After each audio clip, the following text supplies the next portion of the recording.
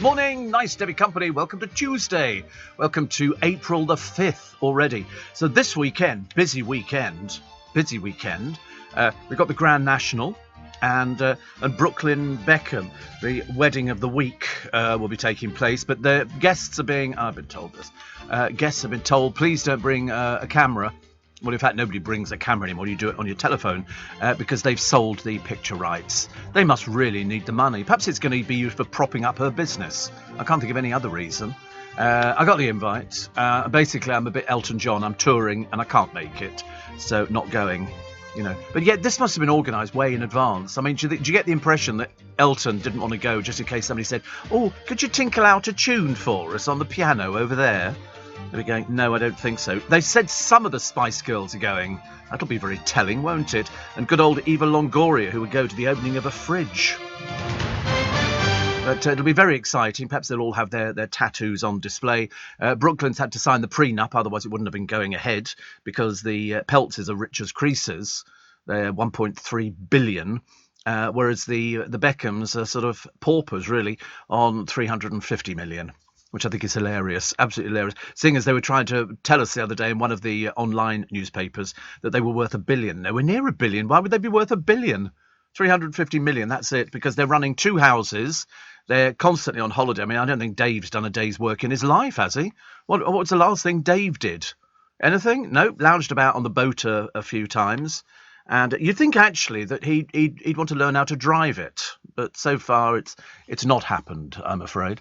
And but they've obviously got all these. Every day they release pictures. They must have some sort of ongoing thing, and to sell the pictures of Brooklyn's wedding. Brooklyn famous for nothing at all. Can't make a cup of coffee. Can't take a photo. That's a fact. Can't really do anything. What does he do now? God knows. But I'm sure they'll be blissfully happy together. It'll be absolutely wonderful. Sad news.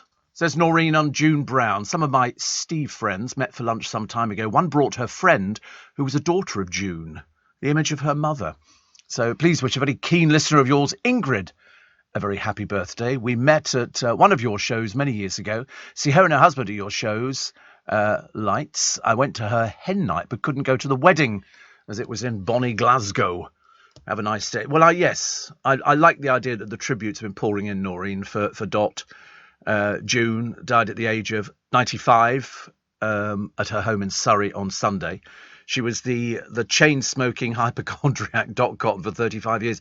I thought she was a marvellous actress. I really did. Marvellous actress. And, of course, Bezzy mates with Barbara Windsor, of course. And I think that Scott, Barbara's husband, used to look after her as her agent, I think, for a while. But I thought she was great. I really thought she... And I can't remember. I went with Barbara and Scott. Was it Barbara and Scott or just Barbara? I can't remember. To the Trick Awards, the television industry. And we were on the EastEnders table. And there were all sorts of people on it. It was really interesting. There was sort of everybody well known except me. But at the table next to us was Eamon Holmes. And that was quite interesting. And I think there was one of the producers of EastEnders there and everything. It was really good. It was very, very... Sorry? Oh, I can't remember when it was. About 4 years ago. No, it must have been more. No, I don't know. Do you know, to be honest, I can't remember. I really can't remember. One of these days, everything will spring back into my mind. It was probably last week or something like that. What have we got? So we've got Kurt Cobain's guitar selling for $4 million. Candles in the Burgundy vineyards because they're worried about the vines being caught by the snap frost. President Zelensky overcome with emotion as he sees the fate of innocent civilians. There are pictures in all the papers today of bodies being taken out of buildings, put in these black bin liner type things, body bags, I think, and then just put into a pit and then covered over. The cabinet have agreed to sell off Channel 4. I always thought that was on the cards ages ago, actually. They're looking for $1 billion. But you can't just have it and sort of run it as you want. There are guidelines to follow. Dan Walker obviously believes he's some sort of celebrity, and so he's quit the BBC, where he's well known, to go to Channel 5, where he'll disappear. He's going to be reading the news. Ever heard of anybody who watches the Channel 5 news? Me neither. John Travolta goes to Wetherspoons and Morrison's, and loads of people went, John Travolta, get a selfie. So people got selfies with him, which is quite nice. And nothing vanilla about the smell of vanilla. It's been voted the most popular scent. It's the only. I love vanilla. I do love vanilla candles. I like vanilla everything, even vanilla ice cream. I love vanilla. We went out for a drive in the car the other day with my brother and his wife. We passed, there was a queue of people out onto the pavement, and it was an ice cream shop down on the front there. And my brother said it's a very famous ice cream shop. They do like Mr. Whippy ice cream, where they pull the handle, but it's 2 colours that come out, strawberry and vanilla, or you can just have vanilla or just have strawberry. And it's very me. I haven't had a Mr. Whippy for ages. And I remember thinking to myself, God, if we'd found somewhere to stop and get out, I'd have made them get out and get me an ice cream in the car. But they came out enormous on the top of the cone. I looked at it, I thought, oh, I remember Mr. Whippy. And I remember the ice cream vans where they had the little tinkly sound. I used to love stuff like that, which was very good. 120 cancelled flights, adding to the travel chaos, which wasn't so good. And one of the papers has done a big piece on the Duke of York. There's another story about somebody. Basically, one of the economists has said they're obviously a very odd family. Somebody that he doesn't know and has never met gives him £750,000 for his daughter's wedding. Why would that be happening? In the same way he gives 12 million to a woman he'd never met before, thought the pictures were faked, and yet coughed up 12 million. And at the end of the day, he's basically a liar. And he just is economical with the truth. It's a case of he thinks he can do anything he wants. The producer said to me, he thinks he can do anything. I said, but he is doing anything he wants. It's not like he's been reined in. He's totally oblivious to this. I'm Prince Andrew. I was in the Falklands. And so very unwisely, Idiot Features decided to do a whole piece on how he came back from the Falklands, a changed man and everything else, and then signed it HRH, which he is forbidden to do so. Very quickly, he dropped the HRH bit, and then he deleted the whole post. He did it on the old Fergie woman's Instagram account. Didn't do it on his own. There's obviously something. Perhaps he's got a screw loose. Perhaps he's got quite a bit, because he seems to know the oddest people. He knows paedophiles.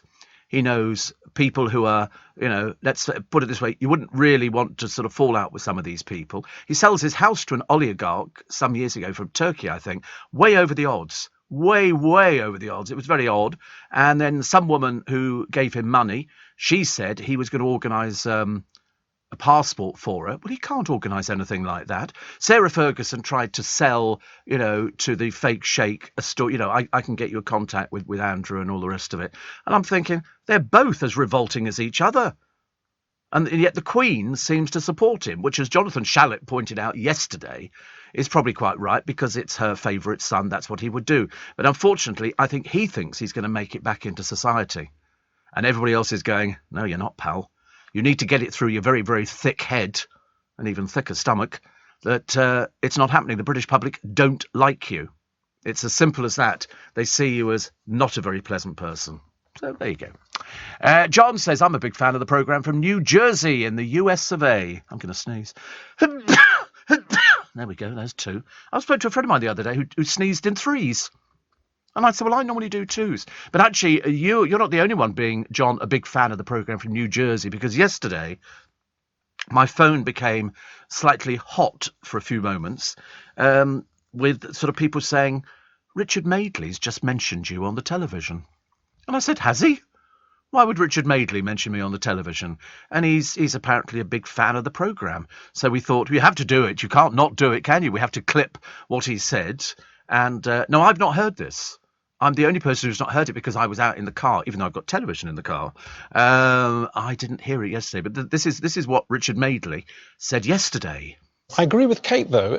Calorie counting or being aware of what calories are in food can be very surprising and can inform choices. I was listening to the very entertaining Steve Allen, the LBC DJ, does the early breakfast show this morning, and he was saying he used to think that pita bread was jolly healthy. It's stuffed full of calories, and I had exactly the same experience, and it meant I cut down on pita bread.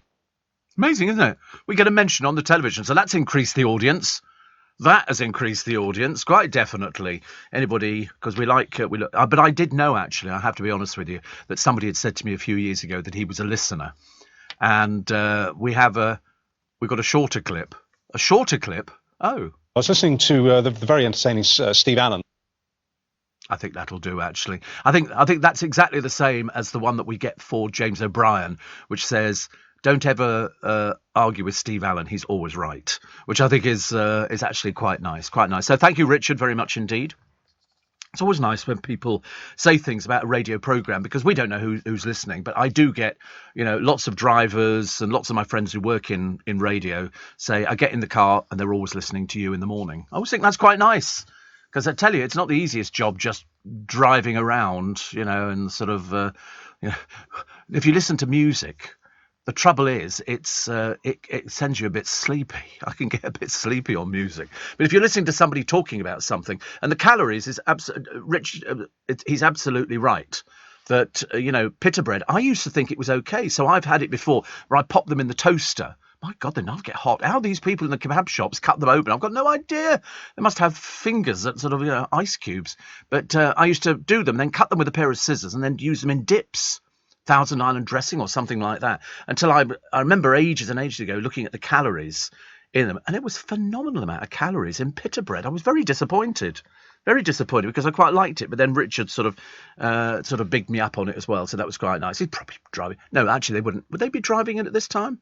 I don't know, actually.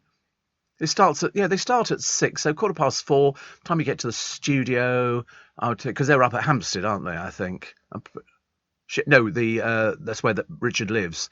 I think they're up at Hampstead, pretty certain. And so that would be, I would think, that's enough time, because you have to get into the studio. When we did it for Channel 5, for Five's Company, you get in the studio first thing in the morning, feeling like death warmed up. And then they'd sort of say, OK, we'll have it. And they used to get breakfast for us, which was croissants and stuff like that. And then we'd run through the scripts. And you would sort of, look at who the guests were and everything else, and look at the stuff. And I'm sure, then we'd had, the worst thing was for us, I don't think they would do it on GB News, because they tend not to move from where they are, GMB. So they're there in the one slot. Whereas for Channel 5, we were moving about all over the studio with different features and stuff like that. So we had to have a studio rehearsal for the cameras. So you'd go and relive the programme before you did it. And they go, OK, and Esther McVeigh, who was one of our team, together with Nick Knowles and a few other people as well. And she would always say, I don't think you need me anymore now. And so she'd go off to do hair and makeup. That was the most important thing for Esther, the hair and makeup. She was only tiny. Nick Knowles, he just sort of, he spent most of the time walking about with his shirt off. Yeah, I of course didn't do things like that. It was a little bit unnecessary. But we had to have the studio rehearsal for the lighting, and then they'd have to set other bits in. They say, OK, Steve, during this bit, somebody'd go, OK, Steve, move to the other side of the strip, whatever it was. So probably took a lot longer. But the good news was you could sit in the chair and they do your hair and they do your makeup, and you emerged looking quite impressive, actually. I used to think I was sort of always fascinated by this complete makeover. When we did a thing, I used to read the news on BSB, which was B Sky B. It eventually became that. And how long did it take? Probably about 10 minutes, something like that. There were a team of three makeup artists. One for each of us. And we had runners who brought sandwiches and stuff like that. It was very educational, coming from the world of radio to see how television works. We had cue cards printed with all in different colours. There were cupboards full of these things and prizes. They had all sorts of things, and we had not a clothing allowance. I had all of Dale's clothes. So all the clothes you see me wearing, they were all Dale's clothes that he'd gifted to me. I had suits, and I'd go home with sackfuls of his clothes that he'd worn on TV, maybe just the once. And they were bought, and then, they were supposed to give them back, but they never did. So I got them. We had a wardrobe department who would come in and say, now, what are you going to... The lady who did it was lovely. And she'd say, Sir Steve, what are you going to wear today? And Sir Steve, she always called me Sir Steve. And she said, what are you going to wear today? I said, well, I don't know. I said, what do you think? She said, I like the blue suit. Let's go with the blue suit. And then she'd take a shirt out and go, and the tie, which tie should we put with this?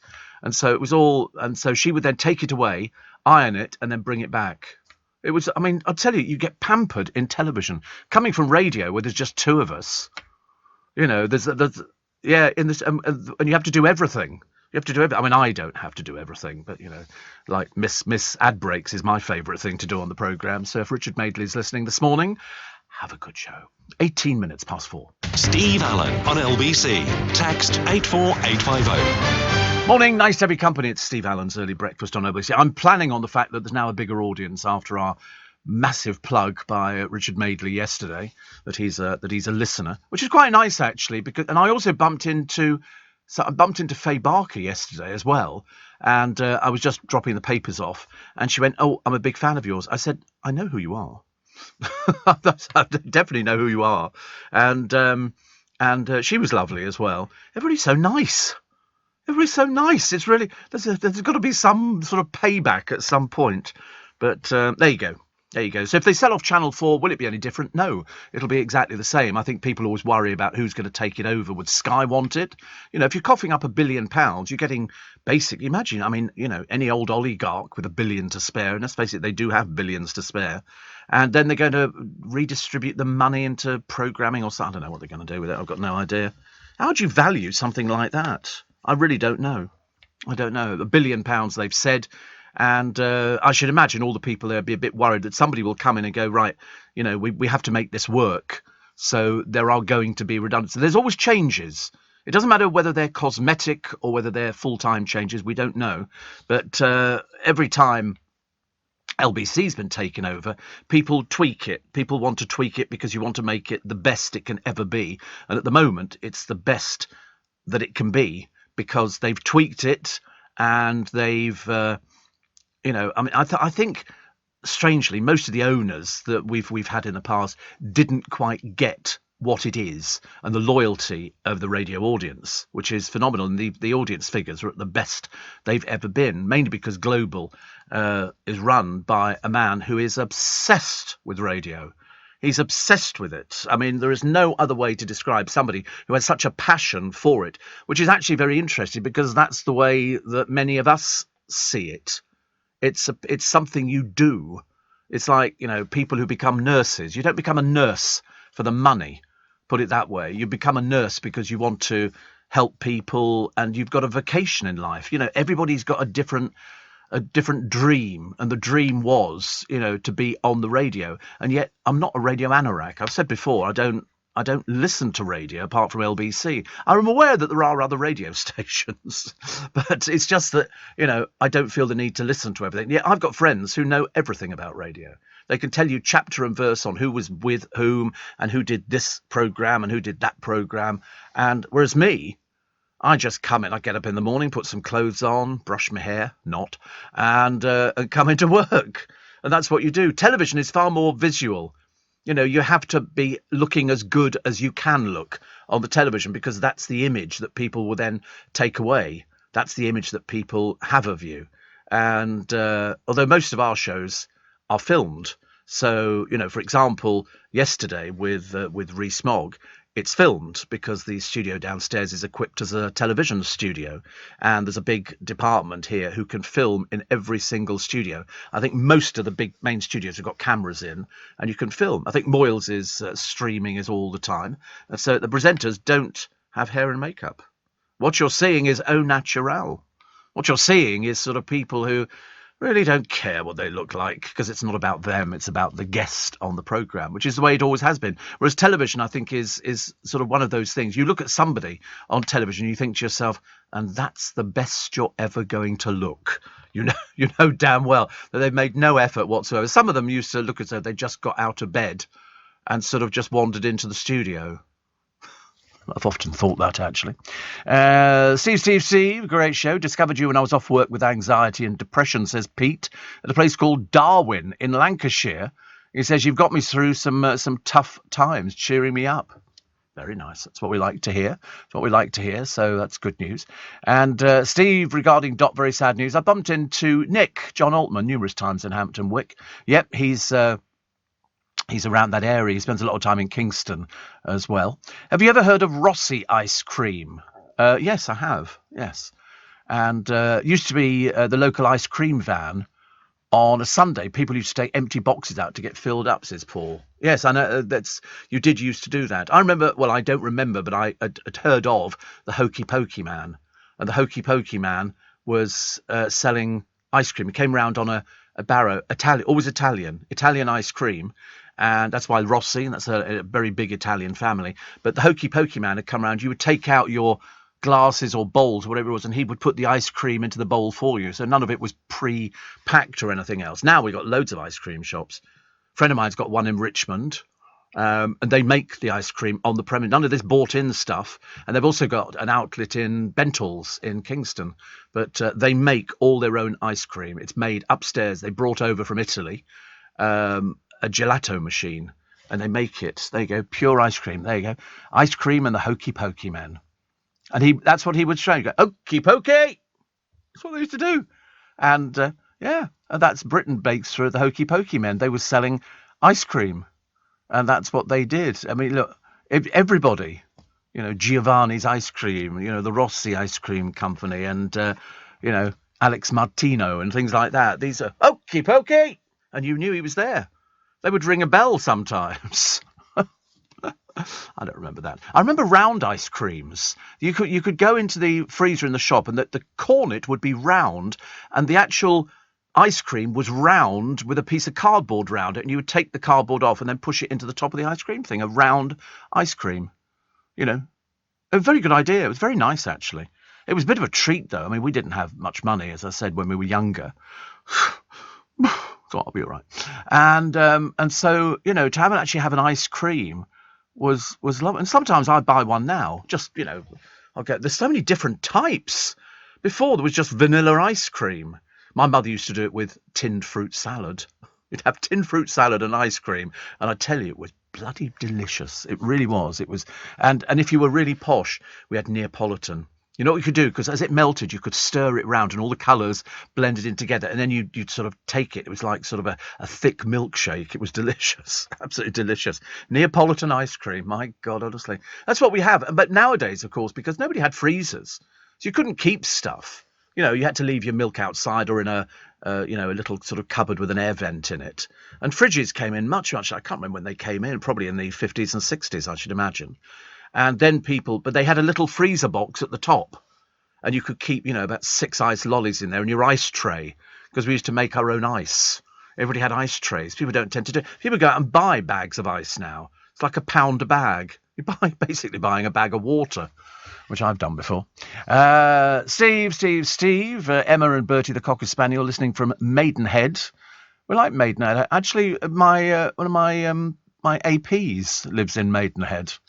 He's one of the many.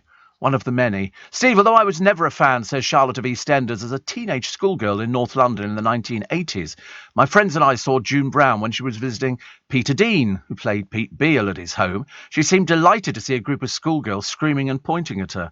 Very sorry to hear of her passing. By the way, the Aurora Borealis looked amazing at Loch Lomond the other evening. It did. The pictures were beautiful in the paper. It is actually something that we should be immensely proud of, to get something. I don't know why, it just fills you with joy, doesn't it? Anything like that is good. What else have we got? So, as I say, Dan Walker's quitting the BBC for Channel 5. He's got an inflated ego. He thinks that he's going to be a big star. It's not going to happen. The biggest he was ever going to be was somebody reading auto cue or the BBC Breakfast. Then he went on the Strictly Come Dancing, and unfortunately it gives people a false image of themselves. And so he will go to read the Channel 5 news for lots and lots of money, because he's definitely gone for money. He's not gone for anything else. And nobody watches it. I don't know what the viewing figures are for Channel 5 news, but I shouldn't imagine they're vast. I shouldn't. 500,000. And what does the BBC get for that little breakfast show that they do? 2 million, something like that? Yeah, I mean, you never find anybody saying, oh, did you watch Channel 5 news last night? Nobody ever says that. I've got a story about a Rusty Raleigh making shed loads at a sale, and the punk style icon Jordan has died. Now, you'll remember Jordan because she kind of led the punk movement. She was everywhere, and I think she was in the film Jubilee with Toya Wilcox and loads of people like that, and she popped up all over the place because she was a punk. And somebody asked me the other day, they said, do you remember punks? I said, well, I didn't personally know any punks at the time, but I've been down the King's Road and seen, in fact, still you can buy postcards of punks on the King's Road. Just down the road from here by Trafalgar Square, there's a bloke who sells fridge magnets and postcards. You get 5 for £1 or something. Mind you, I wouldn't bother buying anything like that. For the simple reason, have you seen how much a first-class stamp is now? Sometimes running a business can feel like cycling uphill with square wheels. But Xero online accounting software can help predict the future cash flow of your business, so you can stay one step ahead. Soon it'll feel more like freewheeling downhill. Woohoo! On a tandem. All right, mate. With a masseur on the back. Oh, that's nice. Search Xero with an X, because healthy business is beautiful business. Steve Allen on LBC. Morning, nice to have your company. During the 1950s, refrigerators started to become affordable for most households in the UK. In 59, around 13% of homes had a refrigerator. That's all. By 1970, that was up to 58%. Today, 97% of all homes have a refrigerator, and most shops, offices, hospitals use refrigerators and freezers. I remember in Bijams, which became Iceland, they used to sell freezers, an upright freezer, a chest freezer. I just think, how wonderful. Imagine piling all that stuff in there. Oh, I mean, I used to have quite a big freezer at home, separate freezer from the fridge, and I could keep all the ice lollies in there. And then I discovered the more ice lollies you had in there, the more ice lollies you ate. But isn't it funny? But only 58% in the 1970s. In the 1970s had refrigerators. We didn't have one to start with. And then we got one, and we used to keep the ice cube thing in. But my mother always used to say, just remember when you've taken all the ice out, fill it up again so that we can have more ice. And then some of the ice boxes used to get frosted up. You could hardly get anything out of there. There'd just be a packet of fish fingers or something. And then they brought out frost-free fridges. And so they never iced up. It was fantastic. See, Francis Rossi of Status Quo is from the Southend Rossi ice cream family. Just in case what the gigs didn't work or something like that. And based in Southend, says John in Colchester. Yep, Francis Rossi from Status Quo. There are only two of them left now, isn't there? No, one. Isn't there only one left, I think? Because Rick Parfitt died, didn't he? Yeah. Wow. Steve, the Rossi ice... Everybody knows this one now, don't they? Everybody said the Rossi ice cream was started by Status Quo Francis Rossi's dad. You sneeze in 2s, I sneeze in 12s. I quite like sneezing, actually. There's something good about it. You know, there are new symptoms, by the way, for COVID. One of them includes a runny nose, so people might think they've got a cold. A friend of mine just went down with it yesterday. And he said, I've only got it again. Oh, God. There's a punk in Camden with a sign saying, help a punk get drunk. Charges £5 for a picture with him. Well, that's quite enterprising. I knew somebody who was a pearly king, and he used to stand by the Tower of London, and tourists, he'd go out in his suit of, pearly kings and queens. There were different pearly kings and queens for each sort of borough. And they went out. It's basically charity. They did charitable things, and they're still around. It's not that they're not around anymore. They're still there, and it runs through the family. So you get the whole family dressing up. And they used to sometimes, because it was difficult to get the pearl buttons, they would have to sort of say, anybody got any pearl buttons they can spare, so they could make the suits. But he used to stand there, and tourists would want a picture taken with him. I can tell you another story about it, but that's another story for another time. According to the NHS, the signs of COVID-19 that you should look out for include shortness of breath, feeling tired or exhausted, an aching body, a headache. I don't get headaches.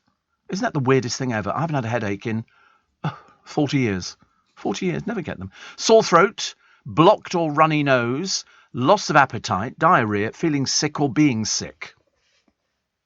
Do you have to have all of those or just one or two?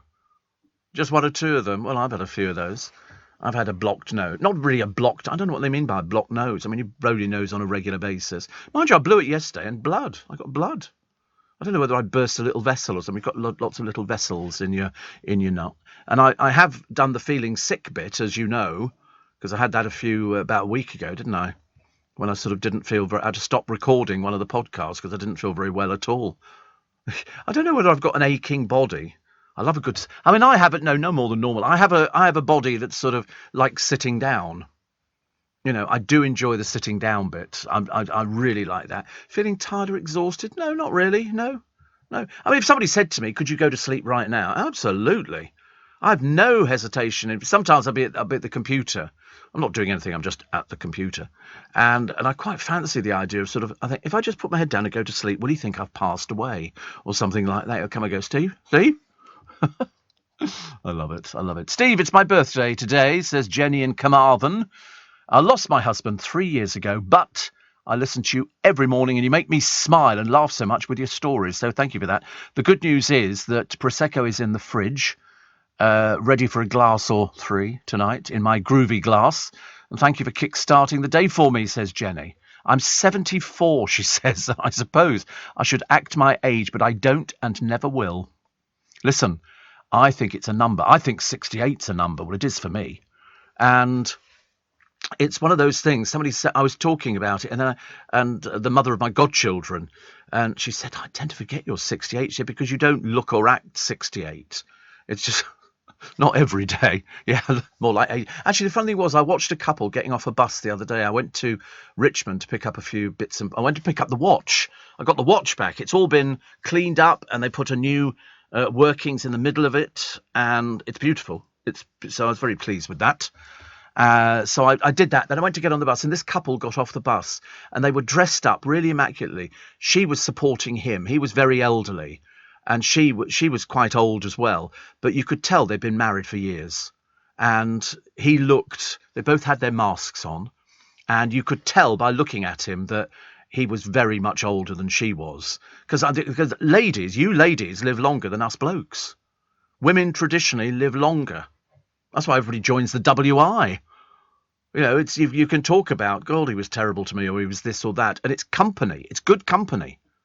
And that's what we need. Everybody deserves, to have company and to have friends. Not friends that you want sort of poking their nose in your life every 5 minutes, but somebody, if you're feeling a bit bit mizzy, you can pick up the phone and have a little chat with. I think that's always very important. People who don't have many friends, or in fact even any friends, generally turn to life as trolls. Because they don't have anything like that. They don't have friends, so they don't know what it's like to have friends or anything, and they're always insanely jealous of everything. Life expectancy for men, 79.9. So if you're 78 at the moment, make the most of it. Women, 83.6 life expectancy. She's not bad, is it? June Brown, 95. So there are odd exceptions. And you're reading, people like Tommy Steele are still going, in his 80s. Cliff Richard, still going. It is, and I think if you've got a purpose in life, if you've got something to do, and as Jenny's got her birthday today, and she's got her Prosecco in the fridge all ready, which is very nice indeed, and she's got the groovy glass as well, which is very nice indeed. You have to be so careful with them, and then says I'm 74 and should act my age. Why? What do you have to do when you get to 74? Do you have to sort of start changing your wardrobe and wearing little old lady clothes? Yeah, pipe and slippers. There you go, Jenny, in Carmarthen, pipe and slippers, eh? That's not bad. But it's very interesting the way some people go. You can see some people just go down. They go downhill after they've lost a partner. Because if you've been together with somebody for, the best part of, say, 20, 30, 40, 50 years, easy in this day and age. When they're not there, it's very difficult. It's very difficult. It's not like, as I explained the other day, it's not like they've moved around the corner or they've gone to another country or something like that. They've gone completely. And it doesn't matter what we do. And we've all got our own little ways of dealing with it. It's just the way that people get through grief and illness and stuff like that. But you do see some people who literally lose the will to live. And you mustn't. Zara in West Sussex says, ever since I discovered LBC at the beginning of lockdown 2 years ago, I've become addicted. I feel like I know all the lovely presenters, and I feel lost if I go a day without tuning in. I haven't watched TV or listened to music for 2 years. Do you think it's time LBC updated their presenter photos? James looks like a 12-year-old schoolboy. Does he? Oh, does he look very young? Oh, I don't know. I saw him only the other week, actually. I didn't think he looked that young. But these pictures were taken... Yes, he does look a little bit like a ski. Yes, he doesn't look like that now. I, of course, bear a striking resemblance to myself. Ian Dale looks exactly the same. Rachel Johnson looks the same. I mean, I look roughly the same, I think. Yeah, I think so. Sorry, thinner. Oh, right, I'm thinner. There you go. And, and there's a picture of Tom Swarbrick. Yeah, I told you, a friend of mine laughed. He said, I thought it was so funny when I was listening back to the show. He said, and you were talking about the reason that man superglued himself to the microphone is that he really liked Tom Swarbrick and just wanted to stay there forever, just staring at him. My friend Ian thought that was hilarious. Steve, I'm listening to you during my lunchtime walk in Sydney, says Peter. Enjoying your patter. Having had little sunshine this summer, I'm making the most of this blue sky day. Yeah, I mean, well, we haven't got anything at all, actually. John says, remember, growing older is inevitable. Growing up is an option. Steve, not aching body, aging body, says Dale. And from Mary, who says, we had a Rossi's on the Green Lane in Dagenham. Sam made the best vanilla ice cream ever. The decor was original 50s, and the milky coffee is divine. I'm sitting here working, craving both the ice cream and their milky coffees. You sound well and bring much joy.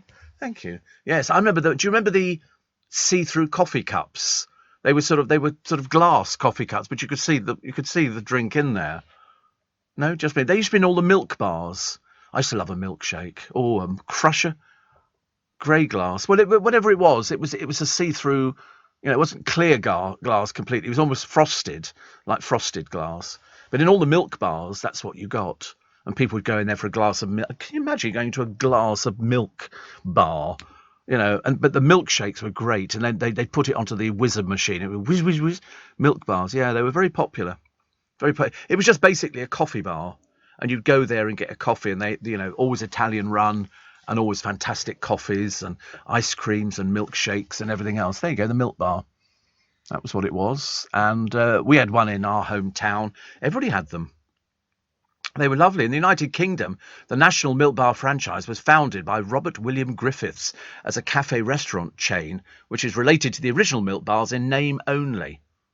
Interesting. There is a campaign in the UK to encourage school children to consume more dairy products. Have you heard that milk's going up in price? Yeah, they've said by 50%. Or perhaps it was 50p. Can't remember. Whatever it was, it sounded like an awful lot of money. Awful lot of money. But I do like a bit of cold milk from the refrigerator. Definitely. Go drink it. We have it here. I don't know why I don't drink it here. I drink it at home. It's 4:45. Leading Britain's conversation. LBC with Steve Allen. Morning, nice to have you company. Welcome to Tuesday. Enjoy Tuesday. This weekend, Brooklyn Beckham gets married. I know, who cares? Who cares? The dreary attention-seeking Beckham family will be out there. They've sold the rights, apparently, and imagine the Peltz family got no idea what's about to hit them. You know, they'll be milking every bit of publicity. But I was interested in the phrase in the paper, who's going to be there. I mean, put it this way. I mean, to be honest with you, they seem basically her friends or Dave's friends. I don't think Brooklyn's got any friends. If he has, we've never seen him out with them. Never seen him out with them. Kevin the Milkman says, I love the film Jubilee. And yes, Jordan was in Jubilee. She was in the audience along with Susie Sue on the infamous Bill Grundy interview with the Sex Pistols. She was only 66 when she died. And before World War II, the milkman did 2 deliveries a day because of the lack of refrigeration and milk wasn't pasteurised. You had the breakfast run, then the pudding run in late afternoon. And no, I'm not that old. That was before even I started as a milkman, says Kevin. I don't think the Bill Grundy interview, I don't think it was with the Sex Pistols, was it? Was it? I'm not sure. I know it was talking about that. I can't remember. Oh, by the way, milk is going up. So 4 pints, increasing by 50%, £1.15 to £1.70. But they've been poorly paid for years, farmers. So I don't have and also a pack of butter will rise from £1.55 to £2. Well, actually, you see, none of these things affect me because I don't drink that much. But if you're in a family of, 4 or 5 people, you're going to get through tons of stuff like that, aren't you? I mean, I can make a packet of butter last a good month, at least. And milk, I'm only having it in my tea in the morning. I don't drink tea the rest of the day at all. But so who was in the Bill Grundy famous interview? I thought they were just punks. That's what I thought. I don't remember the Sex Pistols being there. I remember the punks. There you go. Queen were booked for the Today Show, but they cancelled due to the vocalist Freddie Mercury. They were replaced by the Sex Pistols, the punk band, appearing at short notice, accompanied by their entourage. The show was broadcast. I watched it. I was watching it. I was sitting in front of the television, and it was the first time we'd had spoken obscenities. What had happened was Bill Grundy had had been looking forward to talking to Queen. That was then cancelled, and they ended up doing this thing because the Sex Pistols had signed some contract or something. And he didn't know anything about punk or anything like that. He was a classical music person. And they started being a bit leery and everything else. And one of the girls said something, and I think it involved something. And then he said, "Go on, say a bit more then." And that's when they let rip with, "You're just a dirty old man, aren't you?" And it went down that road. Why they didn't pull the plug on it, I don't know. I sat there with my jaw on the floor thinking, is this live? You know, all they actually could have done. I mean, I think after asking about their £40,000 voucher from EMI, Steve Jones said, "We've effing spent it, ain't we?" He thought he was being really clever, whereas he came over a big prat, actually. You know, because punk was sort of, you know, we're a little bit anarchic and all the rest of it. And then poor old Johnny Rotten, who objects to this new film about the Sex Pistols coming out. Dale went to interview them. We went to interview the Sex Pistols, yeah. We went to Denmark Street. They were in a studio rehearsing. Like they could play. And I've never had anybody swear on me. No, don't think so. I mean, it's an inbuilt thing. You don't swear, do you? And I don't think I've had anybody else. I'm trying to think, actually. Interesting question. You know, when people say interesting question, it's basically they don't know the answer. And I don't know the answer. I don't think anybody's ever sworn. Or have they? I think they have to do that. Do you remember when Davina McCall did it for Big Brother? Big Brother, this is Davina. Please don't swear. You are live on television. I loved her doing it. I thought she was the best person. Absolutely the best person. What else we got? I used to be, says Alfie, June Brown's milkman. God, we get everybody on this programme, don't we? She was a very polite, considerate, caring woman. I also remember the time she left a note in the bottle on the back of a piece of EastEnders script, says Alfie. What a great claim to fame. I was June Brown's milkman.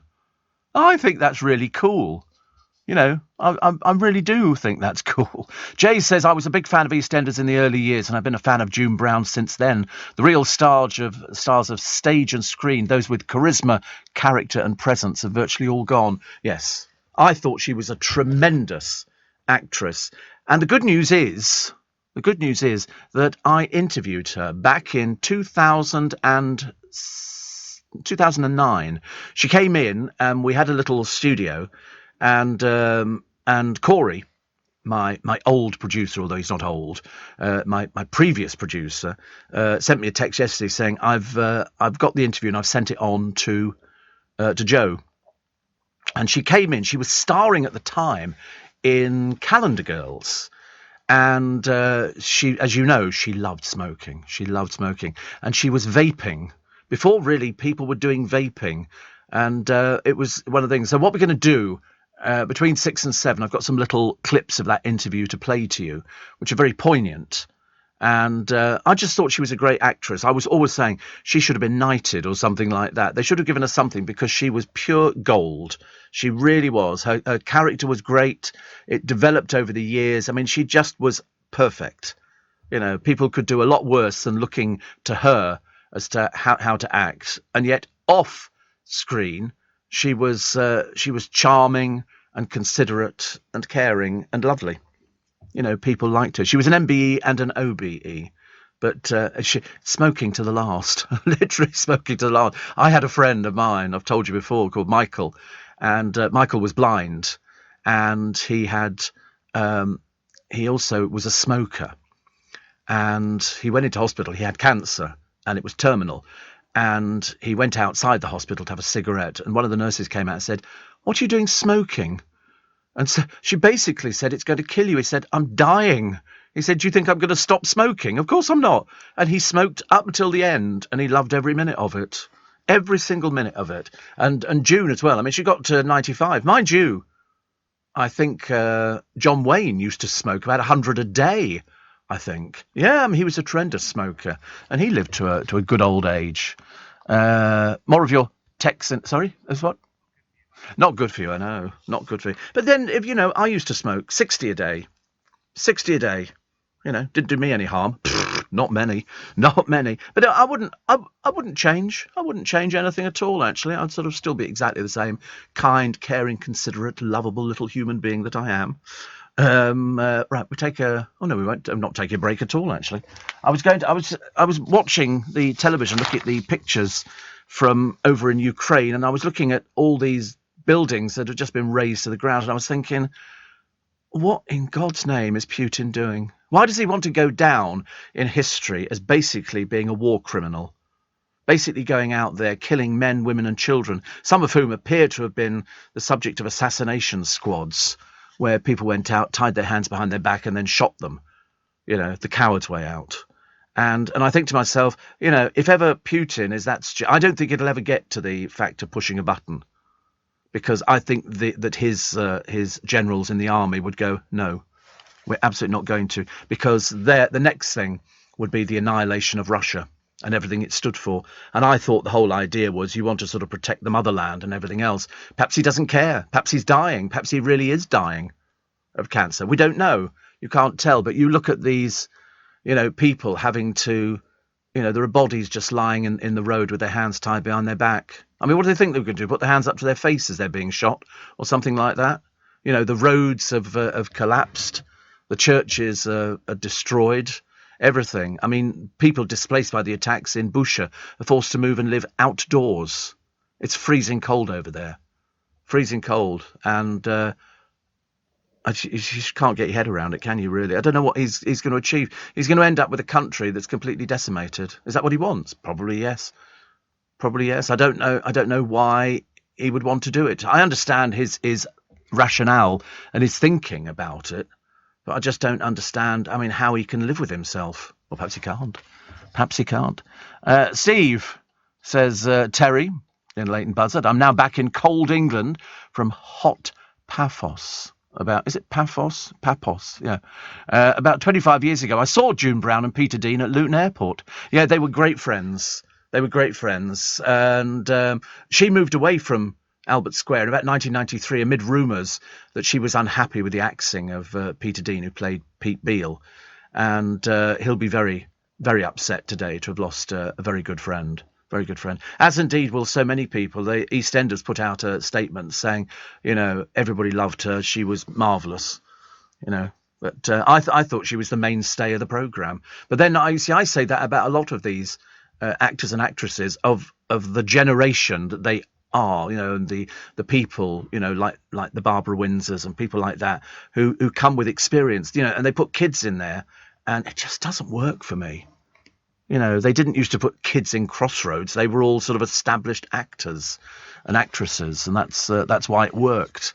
And exactly the same for EastEnders. At the moment, it's not working. It's not working. It's, the audience are piddled out to like 2 something million. And they've actually got rid of the mainstays. And it's a shame, really, because I don't like to see things like that. They've just spent, about 90 million on the set. What a waste of money. What a waste of money. It would have been easier to axe BBC local radio. Did you see the other day, there was somebody standing in for Vanessa Feltz on a programme. He's the gay weatherman who plays drums. Have you seen him? You must have seen him. But anyway, he sort of played the drums and they raised a lot of money and all the rest of it. But he is about the campest weatherman you're ever going to see in your entire life. And he's sitting in for Vanessa Feltz.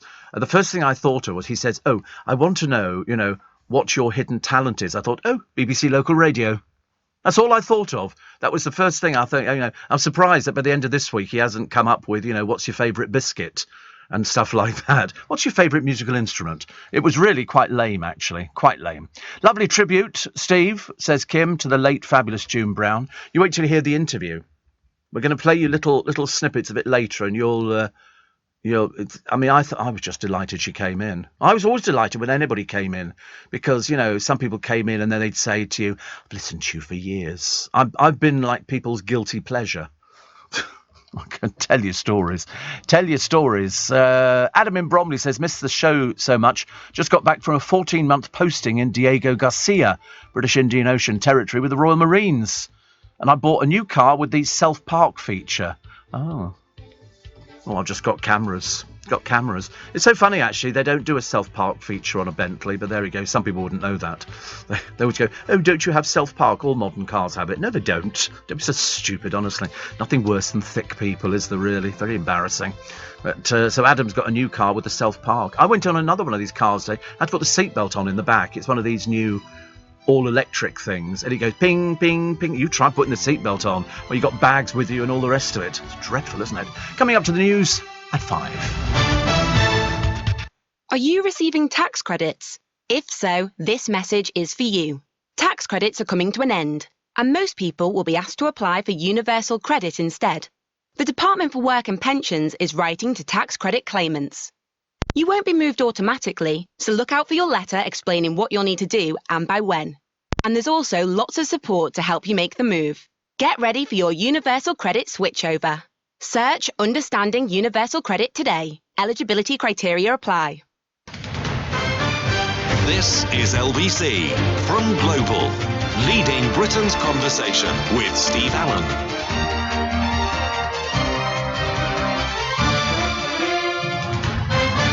Morning, everybody. Nice to have your company. This is LBC. I'm Steve Allen. This is Early Breakfast till 7, when Nick Ferrari will be with you this morning. It's April the 5th.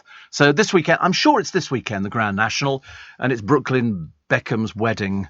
As I say, that'll be rivetingly boring, won't it? I mean, I don't know who's going to be invited to it, because as I say, I don't think the Beckham family have got many friends. You don't see them, out socialising. They tend to sort of stick together as a family. They're a bit like Swiss Family Robinson or the Waltons. Just not as interesting, I don't think the Waltons ever had tattoos. So it's Grand National on Saturday. So when was the first one? Oh, God, that would be 1800 and something.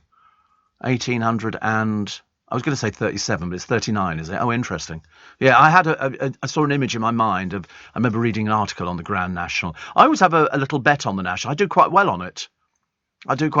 One year I had second, third and fourth on it. How do I pick? I just get an image in my mind. I go and have a look. I don't know anything about them, and I'll look at the list of runners, and I just pick them on that basis of sort of being strangely attracted. Yeah, it's sometimes it's as simple as just being the name.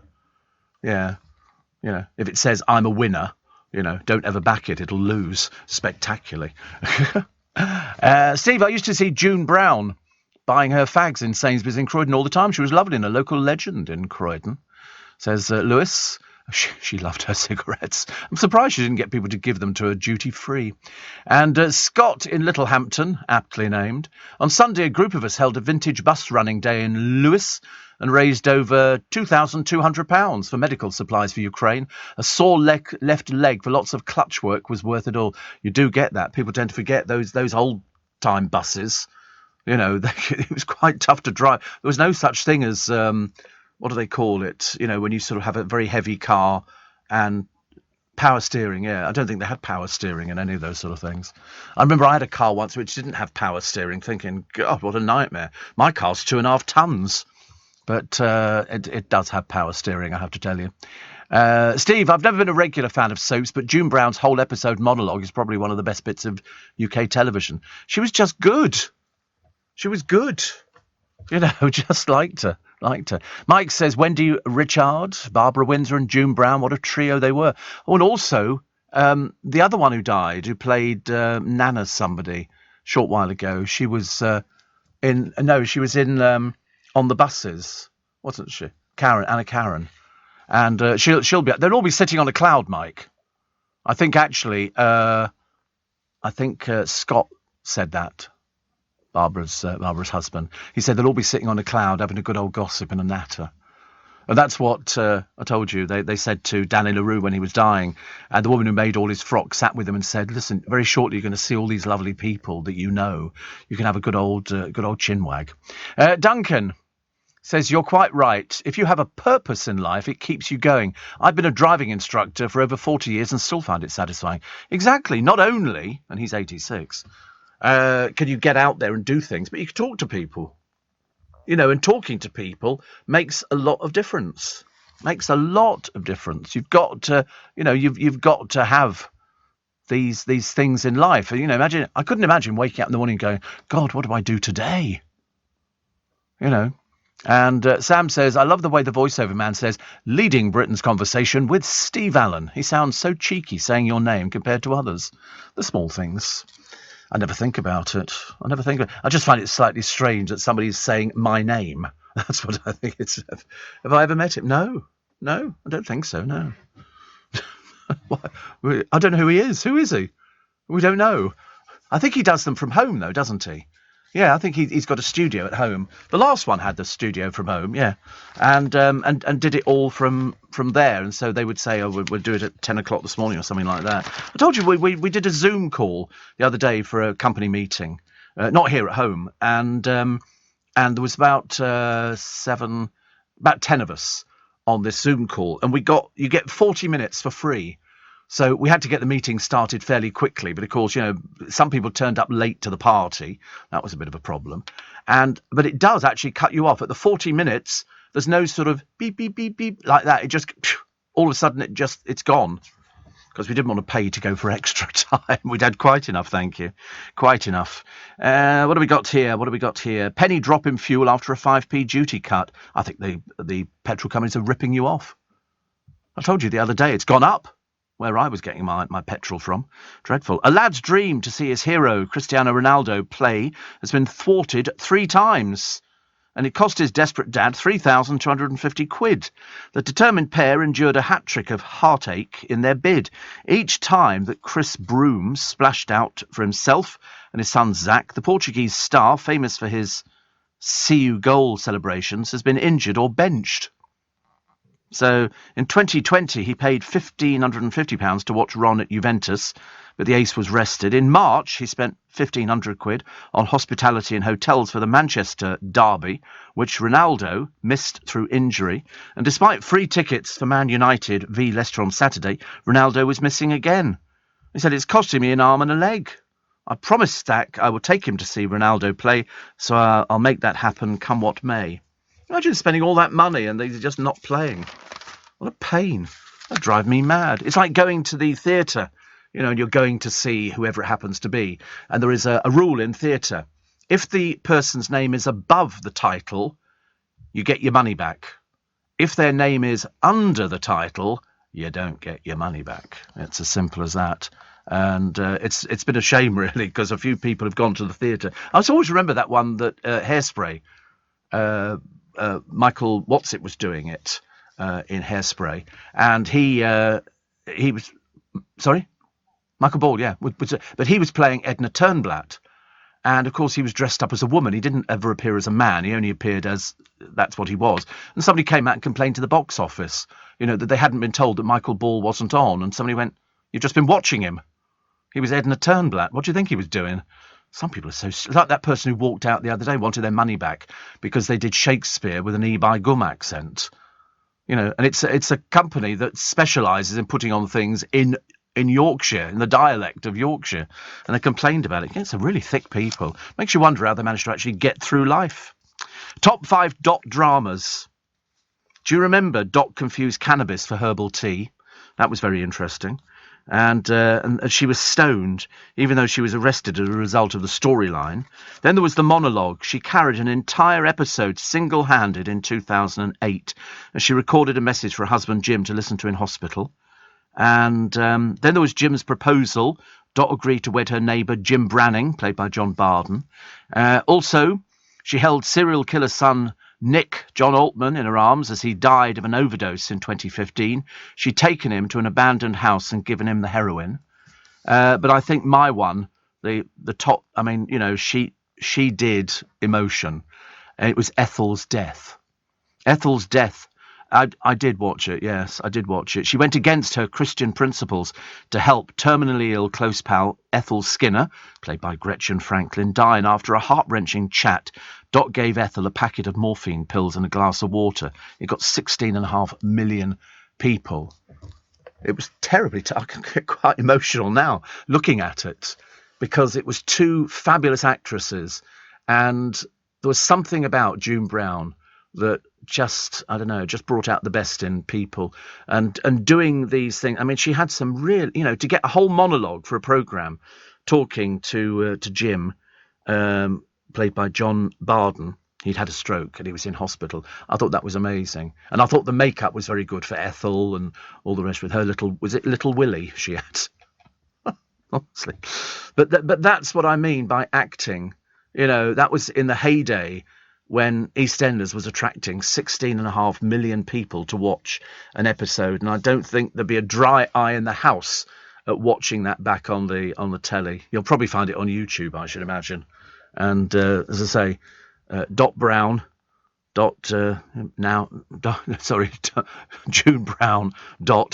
and you know, they never made her a dame, but the Sun said you'll always be Dame Brown to us.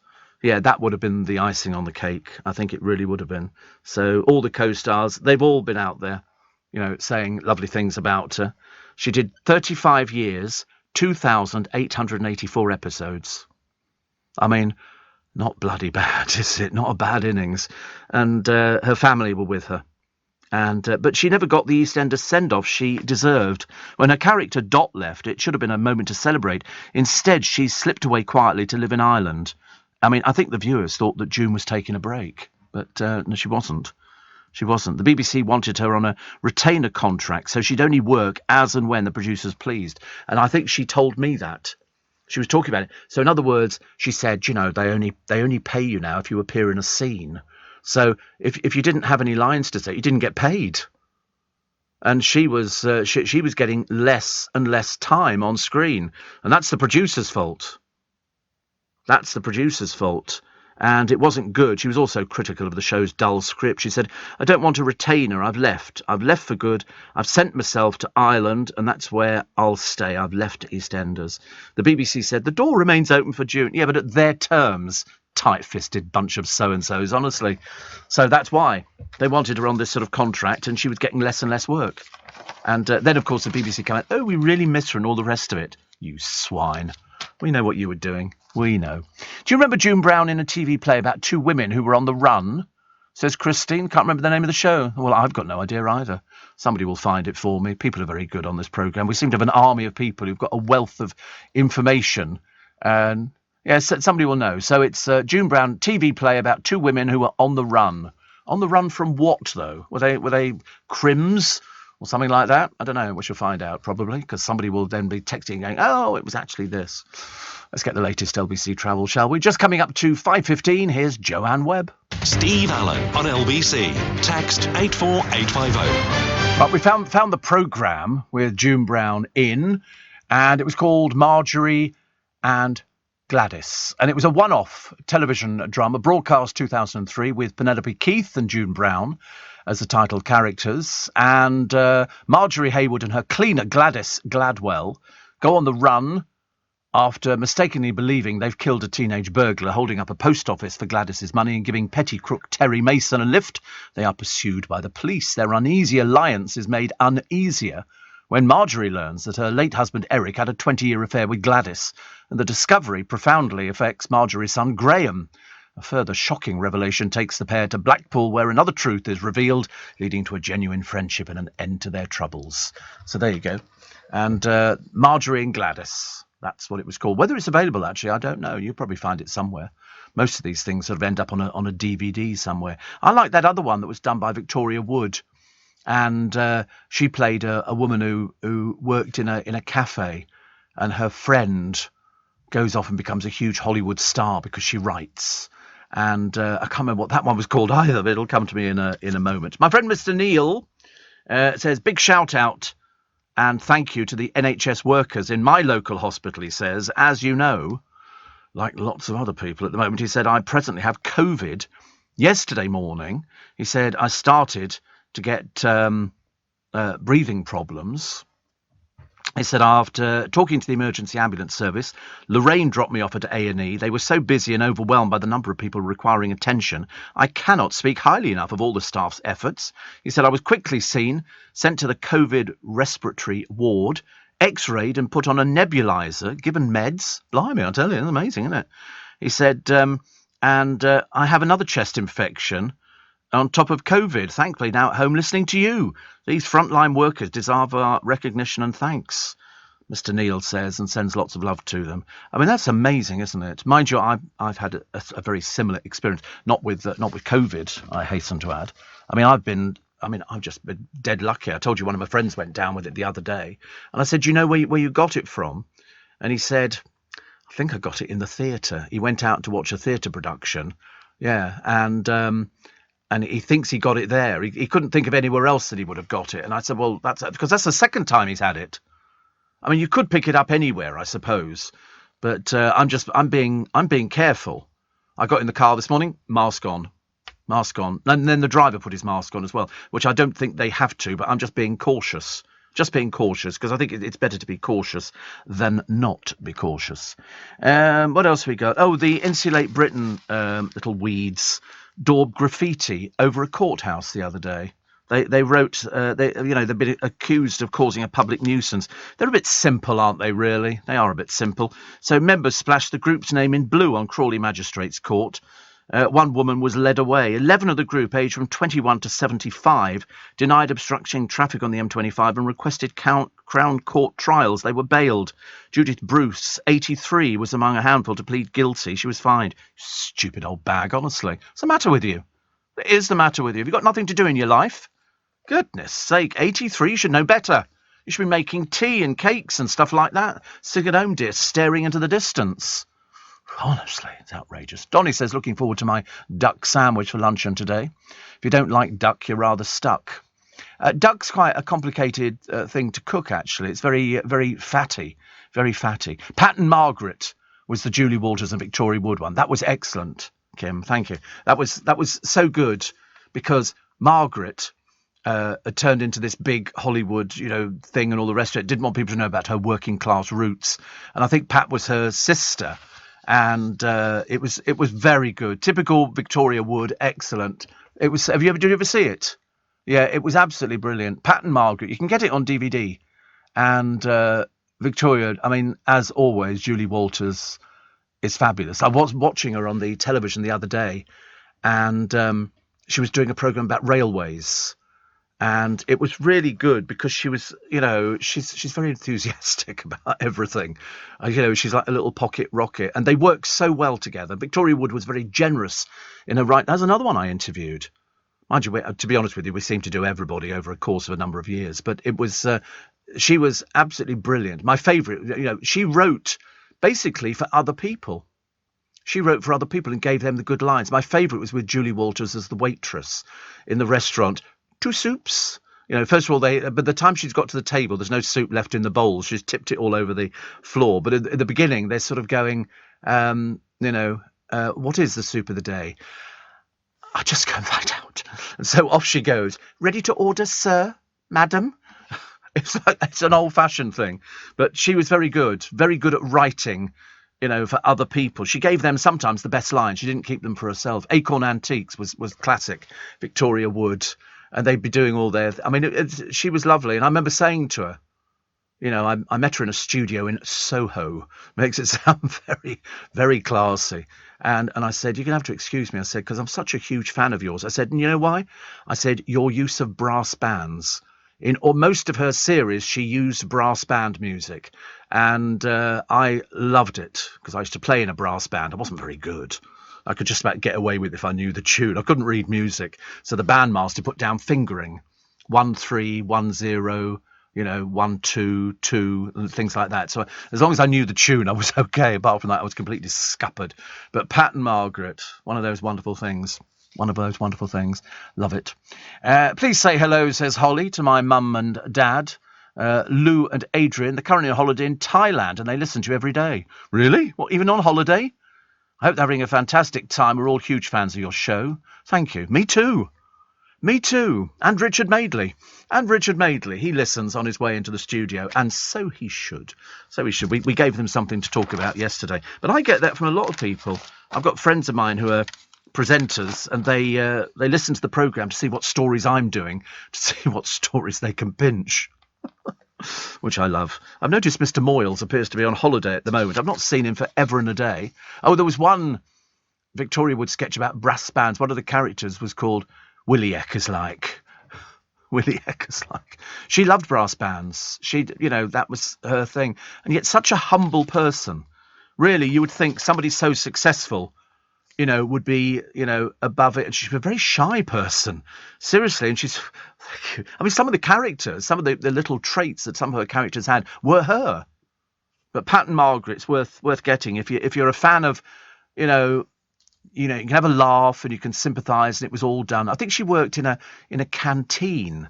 I think Pat did, or Margaret did. She worked in the canteen, and then they bought her own cafe, which she loved. Sausage, egg, and chips twice with bread. It was lovely. They reunited. This is Margaret the cook, Pat the successful actress. They reunited on a television programme. They spent 27 years apart. Everybody was in it because once Victoria Wood started working with people, she included them like Thora Hird, Celia Imrie, who I'm absolutely obsessed with, and Duncan Preston. It gained 10 million viewers. Drew comparisons with Alan Bennett, really, for their complex characterisation. And it was wonderful. She was such a good, not re-shown. Although, actually, have you noticed that the BBC have started, in an effort to sort of do cheap programmes, they've started re-showing things. So we had the Tom Parker pointless episode that was shown on television. The June Brown programme, Who Do You Think You Are? That was shown back the other day. Be like me going and sort of playing out all my interviews and things like that. That is the plan, actually. Yes, it'll be a Steve Allen day, which is good. Wayne, my trolley dolly, he says, laughing out loud, hearing you quote the classic Fawlty Towers line, if you don't like duck, you're rather stuck. Now hearing you talk about one of my favourite films ever, Pat and Margaret, I might have to watch it when you're off air. It's fab. I could watch it now. If you don't like duck, you're rather stuck. Everything was off, wasn't it? That was just one of those cracking episodes on Fawlty Towers where it was gourmet night. I think it was called gourmet night, and it just didn't work out as he was going to. Then the car broke down and he was beating it, and it just turned out to be trifle. They brought, ladies and gentlemen, the duck, and there it was, trifle. Hilarious. How they got away with some of it, I'll never know. I mean, some of it was completely out of order, but we laughed. And they only did 13 episodes, I think, of Fawlty Towers. Was it 12? I'm thinking of a compilation. But if you don't like duck, you're rather stuck. But Pat and Margaret, I'm glad it's your favourite because it was one of my favourites as well. I loved it. A boozy litterbug. Imagine, a boozy litterbug, ladies and gentlemen, has left more than 100 miniature wine bottles in a park. He's being hunted. Locals are so fed up they've started patrols. They pinned notices on trees in Ickenham in Swakeleys Park, telling them to use bins. Oh, it'll be an alcoholic. Obviously, if they've left 100 miniature bottles of wine, it'll be an alcoholic. They just go and sit in a park, drink, and then they just leave the bottles there. They have an inability to put rubbish in bins. I see it all the time at bus stops. People just leave, half a box of KFC that they've eaten, just leave it on the floor there. And you think, it's right next to a bin, dear. Put it in the bin. I'd have them off the bus. But the amount of people who are being allowed on the buses now when their card has expired or they lie about it's been stolen. You can spot these people a mile off, and the bus driver lets them on. I just say, no, I'm sorry, mate, you can't come on. You haven't paid to be on. Everybody else has paid to be on this bus, except you. Got to sort them out. Mind you, we had a very exciting thing. I think the drivers are told to avoid confrontation, so they don't bother with it. I wouldn't. I'd turn the engine off. Sod off. Get off the bus. Yeah, I wouldn't get anywhere at all. The bus would take forever to get there. But we had somebody arrested on the high street the other day, 3 police cars, and there was a bloke pinned up against the wall in between Sandy's and the butcher's. And his hands were in handcuffs behind his back. Very exciting. It was like a scene from Perry Mason. I loved it. Because you want to stand there and watch, don't you? And go, boo, boo, yobbo. He was only young. Not that young, but sort of youngish. Peter from Darwin in Lancashire again. He says, Pat and Margaret was filmed in Darwin, as was Hetty Wainthropp. Again, what was the connection? Hetty Wainthropp uses a brass band for the intro. Dun, dun, dun, dun, dun, dun, dun, dun, dun, dun, dun. She's still around. Oh, yes. Certainly is. Gary says, Steve, lost my 78-year-old dad from Buckhurst Hill in January 21 to COVID, still grieving and heartbroken. Does it get easier? It gets easier. It gets easier. It never goes away. I promise you now, even after all these years for my mum and my dad, it never goes away. You always remember them. You always remember them. My mum, I've got pictures of them at home. a picture that my mum had taken in my brother's garden at the time, which she wanted people to have at the funeral. So they had a photograph of her, and that I like. And but I mean, it does get a bit better. But sometimes you find yourself, after my dad died, my mum would just burst into tears for no reason. It's the way it goes. Here in the UK, we sell amazing products and services the whole world wants.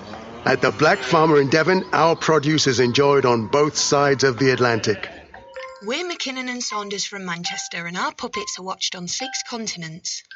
So whether you're new to exporting or experienced, explore global growth for your business with free support from the UK government. Access information, training, events and expert advice to help you find new customers overseas. Visit great.gov.uk to get started. Steve Allen on LBC. Morning, nice to have your company. Welcome to Tuesday, April the 5th. Welcome to Dan Walker's cashing in on his Strictly fame. I thought he was dreary. All you have to do on the BBC News is read an auto cue and sort of conduct a few interviews. But he stunned fans with the announcement. So he was thought to be raking in about 300,000 for his red sofa, and he does his sports stuff as well. Presumably that'll all go.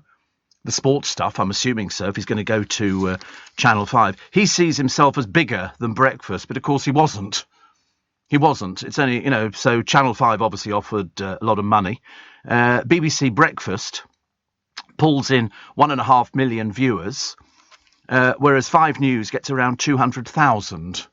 I mean, he stopped presenting Football Focus last year. Oh, right. But it's interesting, isn't it? So he obviously, now he will disappear completely. I mean, Channel 5 News, 200,000 people. Good God. I'm doing better than that.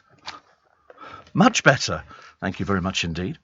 So who's got the fakest smile? The fakest... I was interested in this, actually, because this appeals to a lot of people on television. But what they've done is they've looked at actors and actresses on who's got a fake smile. Because sometimes I can see it with somebody. Television is very unforgiving. You can tell if somebody's being genuine with an interview, or, I watch that all the time. So people like Olivia Colman, Benedict Cumberbatch, Will Smith, well, I think Will Smith definitely. Lady Gaga is top in the fake celebrity smiles. Isn't that interesting? Sorry? Good fake smile. Well, I don't know if it's good fake smile. I would say Olivia Colman had the most sincere smile on the list, with just 4% saying it was fake. So that's how it works. Nicole Kidman is number 2, but there's a big gap, 15%. Kristen Stewart, Benedict Cumberbatch, I say, Will Smith, Andrew Garfield, and Denzel Washington. It's like listening to the radio, though, isn't it? And trying to work out if you think somebody's being genuine or somebody's not being genuine, because you can spot it.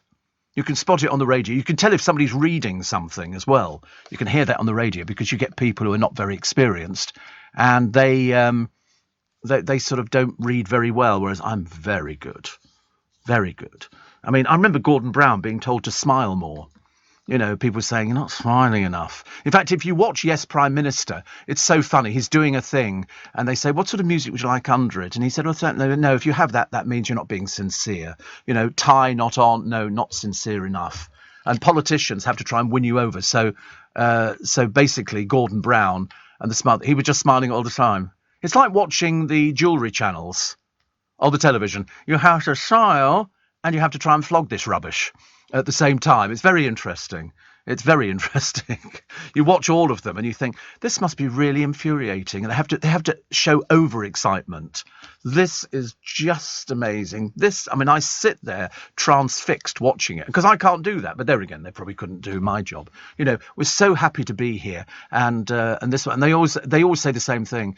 Listen, we're going to run out of these. You think, no, you've ordered them again, so don't worry about running out of things. One of the channels just sells watches. Because I was very pleased when I got my watch back yesterday. So interesting, having not seen it for the best part of 3 months. Now I've seen it. It's lovely. Steve, loving today's programme. Had my 2 teeth implants yesterday, so I have a full set to laugh with.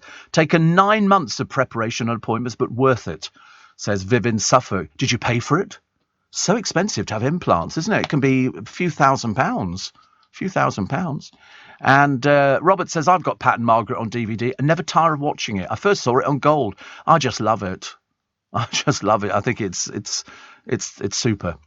Very sad, Steve, to hear about June Brown. About 8 years ago, I used to drive, says Chris in Surrey, June into London quite often. She used to like me driving her, as I was the only driver who would allow her to smoke in the car. She had her own little tin she'd use as an ashtray. Great down-to-earth lady you could have a laugh with. She will be missed. She was absolutely charming and lovely and wonderful. You know, we've lost quite a few people recently, and I don't like it. I don't like it. And Steve, I listened on Catch Up last night and laughed when you talk about your compartment for skis in the Bentley. You must be delighted. Imagine how many DVDs, fairy lights and Christmas presents you can store in it. Oh, don't even go there. Don't even go there. DVDs. Actually, I don't keep many DVDs in the boot, but Christmas lights. Yeah, love Christmas lights. Rupert says... Rupert, sorry. Just makes me laugh, actually, Rupert. Because every time somebody says their name's Rupert, I always think of Rupert the Bear.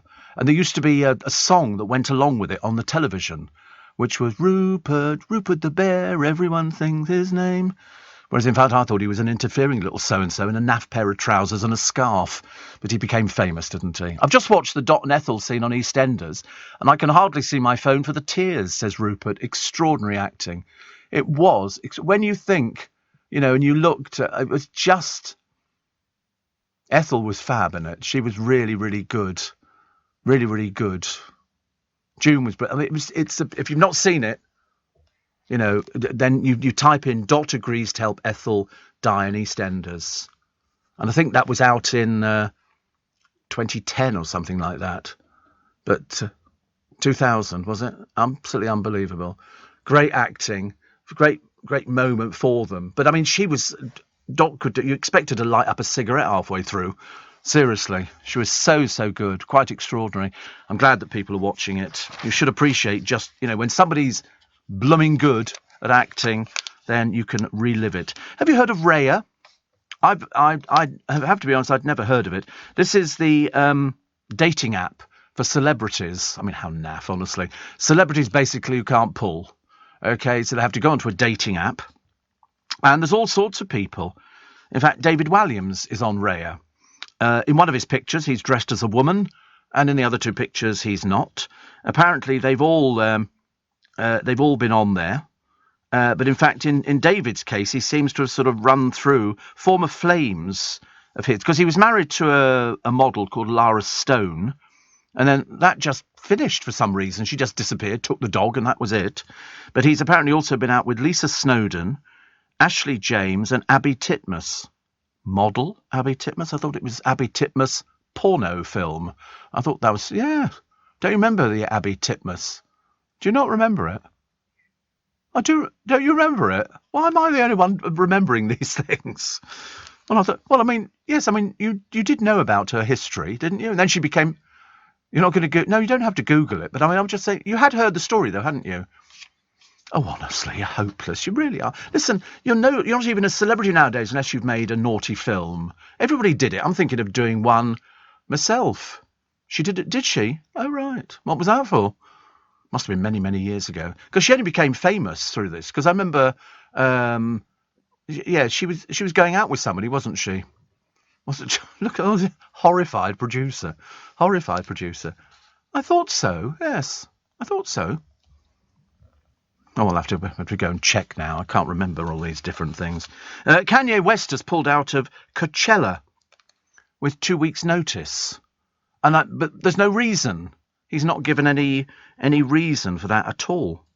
Fans can still see a host of stars, including, wait for it, you know, one of the Gallagher brothers was saying, oh, Harry Styles, he's not a proper musician. Harry Styles is playing Coachella.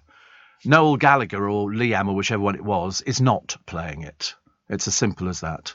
So there you go. But he's likely to be filmed by Swedish House Mafia, whatever they are.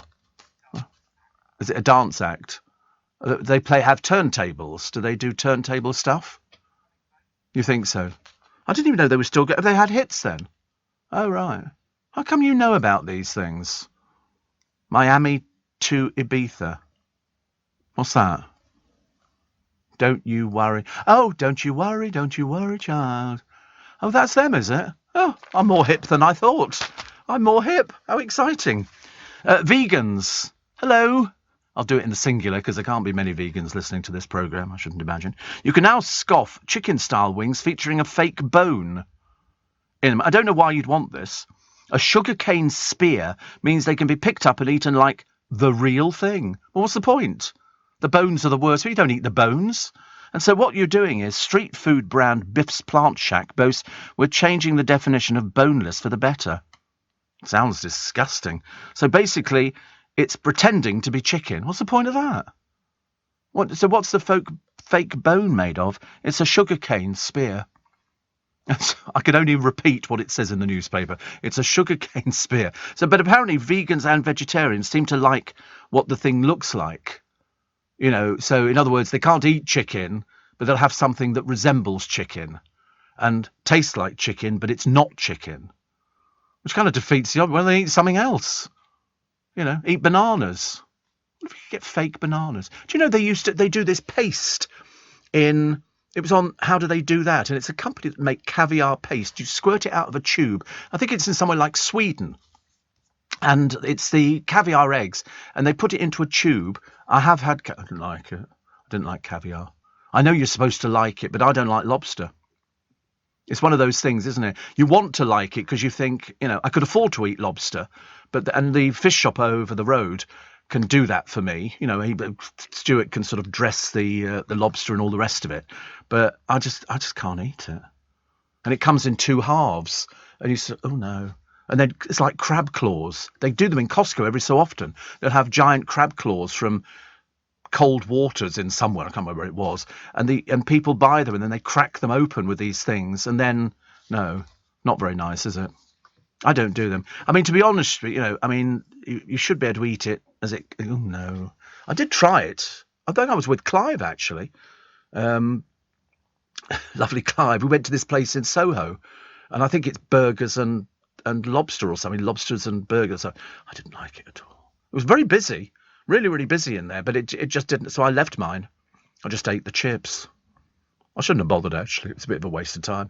5:45 is the time. We'll take a short break. Let's get the travel with Joanne Webb. Leading Britain's conversation. LBC with Steve Allen. We're just watching June Brown on the television with Lady Gaga on the Graham Norton show. What a combination. June sitting there with a cigarette on and all the rest of it. She'll be much missed. But if you watch the her and Ethel dying, you'll be in tears, I promise you. You will be in tears. So the wedding taking place this week. I'm so bored with it already. I couldn't care less. Junior Brooklyn, who's only 23. The woman he's marrying is 27. But they've had to sign a prenup because you couldn't trust him. You know, they do that in America. If anybody's got any money, prenups. They're not going to risk it. It's too dangerous. And as I say, he still doesn't appear to have a job. I'm not too sure what he does for a living.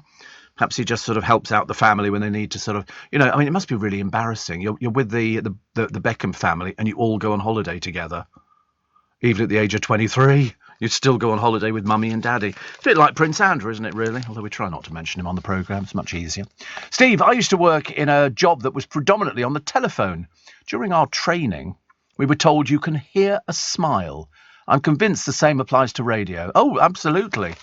Yes, I mean, it doesn't have to sound fake or anything like that. You can tell if somebody's happy doing something. You can tell if I'm happy doing something. The jewellery channels, says Mark, always try to make you believe that they have to ask somebody in their earpiece if the price can be dropped. It's so oh, I know. I love it when they sort of go, sorry, we're dropping it to what price? There was a woman on Gemporia, and I think she used to be one of Bruce Forsyth's Dolly dealers or something about 500 years ago. And she's going, are we allowed to do that? And you think, of course you are, dear. You rehearsed it. The rubbish they come up with. And then they go, because they used to have this very annoying habit of putting the price of a piece of jewellery at, say, $6,500. The next thing, it was £299.50 or something stupid. Really is. Steve, today I listened to your show from almost all over the world. Today in Dubai, yesterday from Vietnam. I fly the Queen of the Skies, JJ747. Wow. I like being listened to all over the world. Steve, whatever happened to Natasha Kaplinsky? Haven't heard from her for ages. She went to Channel 5, didn't she? I think there's a pit I think you open the door of Channel 5 and you just fall into a never-ending void. There's nothing there. They've told you there's a news programme, but there's not really. There's nothing there. There used to be a programme years ago called Adam Adamant, and it was Gerald Harper. He used to do a fabulous show on Capital Radio called Champagne and Roses, because he had one of those silky smooth voices on a Sunday, my champagne and roses. And he would send you champagne and roses as a gift. And he used to open a door and fall through it. And that's what I imagine Channel 5 News is like. Gerald Harper. Yeah. Yes, still going, yes. Yeah, 91. I know. It's phenomenal, isn't it? People now are living much longer. Gives me hope for the future. But no, poor old Natasha, I think she fell through the door and disappeared. And that's the last anybody ever saw of her. Agent's still looking for her somewhere. I don't know why that happens, actually, but I think it'll probably happen to... I've forgotten his name already. Anyway, Steve from Sheffield says, I remember June Brown's brilliant acting as Dot in a Christmas Day episode when she opens the door to find Jim, who's come home from the hospital after suffering a stroke. The scene mirrored exactly the Christmas Day I brought my dad home for a couple of hours from the hospital, having suffered a very bad stroke. Dad left us 18 years ago, and Mum 3 weeks ago at 98. I do hope it gets easier. It does get easier. It does get easier. You know, it's keeping busy, which is very good. Very good. Do you know that June's life has had more dramas than any soap? Everything, you know, love affairs, tragedy, poverty, and yet that made her the person she was. That meant she was able to portray all these wonderful emotions, and that's why she was brilliant, and she will be much missed. And that's why, you know, she features on the front of all of the papers, even though, you know, we've still got this war in Ukraine. It doesn't seem to be getting any better. I think the other day, Zelensky went to Bushehr, and he said Russia had committed genocide when its forces shot civilians, leaving their bodies just where they fell in the streets. Hands tied behind their back and things like that. You know, that's not what it's supposed to be about. And there will be a war crimes committee, and they will. We had it before. We had the Nuremberg trials, and you'll see it again. These people will be put on trial, and they will face the consequences. You cannot get away with things like this in this day and age. You really can't. Also, Channel 4 being sold off despite opposition. You know, I think people were told by the chief executive in an email the other night. They just said basically we're being flogged off for $1 billion. Who's going to buy it? I've got no idea. It's a free-for-all, I should imagine. Whether or not everybody wants it. I wonder what you could do, because I remember talking to David Lidderman, who ran ITV years and years ago, and I remember asking him if he had the power to take any programme off the air, and he said yes, of course. So if he didn't like something, you know, it was out. God, I'd have a field day. Can you imagine? We'd have Love Island off the air straight away. None of that rubbish, thank you very much indeed. Another sort of programme full of people who can't actually do a day's work in their entire lives. Ghastly. Absolutely ghastly. Nadine. Yes, that one, I'm afraid. Says football clubs need a referee. Yeah. I love the way she was commenting on June Brown. You know, like she knew her or something like that, or thought she was the same. Travelodge upgrading. I think I've stayed in a Travelodge. They're okay. They're functional. You know, I had a shower, and yeah, that was about it. And it's got trouser press and stuff like that. It's just a bed, isn't it? That's all you want in a hotel room. They do a nice breakfast in the morning, which you have to pay a bit extra for, but I mean, that's well worth it. Kirsty Allsop is in the papers today, slamming parents who let kids use smartphones. It was a race in my godchildren's families to get phones, because when she was 10, my youngest could operate a phone better than I could. And so she gets her own phone now, and they've all had phones for ages. I don't think people could survive without a telephone. I've never heard of anybody who doesn't have a telephone. They know straight away. I know. To them, it's the easiest thing, whereas, in fact, I'm totally useless. Totally, absolutely blooming useless. Couldn't even program it in the car. That's how bad I was. You know, technology, somebody does it for me, and I watch them doing it, and that's it. I cannot read an instruction book. I lose all sense of propriety. I just cannot do it. I try desperately, but it doesn't quite work. Yeah, that's why I've got people next door who do for me. You know, it's like having servants, really, who sort of come with sort of, you know, if I need something changing on the phone, I need this doing or that doing, then Joe will say, you do this and do that. Corey could do it as well. And so now that we've replaced Corey, And, Joe does it. So it makes it easier. I can't do it. I don't know how to do these things. I'm always worried I'm going to push the wrong button and it's going to transmit all sorts of strange things. I mean, to be honest with you, people say to me, listen, if you really tried, you could do things like that. I said, I can't. I said, I can't drive a desk. I couldn't drive a desk. I wouldn't know where to begin. I'd be so panic-stricken over it that it's just not worth it, I'm afraid. There's no point in stressing me out. I'm diabetic. I get stressed out anyway. John Travolta stunned a British fan by signing a bag of sausage rolls in Morrison's because he was over here doing something, and he was in Norwich. He's 68 now. Oh, we're the same age. How exciting. Of course, I look a bit better than he does. And he was over there. I don't know what he was doing there. He brought some fillet steak and bread rolls in a supermarket in Fakenham. And security guard Gary, 48... They always put people's ages down. Who cares whether he's 48 or 5? They said, you don't assume a superstar like that is going to walk into Morrison's. I walked closer to him. He put his hand out and I said, so you are him then? Typical security guard. Are you him? You can just imagine, can't you? He said he signed a bag of ready-to-eat sausage rolls for one customer. He's filming a Christmas movie. How lovely. He also grabbed a burger at Wetherspoons. When they say grabbed, I think they meant he sat at a table and they brought it to him. He didn't just grab it and run out the door, screaming, I've got a free burger. I bet he'll be disappointed in our food. Law student Jamie Salter, who spotted him, said meeting John Travolta was unreal. That's students for you. They get so excited. Oh, I met the Tooth Fairy the other day. That was equally as exciting. 84850, steve@lbc.co.uk. Apparently Hugh Jackman's Broadway run in The Music Man is playing havoc with his bladder. The star said, I did once pee my pants on stage when I was 20. From that moment on, I cannot hear the words, ladies and gentlemen, this is your 5 minutes call without needing the bathroom. Because they do that in the theatre, don't they? Ladies and gentlemen, this is your 5-minute call. I do it myself. I wake up in the morning, I say to myself in the mirror, this is your 3-hour call. You have to go on air and be funny or do things like that. He said, so I can't imagine what it must be like to sort of go on stage knowing you've got a lot of dialogue to do, but you really want to go to the toilet. It's not much fun, is it, really? Robert Pattinson's new Batman film has banked over £500 million. I've never seen one. I must watch one. It's too long, isn't it? No, that's why I'm not seeing it. That's right. Apparently, it's The Batman Begins has earned $265 million, while Michael Keaton's hit banked $314 million. Also, there's money in films, isn't there? Perhaps I should start. I'm only saying that to Abby Titmus a short while ago. I said there's money in films, Yeah, I could be Robin, couldn't I? A little bit old for Robin, but, at least I could try it. EastEnders icon Adam Woodyatt is packing in a summer of appearances as he keeps bosses sweating over a return to the soap.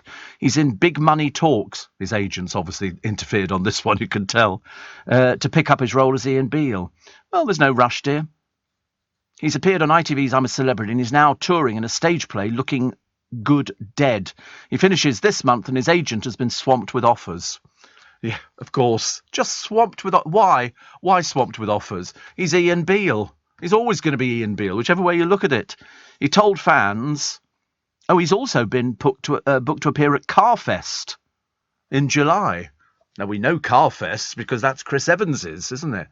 Like, who celebrated his birthday the other day. Everybody's celebrating birthdays. It always comes round quite regularly, doesn't it? Every year, somebody will have a birthday. Although, the actual sort of celebrations vary from person to person. I just had a few people for sort of a lunch, which was very nice. Very nice indeed. Shane McGowan's wife never had kids with the Wild Rocker as she feared he'd set them alight. But a bizarre story, isn't it? She said, I was terrified he was going to burn down the house because he was always dropping his cigarettes. He set fire to John Belushi's bungalow at Chateau Marmont. The 64-year-old Pogues legend said he can't walk anymore and is forced to get about using a wheelchair. Laws above, I had no idea. These things, honestly. And June Brown was hailed as legendary by John Altman after she died at the age of 95. Passed away peacefully at home on Sunday night. So lots of tributes to June Brown. We'll take a short break for the news, and then we'll run through the pollen levels set to cause COVID confusion as hay fever and coronavirus symptoms are now almost identical. All of that and more coming up after the news at 6 on LBC.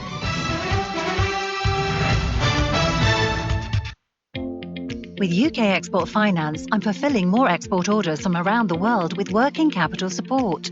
Export insurance means I'll get paid when exporting to challenging markets.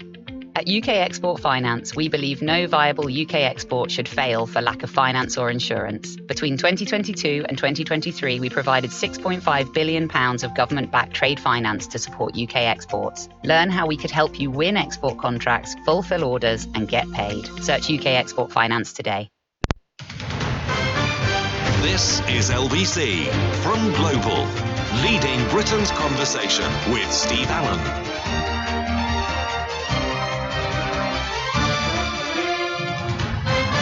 Morning, everybody. Nice to have your company. It's Tuesday, April the 5th. It's Steve Allen's Early Breakfast. We're going to do, in about 10 minutes' time, we're going to relive a bit of June Brown because of the interview that I did with her. It was a very interesting interview that we did a number of years ago. And it was very apropos because one of the things she said, the BBC, when she left, basically the BBC wanted to give her this sort of contract, which meant that they decided how many scenes she was in, and you only got paid for how many scenes you were in. If you didn't feature in any scenes, you didn't get paid. So consequently, she didn't want to live like that. And I think then when Peter Dean left, I think she sort of left at the same time. Most people didn't realise that she'd actually left. But no, she said afterwards, no, I left. It's as simple as that. But she left a lasting impact. I love the way the BBC tried to go, oh, you know, we were such big fans of her and all the rest of it. I think they treated her dreadfully. She was complaining about it to me.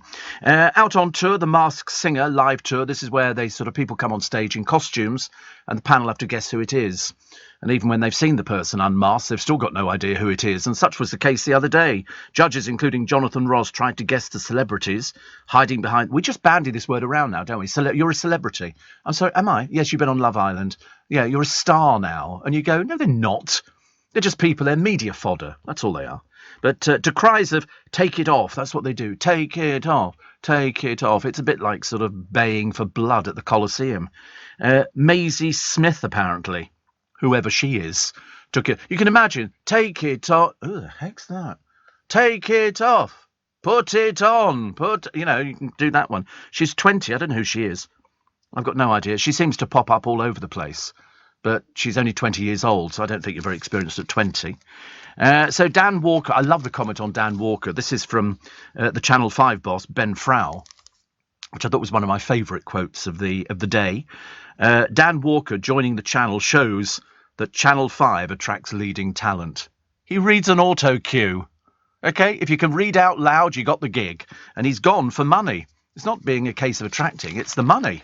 You know, they've offered him, obviously, and they've said, don't worry, you don't have to just be a newsreader sitting doing a programme which is attracting barely anybody. You know, radio programmes have got more people than are going to be watching you. So, not sure how that's going to work out. And then we're going to give you other programmes as well to test your personality. So expect nothing. And have you ever seen the lineup on Channel 5? I mean, can you think of any programmes off the top of your head that attract really huge audiences on Channel 5? Let's rack our brains on that one, shall we? Nope, nothing.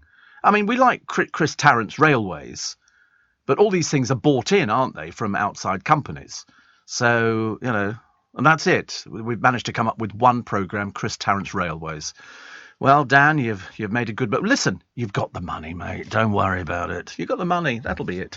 But it's a shame. But it doesn't have sort of the kudos of doing a breakfast show, does it, really? Reading the news on Channel 5, watched by, 3 sheep and 200,000 people. Hardly worth bothering. So, record-breaking bonanza of betting and boozing. You know what people are doing? They're trying to win money to pay their blooming bills. That's what it's going to come down to. Bookies expect up to how much to be wagered at the 3-day meeting? How much money would be wagered at the 3-day meeting? It would be, £1 million. That would be a conservative estimate. Would you believe £700 million will be wagered? 700 million. It's an addiction.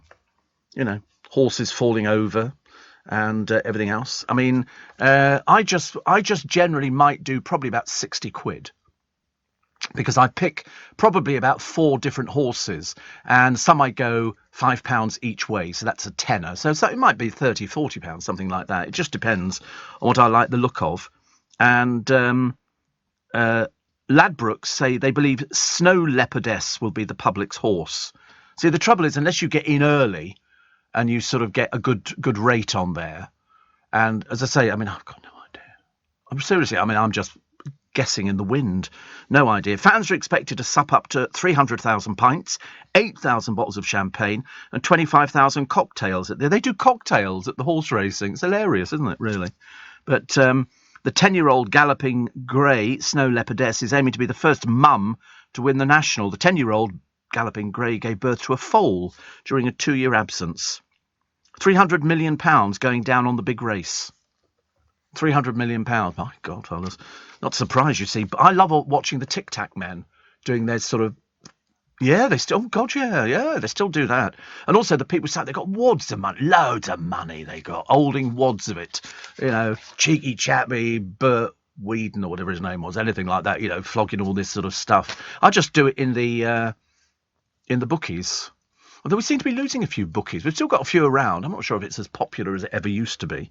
But if they're going to bet £700 million, I can imagine. People do it online now, don't they? But no, I've been fairly lucky at the National, and I'm not generally, you know, particularly good at those sort of things, because I'm not like some people who study form. No, I don't bet on anything else. No, that's the only time. In fact, I hadn't been into no, I don't do the Derby. I hadn't been into a betting shop before the National came along for me, and that was much later in life. You know, people sitting there all day. They sit there all day and they're watching the televisions. And I'm thinking, I'm sort of in and out.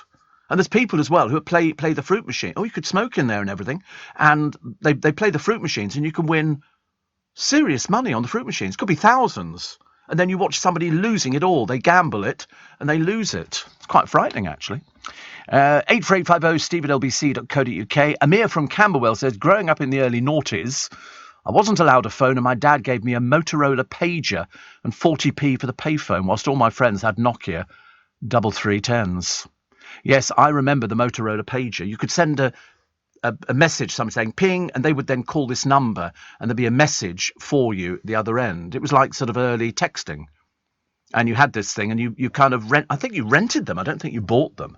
I think you rented, because I had a pager. I mean, to be honest with you. Yeah, and I had a Rabbit as well, a Rabbit phone, which was the first one brought out by... What? Honestly, trust you to think of that. Honestly, it's amazing, isn't it, really? I always think it's me getting these things wrong and doing the double entendres. But no, it was a Rabbit phone. There they are. And I've still got them at home. I don't use them, obviously. And it was brought out by Hutchinson. And they brought out... But you could use the phone at home. Plus, you could take it out, and if you saw that Rabbit sign outside a supermarket, you could stand under it and make phone calls outside. I had that, and 30 years ago, and then they wrote to me, and they said, hello, and because they knew me, and they said, we are changing from Hutchinson Whampoa, or whatever it was, to Orange, and... We can send you a new Orange phone. It'll be free for a year, fully charged up, ready to go out of the box. So I said yes. So I got the first Orange, well, not me. There were quite a number of people got the first Orange phones, and it arrived. It was delivered by courier, fully charged up, and there were no charges. But it was just a telephone. I don't think it did text. Well, if it did, I didn't find out where they were. But that's what we had, and that was the Forerunner. And my first one. I can't. No, I did have a car telephone as well, but it looked like a field telephone for the army. Would have it, and it had a handset with a cable on it, and you could pick it up and go hello, and then it got pinched out of my car. Somebody smashed my car windows because I left it on the seat. I never had one of those. I never had a Motorola brick phone. I had a little Mars bar phone. The Mars bar phones were very popular, very small. In fact, the smaller the better, as far as I was concerned. But no, mobile phone, we just take it for granted. Take it for granted. The phone I've got now, it's an Apple thing. But it's not the latest, because I just do the updates and all the rest of it. And it makes phone calls and I can do texts and everything else. And you can phone somebody in America. You don't need to worry about, there's no cables, there's no aerial, there's no nothing at all. What would they imagine? And I've got the little teeny tiny ones, which unfortunately are mainly used by prisoners, because you can hide them. Cheering me up as I'm in hospital recovering from back surgery, Steve. Oh, God, honestly, nothing worse, is there? And Sonia says, well, last day in paradise. But you never know, with all the airport shenanigans going on, maybe the flight home will be cancelled. Yes, but you won't have a hotel to stay in. That's the problem. Yeah, we're in the Maldives. It's pretty, isn't it? I could sit there. I could just drink a banana daiquiri. I've got a thing about banana daiquiris. I haven't had one for years and years and years, but I just quite fancy the idea. I mean, it'll happen at some point. Yeah, it doesn't matter. There's no point worrying about it, is there? But I do like cocktails. It's just that they're very expensive for really not a lot. It's just a bit of decoration. There's hardly any alcohol in them. It's mainly sort of, monkeys hanging over the edge and a strawberry on a stick or something. But I can normally manage about 3 or 4. Or 5, which are quite nice. But yeah, I mean, you wouldn't go into a pub and order a cocktail, would you? You'd have to go to a cocktail bar. There's a very nice one off Drury Lane. Very nice. There's one called Christopher's, which is very nice. And then we discovered another one, which was upstairs, like a little hidden place. And they did nice cocktails as well. And then I think you can get them in Joe Allen's. They do a little selection of cocktails. Because it's a posh thing to do, isn't it? Isn't it? I don't know. Probably not. A cuppa.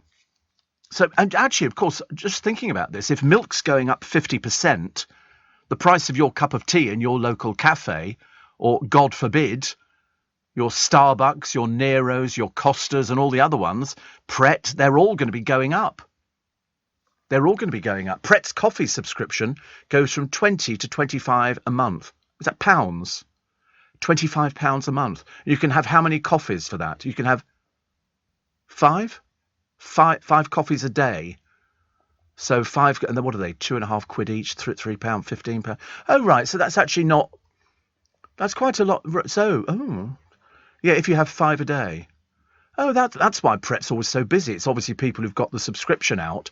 £25. Have you got it out as well? Oh, right. Kate's got it too. Have you got one as well, Joe? No. Interesting, isn't it? We're still looking for bacon rolls. If they stop doing those blasted coffee subscriptions. So £25 a month gets you 5 coffees a day. That's 35 cups of coffee a week. That's about over 100 cups of coffee for £25. That's good value, isn't it? That's very good value. Well, I'm going to take a break now while I absorb how exciting that is. Over 100 cups of coffee for £25. Good Lord a bit. And we'll also hear a bit of June Brown's interview with me after the break. 6:15, the news headlines with Simon Conway. Leading Britain's conversation. LBC with Steve Allen. So interesting. I was just picking up on the fact that over in Shanghai, they have tested 26 million people for COVID. 26 million people. They've got all these. So the city's in partial lockdown at the moment, and 26 million people have dutifully lined up. Imagine, you can't get people to vote in this country. In Shanghai, somebody says you're all being tested. People dutifully come out of their houses, the elderly, the infirm, wheelchair bound and everything, and they queue up and they wait and they take their things. So every single person in Shanghai will be tested for COVID. It's unbelievable, isn't it, really? As I say, I'm always horrified every time we have elections in this country. And they go, and the turnout was 35%. And you think, hardly worth bothering. Because we've got another election coming up, haven't we? I got my polling card through the other day.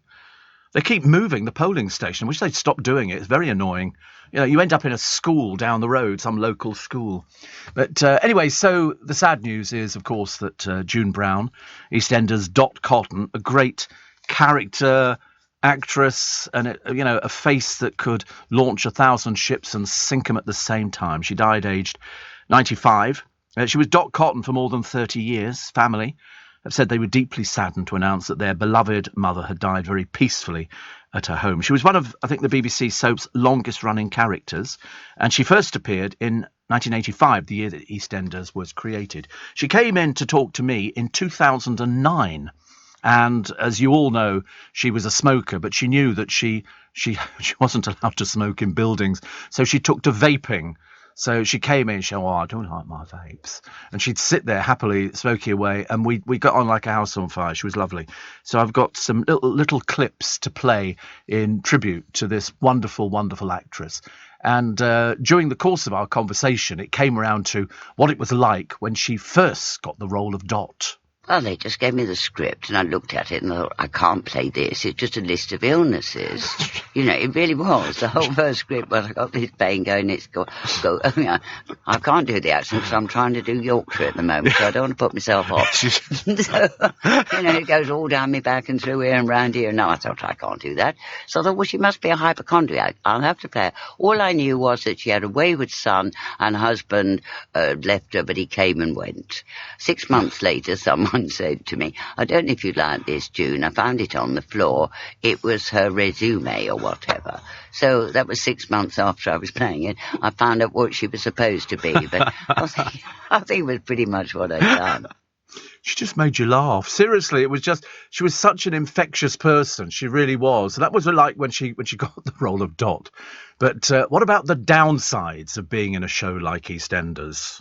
I like it when I'm involved. It's very difficult now with the money situation. I mean, they're trying to take some of our money away already. Yeah. We are being, the corners are being cut, and that will ruin it you see, we can't use all the people we should use on each episode because they haven't got enough money for more than 10, 13, 14 actors, whatever. Whereas this person should be in it and that person should be, but they can't afford. But it generates millions around the world, this show. Exactly. I mean, and it was done on a shoestring to start with because Julia and Tony were so keen to get it put on. They promised to have new writers, new directors, new actors, new this, new the other, in order to get it put on. Julia came in under budget, which to the public means that she spent less than she was allowed. Yeah. Therefore, they gave her less the next year. So we started off at a low. I mean, over 24 years, of course, our salaries, have gone up. Yeah. I used to get about, £235 an episode when I started, £235 an episode. But you see, it depended how many episodes. You didn't do any in a month, you didn't get any money. Yes, if you only did one in a month, that was your income. That was your income for the month. Yes. So if you were lucky, and we only did 2 episodes a week then, so of course they've gone up comparably, but not so that we have great big. We certainly don't go into the millions. I love the idea she tells you how much she earned. Do you know it was Leslie Grantham who got her the role? He'd known her and suggested her, because up until then she was doing stage, film and television. She'd been in Coronation Street and Doctor Who. And when she joined Albert Square, she was in her late 50s. So it was very interesting. But I think one of the things that sort of sticks out for a lot of people is Dot's religion. Was that an important part of the character? Well, I try to make that real, you see. I mean, it's a bit kindergarten Christianity, if you know what I mean, but she believes. And I'm so sick of everyone playing funny clergymen and clergywomen and, and making fun of it. I don't like it, you see, people who believe, and it does a lot of good for people. I did read in the paper a clergyman saying she did more for the church than any Sunday school. So, you see, it's good in that way. She's not, I mean, to be honest, if I lived in Albert Square, I'd go in the laundrette. You would? I would, and I'd go in there because I would know that whatever you told her, you'd be having a nice conversation with somebody who you could trust. And she's had more than her fair share of sort of, people putting upon her, from that ghastly husband to that even worse son. And we believe in her. But the husband was lovely. Do you mean lovely? Here goes the name, dear. Here we go. My lovely Charlie. Yes. Who's died now. And I know him very well. I did. And I completely forgot its age, darling. You mustn't talk about it. Known as a Kraft moment, but I won't tell you what Kraft stands for. I've got a rough idea. I'll tell you the beginning. Can't remember A. And then it's FT. So.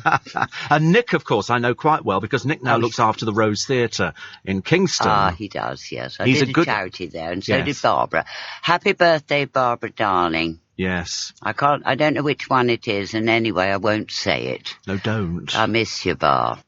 She did miss her.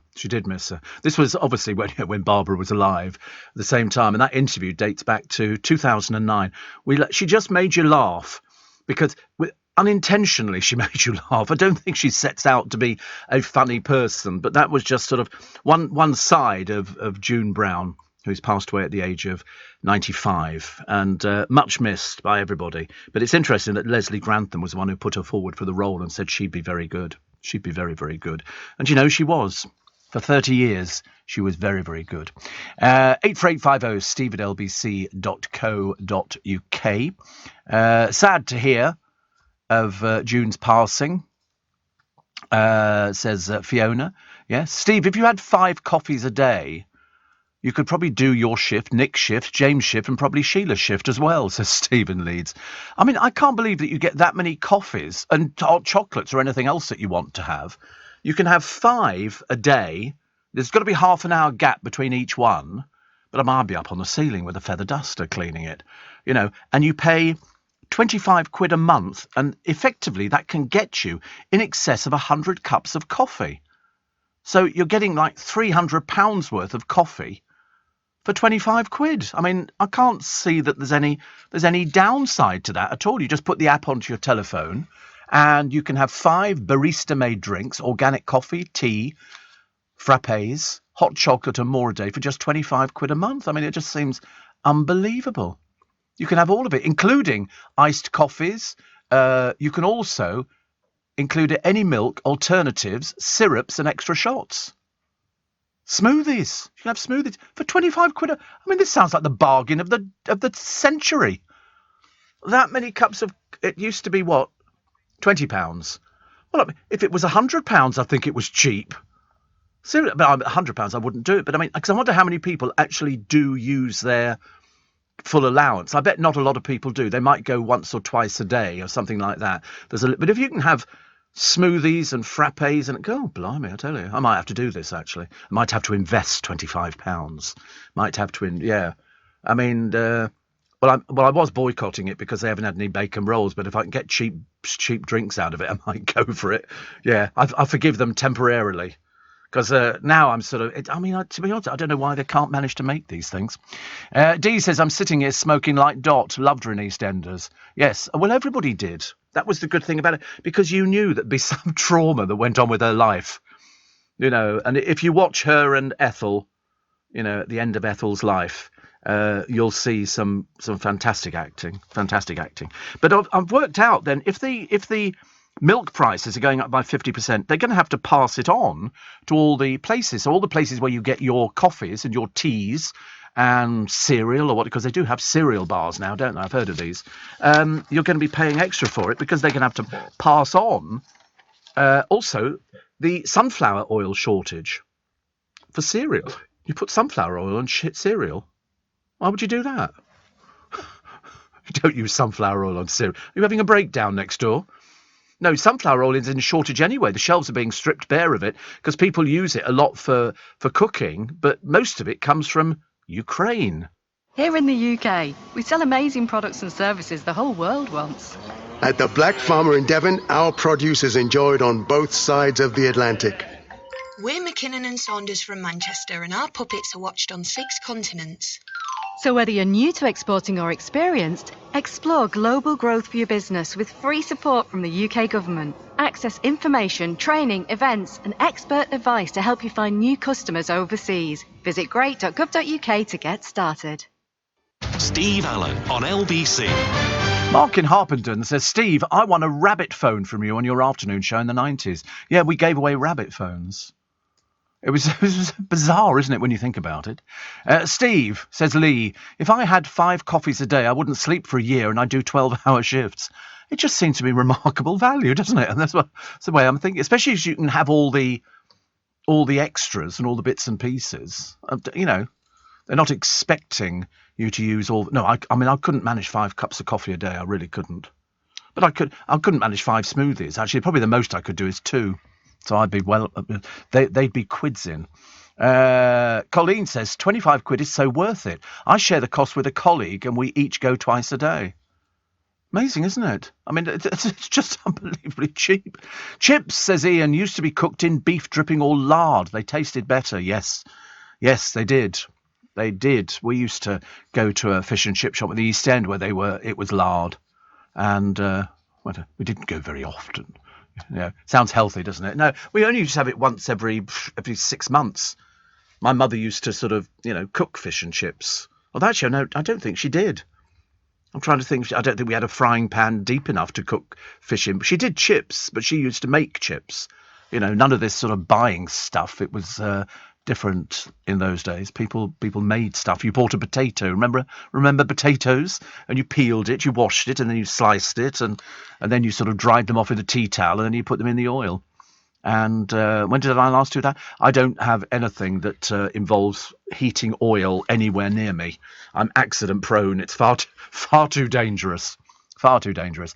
Helinka says, please say hi to Gillian. She's celebrating a big birthday today and will be listening.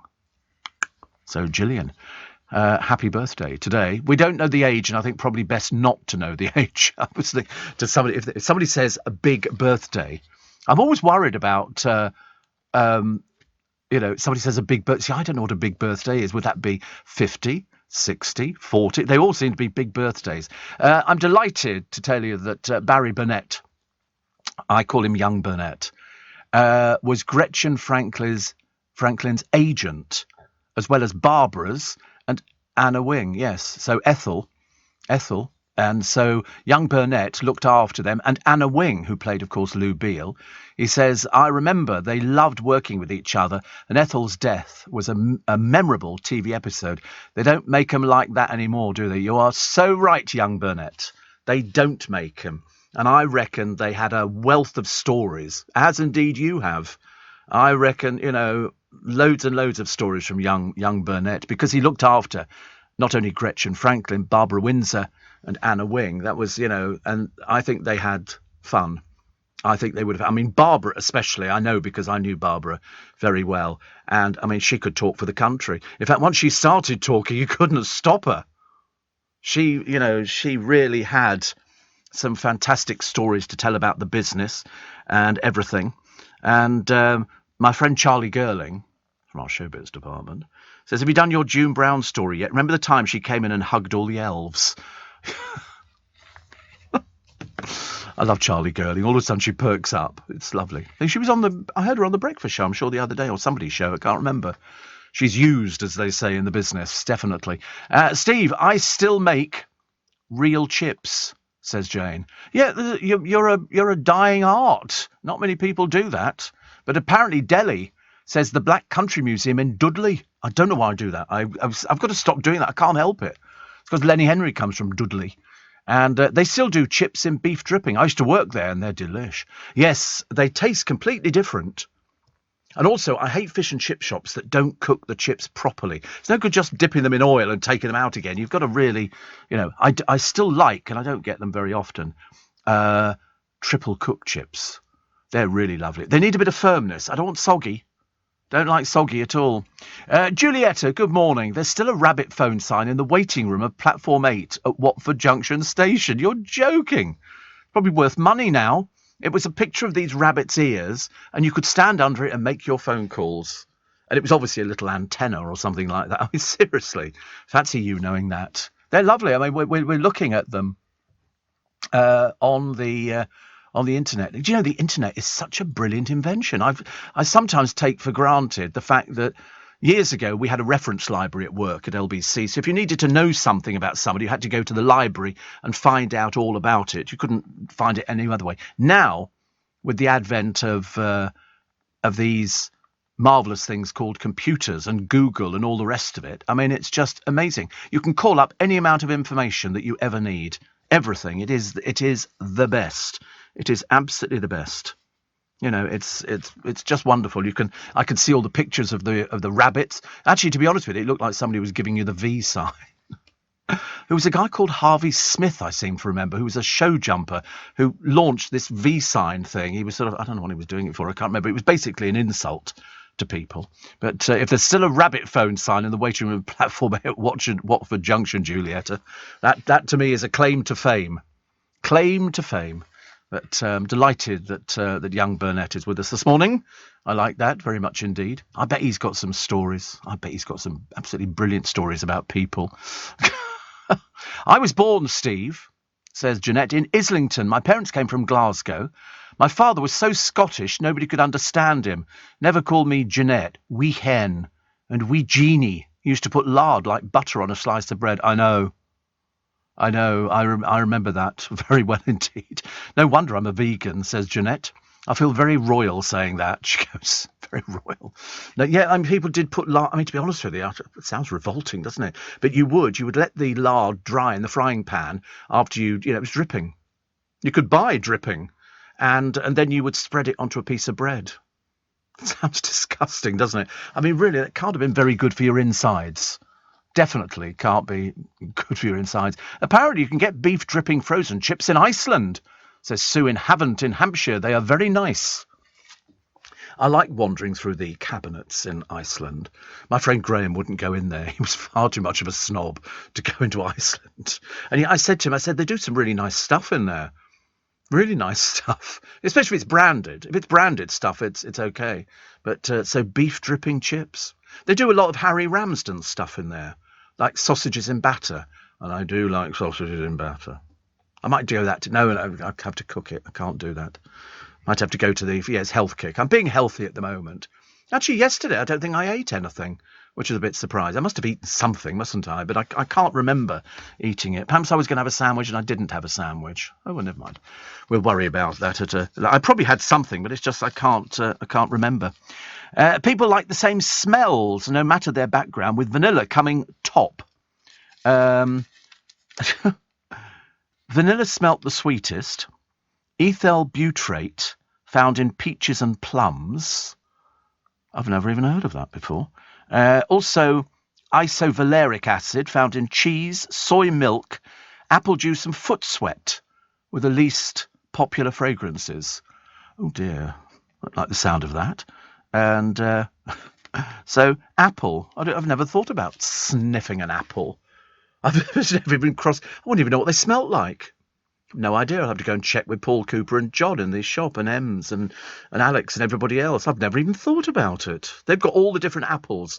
There's so many different varieties of apples now. At the moment, I'm liking Pink Ladies. They're very nice. Very nice. They've got sort of nice bargains on. Brit Darren Wall is pictured in a few of the papers today. He's seen in a cramped hellhole cell after his arrest, accused of running a Filipino drugs gang. They don't mess around over there at all. The 44-year-old faces life behind bars for a racket alleged to include kidnap, extortion, drug dealing and assault. He comes from London's East End. He's being held at the overcrowded New Bilibid prison in one part. He denies any wrongdoing. I don't know, they don't generally sort of throw people in prison, do they? It doesn't sound very nice, whichever way you look at it. And Kirsty Allsop has slammed preposterous parents, she says, who let their kids use smartphone. Recent figures from Ofcom say 90% of children own a mobile by the age of 11, and almost every child has one by the age of 15. Kirsty says it hit a nerve. The report is truly disturbing. She says that her kids were not allowed a phone until the ages of 11 and 13. She said, I have huge sympathy for every parent waging a war against smartphones. In a nutshell, we're handing our children over to big technology. Yeah, but they learn so much on a phone. You can not only play games on it, but you can find out information, good for safety. You know, years ago, you go, look, why didn't you phone me? Now, there's no excuse. What do you mean you turned your phone off? You put it back on again in future. Definitely. Well, don't need that messing around. Thank you very much indeed. 6:45 is the time. Let's get the news headlines on LBC with Simon Conway. Leading Britain's conversation. LBC with Steve Allen. Morning, everybody. 10 to... No, it's not. It's 11 minutes to 7. I'm so sorry. I can't even read the clock now. There used to be a very famous radio presenter some years ago. He couldn't read the clock either. He'd go, it's 6:10. 7. 7:45. You know... Totally hopeless. Steve says, Tony, I remember the first episode of EastEnders. Yes, it started off with somebody dead, didn't it, in a flat. That's all I remember. June was in it. The site of EastEnders was formerly used as a set of Alf Wiedersehen pet. Thank you. And Julietta says, now, I saw the sign at Watford Junction Station only recently and was amused by it. It'll probably be nicked now you've mentioned it. The power of the radio. The power of the radio. Cocaine Hippos. How many episodes of EastEnders was June Brown in? Oh, she did 2,800 and something. Yeah. You're just testing me to see if I... No, I remember certain things like that. Yeah, spread over 30 years, 2,884, isn't it, I think, or something. But Cocaine Hippos, what do you think they are? believe it or not, these were owned by the late Colombian drug lord Pablo Escobar, and now an invasive species. He imported 4 hippopotamuses. He had so much money. In fact, I remember seeing a photograph of a room piled high with gold bars and money and everything else. He was shot dead by police in 1993. And he imported 4 of them, but there are now 90 on the banks of the Magdalena River. It's feared the total may rise to 700. Let's start off with 2, and it's like mice, isn't it? It's like mice, you know, you start off with sort of 2. By the end of the year, you've got hundreds of the blooming things. My producers found me a lovely picture of the money they found in Escobar's house. I mean, it's a room, you know, going about 3 foot up the walls. It's just a lot of money. A lot. You can understand why people go into drug running and drug barons. He had a house, because you look at this sort of money. That's why I love it. Whenever you get these police interceptor programs and they sort of pull over a car because it's showing us something, you'd think they'd be a bit more intelligent, but they're not. And they pulled over this guy, and they said, it's showing us no license and no insurance. Yeah. Is there anything in the car we should know about? No, nothing. Under the front seat, they found a pair of scales. Then under another seat, they found a bag full of all wraps of drugs. And they also found a carrier bag with about £35,000 in it. So they confiscated it. You can imagine, can't you? Poor little soul. All these people, they think it's... oh, God, that's Liling and Maddie. Who sent that in? Oh, it is Maddie. Oh, right. How lovely. We had a lovely time reminiscing about our working at LBC. Yesterday, Liling and I, Maddie, had lunch together. I've included 2 pictures. First one taken 32 years ago whilst on reception at LBC. The second taken yesterday. And, my God, you've not aged at all. What are you taking? Drinks. First one taken 32 years ago on the reception. The second yesterday. Liling's daughter, Sarah, also joined us. Thank you, Maddie. That's lovely. That's lovely. Worked on our reception. Our reception. How lovely. We've had some people over the years, I tell you. We've had some people. Look at you, honestly. I could tell there's booze in front of Liling. I can tell somebody trying to pretend it's not my drink. Not my drink. Oh, I'm delighted. Absolutely thrilled. That's what the first one 32 years ago. I mean, it's quite frightening when you think about it, isn't it? It's like being June Brown, but she only did 30 years in EastEnders. I've done a little bit more than 30 years. Only you and your blooming Satsumas, honestly. Courtney's idea of fun. 1 Nardicot. That's it. Honestly, there's all sorts of chocolate biscuits and things like that out there. Not for Nick Abbott. And he picks up, the only thing he picks up is the nut. They're quite nice though, aren't they? They're good for you. Well, they keep saying they're good for you. I'm not sure how many you've got to eat. Somebody said if you eat an orange a day, it keeps a cold away. I said, it's so ridiculous. There's not enough vitamin C in that thing to keep a cold away. You need to eat an orange grow. You know, 5 at least. 5 a day. Princess Diana. Do you know they still do Princess Diana stories in the papers? You won't believe this one. This one has come from the royal chef, Darren McGrady, who said she once said she wouldn't date Tom Cruise because he was too short. He was too short. She didn't, because she was fairly tall, and she wouldn't. She'd taken her sons William and Harry to see the action film being made. I think this was Mission Impossible in 1996. Darren, who you know cooked at Buckingham Palace for 11 years, says, I remember Diana taking the boys to the set of Mission Impossible and to meet Tom Cruise. And she said, that's another one off the list, Darren. He's too short. He's too short. But Darren's Twitter post came after it was revealed Tom Cruise gave William and wife Kate an exclusive preview screening of his new Top Gun film. They like this mixing with celebrities, don't they? Definitely. And a sausage dog. I think that's a Dachshund, isn't it? A sausage dog. She was 5'8" and he was 5'6". There's not really a lot in it. He has lifts in his shoes, though. I remember seeing him at because who was that woman he was married to? The Australian actress, Nicole Kidman. She towered above him, and so he had to bring himself up to the same height with platform shoes. A lot of people did that. When you see people that you've seen on the television or you've seen at the movies, you're quite surprised when you look at them and you go, "Oh, you're a bit shorter than I imagined." I used to think I was 6 foot tall. I remember saying to my mother, "Am I 6 foot?" I don't know why I asked her. Why she'd know. I've got no idea. But I remember sort of saying, "I think I'm 6 foot tall," and it turns out I'm 5'10". How disappointed am I? I've shrunk over the years. I'm 1.8 metres. It said on my passport, 1.8 metres. I was quite depressed about that for quite a while. Also to discover I wasn't particularly good looking. But, not like Tom Swarbrick, who apparently is a bit of a... In fact, he's so good looking, people glue themselves to microphones. So, they don't have to look at anything else. Did you hear about the microphone gluing? We had a protester. Lovely. It's given Tom renewed interest in everything like that. The moment the bloke brings out the little tube of glue, Tom went, oh, no. I'd have been quite pleased, actually, because they just walked out the studio and just left him sitting there, glued to the microphone. He's probably still there now. Probably still there, you never know. So this sausage dog, rescued from Ukraine, is fighting for its life after being snatched by yobs 2 days after it arrived in Britain. Little pup Brandy escaped the war zone when Jolanta Marquez collected her from the Polish border and drove her back to this country. But thieves stole her, and after Jolanta briefly left her in the car on a quiet road, the tiny Dachshund was found the next day with multiple skull fractures and a broken nose. She said, what sort of people do this? Oh, don't even go there.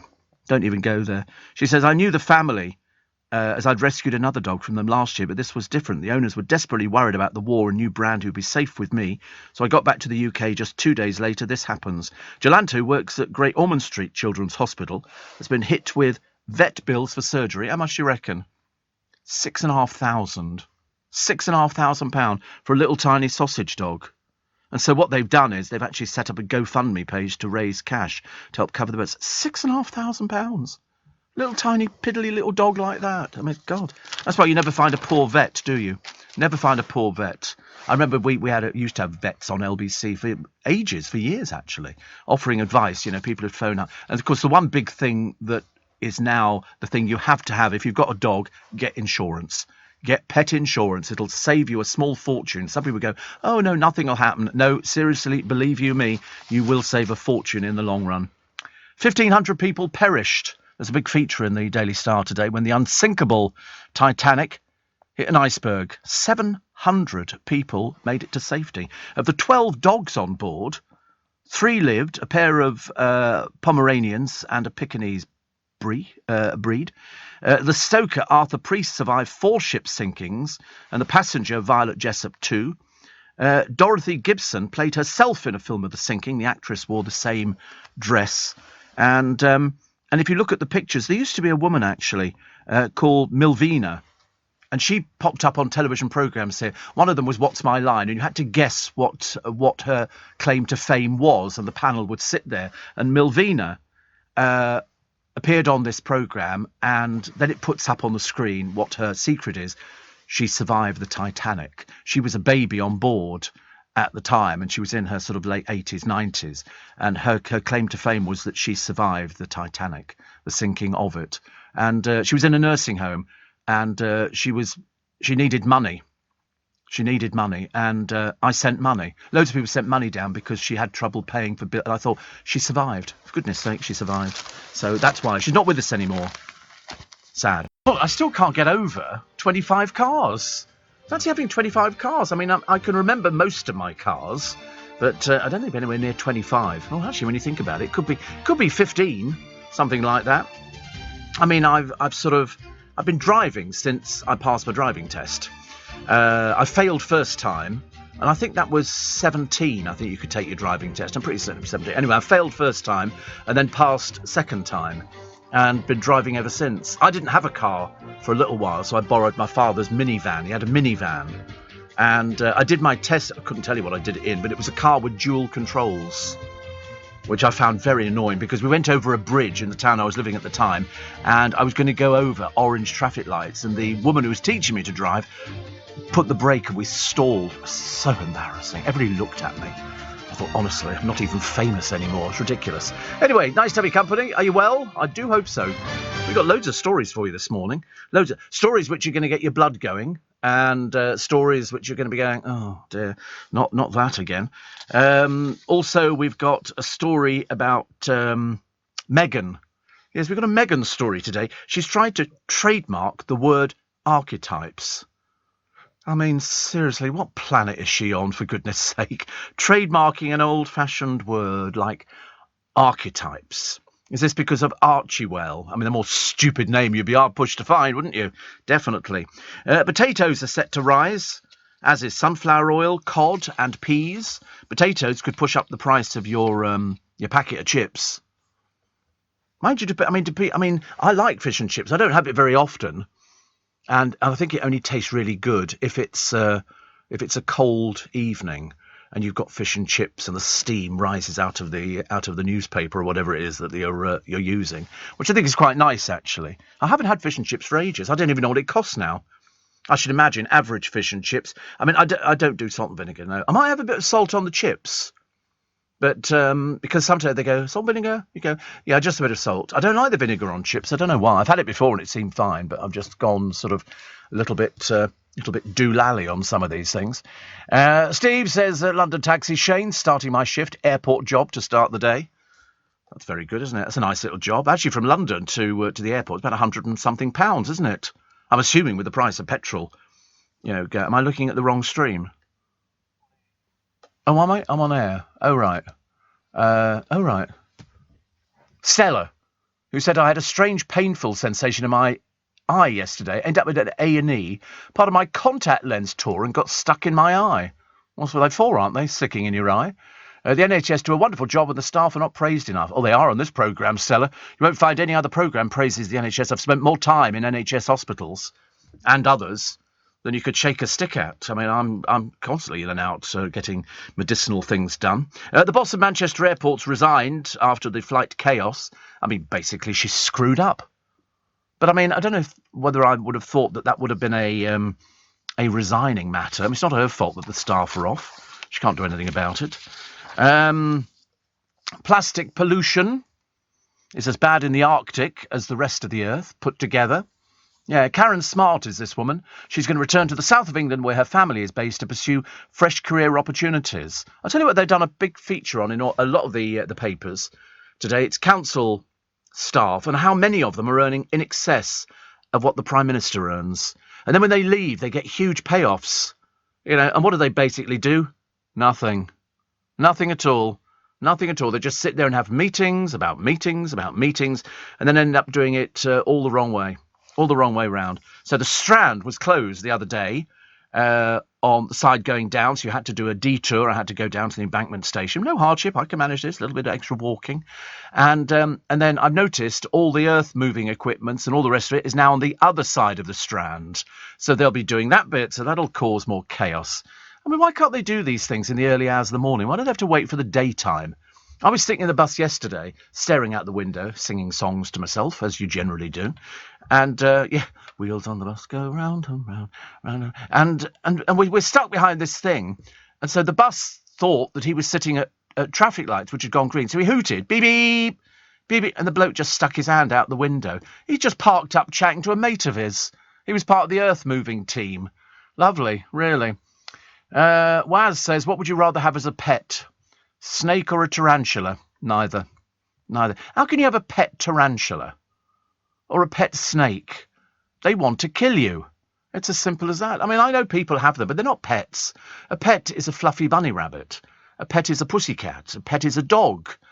All these people. I've got listeners who've sent me in pictures of their snakes and stuff like that. And it's lovely, but it's not for me. How could you ever get friendly with a snake? Or a tarantula? Or any of those things. People collect all sorts of strange beetles and bugs and oh God, no, not for me. I mean, you can't take it out for a walk, can you? You're supposed to take Siamese cats out for a walk. You buy leads for them and you take them out. Again, not for me. Ian says lots of baby deer out and about on the way into work this morning. Yeah, lots of baby deer dead, I should imagine. If you go through a lot of the Epping Forest and things like that, they leap out of the woods on either side of the road and it's carnage. And if a big deer hits your car, you come off worse. Doesn't do them much good either. But that's what it is. There's a Premiership star, Dale Stephens. He's been done for drink driving, a rather stupid, pathetic individual. Which reminds me to tell you that there's a picture in a couple of papers today. I'm assuming it's some sort of joke, as she would have to be. Jordan pictured, she's bought a Lamborghini for £179,000. The fact she's banned because she's a drunk driver, 6 times convicted, and as I say, she'll never get insurance on a car like that. I can't imagine what somebody would ever charge her. It would run into thousands. But bearing in mind, if the story is true, and I've got a sneaking feeling it's one of her stupid lists, I managed to wind people up, and that kind of stuff. She's a bit thick. It's a case of she can't spend this sort of money. She's bankrupt. She owes money to people. She owes a lot of money because she's so inept. She doesn't make any money, little bits here and there, and then she goes and spends it. I mean, she must be addicted to spending money she doesn't have. So who on earth... I mean, she can't even afford to stay in the house she's in, the mucky mansion, that filthy, dirty place that she had to do a television programme on. She only got 45 grand for that. That's nowhere near the price of a Lamborghini, let me tell you. And it's in pink. So whether or not she's seen a pink one, and there's a picture of her standing next to it, I think is probably more the truth, because unfortunately she can't tell the truth.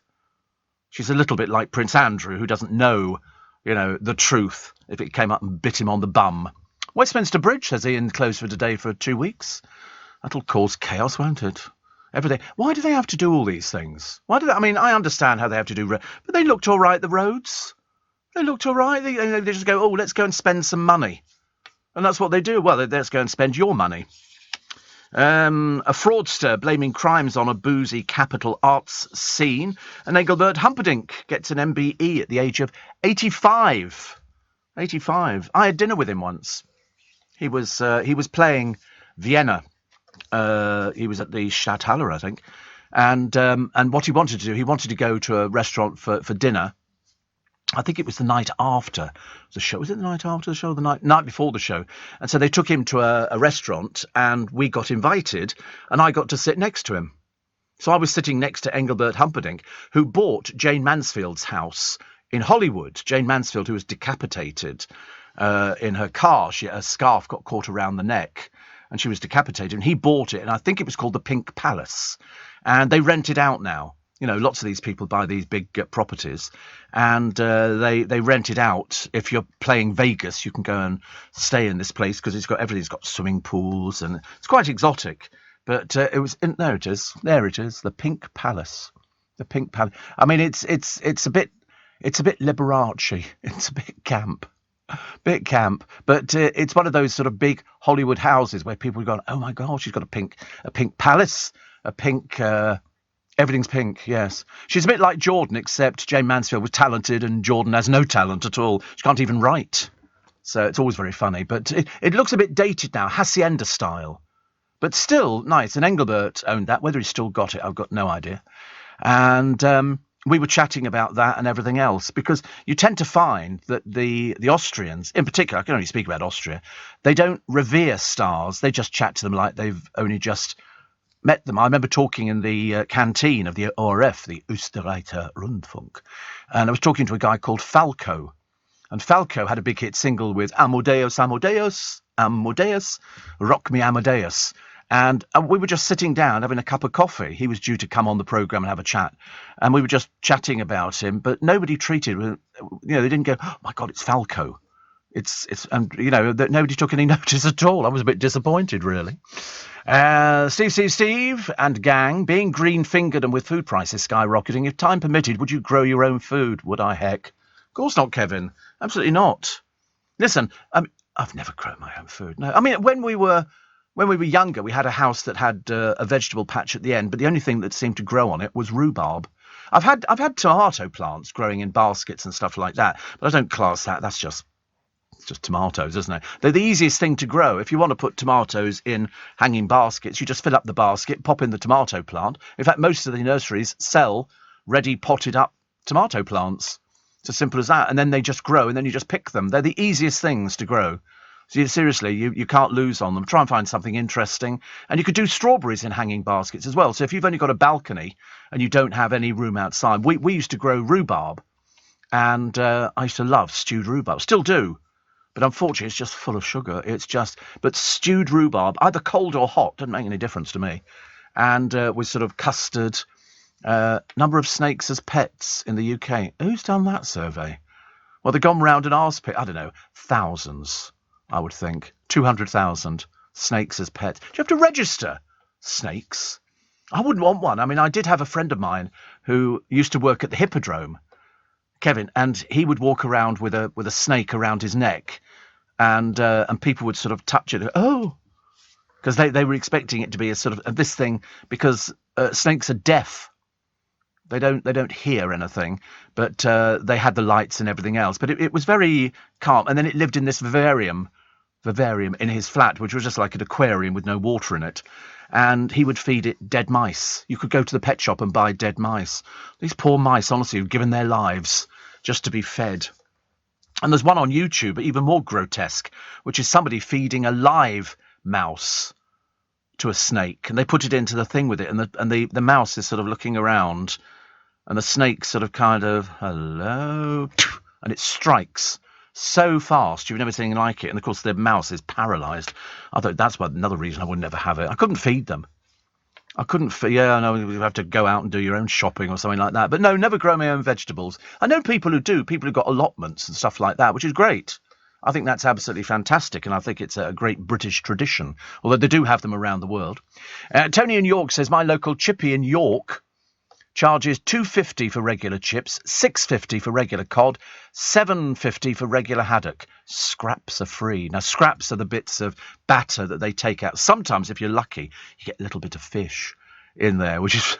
We used to say, we'll have sixpence worth of chips and some scraps. And they'd have loads of them because they'd be scooping it out all the time. So that was quite nice. Haven't had that for ages and ages because, I mean, it's really fattening, isn't it? Another thing that's fattening, honestly, there's nothing you can't have now that they go, oh, that's fattening. I have to look at yogurts twice, because some of these ones, they go 0% sugar, and you look in it and it's still got, because it's fruit. If it's fruit, it's got fructose, no added sugar they put on there. And people go, oh, it's like drinking diet drinks. That means I'll lose weight. And, of course, it doesn't work like that at all. You'll get somebody enormous in KFC sitting there with their bottom hanging over the chairs, drinking a Diet Coke but having a party barrel. It kind of defeats the object, doesn't it? 16 minutes past 4. Steve Allen on LBC. Morning, nice to have your company. The mum who goes out to a Cornish May Day parade and a wooden horse, generally associated with like Morris dancing. They have people this was quite a big wooden horse anyway. She got a blow from it. I don't know whether or not it turned round quickly and it hit her, but she died as a result of being hit by this thing. I mean, I don't know how that works at all, which is not very good. Bookies brace for this £250 million, which is going to be spent gambling on the National. I mean, I shall have a go, I think. I shall have a go, which is all right. But, of course, nobody's interested in poor old Brooklyn Beckham's wedding. I mean, he's only 23. Does he know anything? No. But he's been groomed by his parents. The family that plays together stays together. So, basically, any rubbish you read about the Beckhams, take a lot of it with a pinch of salt. She has a little business which sells clothes, but apparently... Not as many as she'd like to sell. He doesn't do anything. He just gets tattoos done because he must be so bored. And now they've got the boat to go and sit on. And that's all they do. They just sit on it. I mean, they don't seem to talk to each other at all. It's all very peculiar, isn't it, really? Simon Cowell is cutting back on his work, and a brewery is embroiled with a trademark dispute with Paul O'Grady and his character, Lily Savage, which is interesting. I like the other one, though, Roger Taylor. Triggered fears of a UFO invasion because he had a light show for his birthday. You know what people are like? Oh, I saw these lights up in the sky. That means a spaceship's going to come down and sort of talk to us. So how many? See, when you get the Grand National runners, oh look, there's one called Enjoy Dallon. That's an interesting one, isn't it? 12-1. Could get a good thing. Yeah, some quite nice odds. But sometimes before the race they go, okay, this one's out, this one's out, this one's out, this one's out. And that's it. There's quite a lot actually. There's loads of them. They won't all finish, you can tell. I like 2 for Good. Wouldn't it be funny at 40-1? Santini. That's a tomato, isn't it? Good Boy Bobby. In fact, there's loads at 40-1, 33-1. Wouldn't it be lovely if you decided to put 10 quid on each way and it came in at 40-1? You'd be quite happy with that, wouldn't you? I'd be very happy. And they pay you cash. Which one? I think Enjoy Dallon. I think that has to say something, doesn't it, to me? No, my luck, it'll fall at the first hurdle. Tim says, I was listening to you the other day and I nearly stepped on an eastern brown snake in a park in Melbourne, clearly paying too much attention to you rather than the path. I know, you've got to be very careful. If you go out to various places, like on the moors and things like that, a lot of these snakes, the adders, sun themselves on rocks. That gives them their boost. It's like plugging yourself into the electric. Isadora Duncan died. Sorry, I got that wrong, Georgie, with her long scarf got tangled. Jane Mansfield died of a crushed skull in a car accident. Well, lesser of two evils, I suppose. Yes, Isadora Duncan died with her scarf got caught in the wheels of an open-top car. I mean, bit of a way to go, wasn't it, really? Poor soul. All these other people, honestly, all these people, it's dreadful. Read things like that. Garages hit by Tarquins. Okay, yeah, Mummy and Daddy live in a super-duper house, and Daddy was a director of a company, but we're going to pretend that we're with the people. We want to save you. No, go away, silly little nobodies. Roman Abramovich, we are told, is begging celebrity pals to lend him cash. Let's not. Let's not lend him cash. Why would you want to lend him cash? He didn't ask me. I wouldn't lend him anything. I might go, put it this way, if I was going to lend him anything, it'd be 20 quid. Can't think of actually lending anybody anymore. I'm not very good at it. Somebody always said to me, if somebody says to you, listen, can you lend me a fiver? Give them 20. The reason being, a fiver they'll forget about, and you'll feel guilty asking for a fiver back. 20 is not so bad, but a fiver you'll go, really, you're that hard up? You need the fiver back now, do you? I had that years and years ago. I was feeling quite ratty about something. Somebody asked me I was working in a bar, and they'd been a regular, and they asked to borrow some money. And I forget what it was. It could have been 50 quid or something like that. I don't know, whatever it was. So I said, okay. And then I kept asking back, and I didn't get it back. And so I asked one of the bouncers if he could mainly gently persuade him to give me my money back. So he did. The bouncer said, listen, if you know what's good for you, give Steve his back. So I sent in the heavies, because I know people. And anyway, I said to him, if ever you do that again to somebody, I said, you should know that, somebody's doing you a favour. I said, it's not the money. And I burnt it in front of him. I set fire to the money in front of him. I said, it's not the money. I said, it's the principle. Then the moment he turned his back, quickly blew it out again, thinking, don't want to lose it. I think it was about 100 quid. I'm pretty certain, but it was very funny. I'm a very lavish person. I'm a very generous person. I can't help it. It's just one of those things. Burning money. I'll show you. So what else we got today? We get mentioned again by Richard Madeley. We didn't get the name check, though, yes. We just got his favourite early breakfast show, I think. But which is good. Listen, I'm more than happy with that. But then the producer found a text from Richard from how many years ago? A tweet. And how many years ago was it? 5 years ago, Richard sent in a tweet. 5 years ago. And the producer said, I found it. And it was basically Richard. It's on my phone. Is it on my phone? You've texted it. Honestly, he's texted it to me on my phone, which is all very exciting. But I haven't got it yet. Why do things... I know you sent it hours ago. And, I don't have it. That's a bit annoying, isn't it? Never mind. Well, are you sure you've sent it to my phone? Oh, that's how I know about it. Oh, right. Really? Wait a minute. Oh, yes. Oh, sorry. I was looking for something new. I'm a completely divot today. From Richard Madeley. One compensation, he wrote, this is back in 2017, for pre-dawn start is listening to Steve Allen on my car radio on way in, LBC in brackets from 4am, addictive, hilarious, sharp as a tack. Well, that was all those years ago, and he's still listening. Which is nice, isn't it? I think that's quite good. That shows longevity. Sharp as a tack. Goodness. So we were talking the other day about food and menus, and if they put next to all the items on the menu, be it steak or this or that, if it put down how many calories it was, would you change the food you were eating? And to be honest with you, I wouldn't really want to be given a menu which had the calories written on it. There was a thing in some restaurants.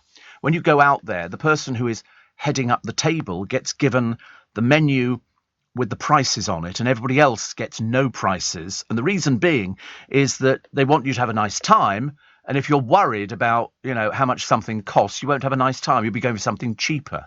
And you don't want to think about calories when you're eating out, do you? You don't want to sort of think, oh, God, it's going to sit heavy on my stomach. Yeah, I better not have that.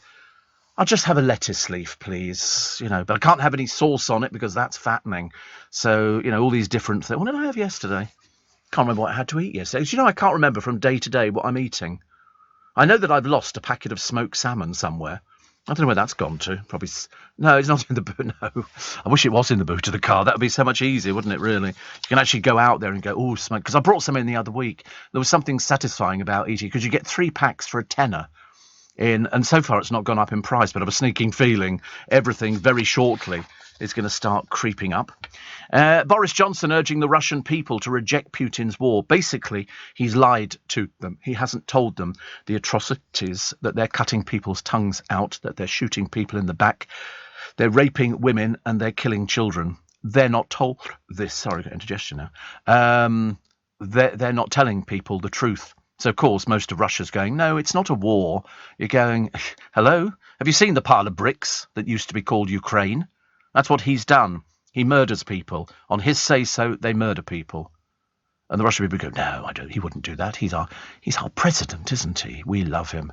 And you think, no, he's a murdering piece of scum. That's what he is.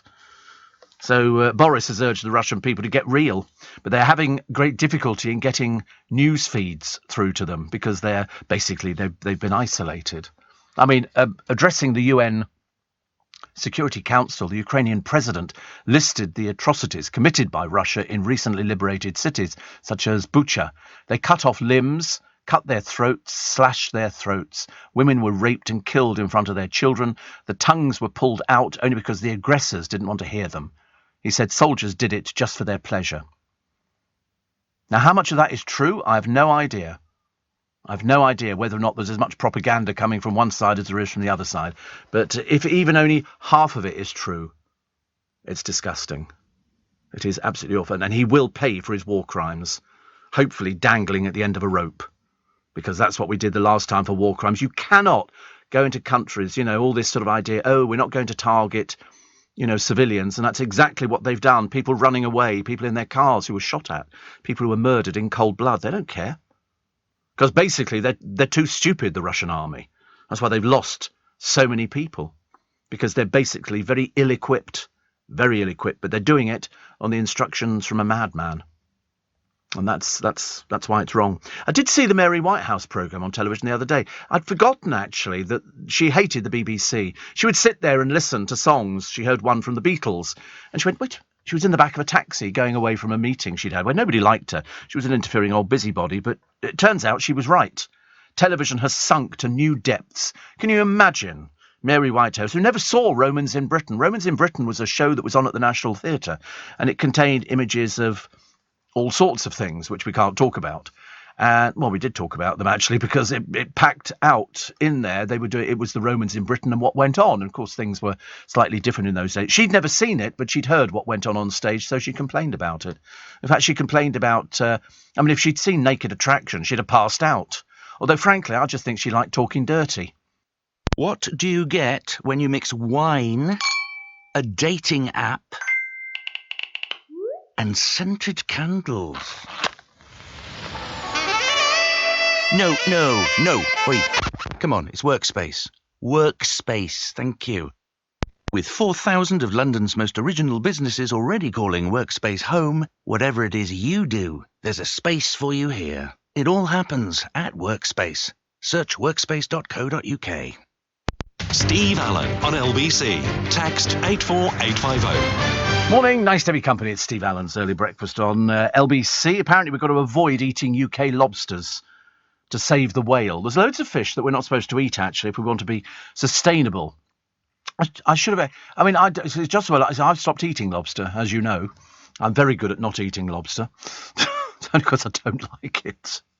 It'd be different. If I liked it... if somebody said to me, you've got to stop eating scampi, Steve, to save the whale, I'm afraid the whale would have to go whistle, because I'm not giving up eating scampi. That's my little... It's sort of a nice thing to do every so often. You can eat scampi. In fact, I had it. Where did I have it last time? You got a load of it, though. It was really... I haven't had it for ages. You know why? Because I refuse to deep fry anything at the moment. I need to get one of those things. The Working Man's Club.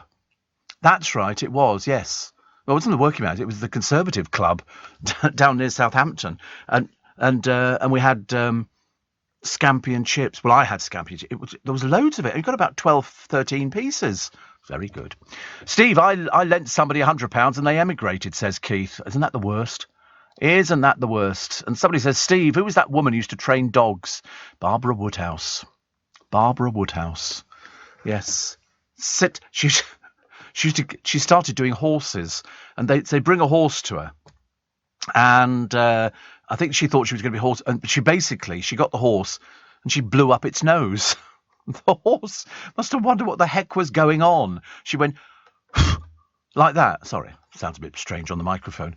But Barbara Woodhouse was the complete Woodhouse way. She brought books out. She was teaching you how to train dogs, because you see dogs dragging their owners along the street. They're basically people who can't afford to keep a dog because they can't afford to get it trained. You're supposed to train them like you train them not to wee and poo in the house. Then you train a dog to heel. And some dogs are very, very good. And a lot of dogs, you see people who and they don't bother training them. She died in 1988. But she was very interesting. She was one of the characters. Remember Magnus Pike? He used to wave his arms around all over the place. And then we had David Bellamy, Gwapple me grape nuts. You had all of these different characters on television. They were basically, people who used to sort of tell you strange facts. Like I remember, it wasn't Bellamy, was it? Who the dickens was it? It was some bloke who was talking about Loch Ness. And he said, there's nothing in Loch Ness. He said, and I can tell you that for a fact. He said, there's no fish for them to eat in there, and there's no vegetation. He said, so what's it eating? Answer, nothing, because there's nothing in there. The Scottish people have lied to you because they're trying to keep an industry going. And you used to get all of these characters. Steve, it's I Am a Walrus. You are quite right. It is I Am a Walrus. But she sat down there. I am the walrus. Supposed to what? I am walrus. I am, sorry? Oh, sorry, I am the walrus. Cuckoo, cuckoo. Yeah. I mean, most of the lyrics are complete and utter rubbish when you read them. But as I say, there's no telling what the Beatles were on. One here. There's I am he as you are me, and we are all together. See how they run like pigs from a gun. See how they fly, I'm crying. And then the next line is, sitting on a cornflake, waiting for the... Sitting on a cornflake! Waiting for the van to come, Corporation T-shirt, stupid bloody Tuesday, man, you've been a naughty boy, you let your face grow long. I am the egg man, they are the egg men, I am the walrus, goo-goo, gajoob. And then it goes on, Mr. City Policeman, sitting, pretty little policeman in a rose, see how they fly like Lucy in the sky. That's where you got the Lucy in the Sky with Diamonds from. See how they run, I'm crying, I'm crying, I'm crying, I'm crying. And so it goes on. You let your face grow long. All these yellow, what was the other line? Was it yellow matter custard dripping from a dead dog's eye? Crabberlocker fishwife, pornographic priestess, boy, you've been a naughty girl, you let your knickers down. Mary Whitehouse objected to that. She objected to it. She didn't like that at all. But, how many people sing along to I Am the Walrus? Not many I know. Not many I know. But no, she was interfering. She didn't like anything. But she didn't have to see it to know she didn't like it. Somebody only had to say to her, as I say, naked attraction. She'd have gone into rehab. She'd never have coped with that. Naked people on the television doing close-ups of people lower areas.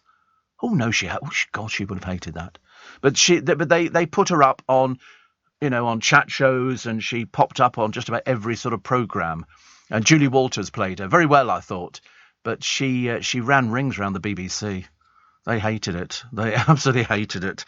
But there you go. Can't have everything, can you? What else we got in the papers? Who was a picture of Pamela Anderson? By God, she's aging. And she did a quick change after promoting her Broadway debut.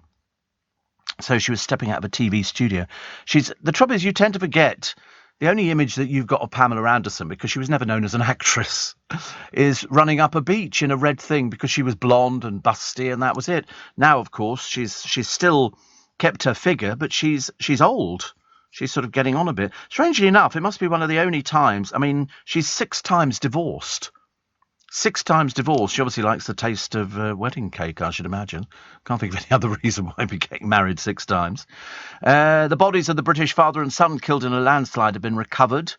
They were winched out of by a local Polair search and rescue team around 9:30 in the morning.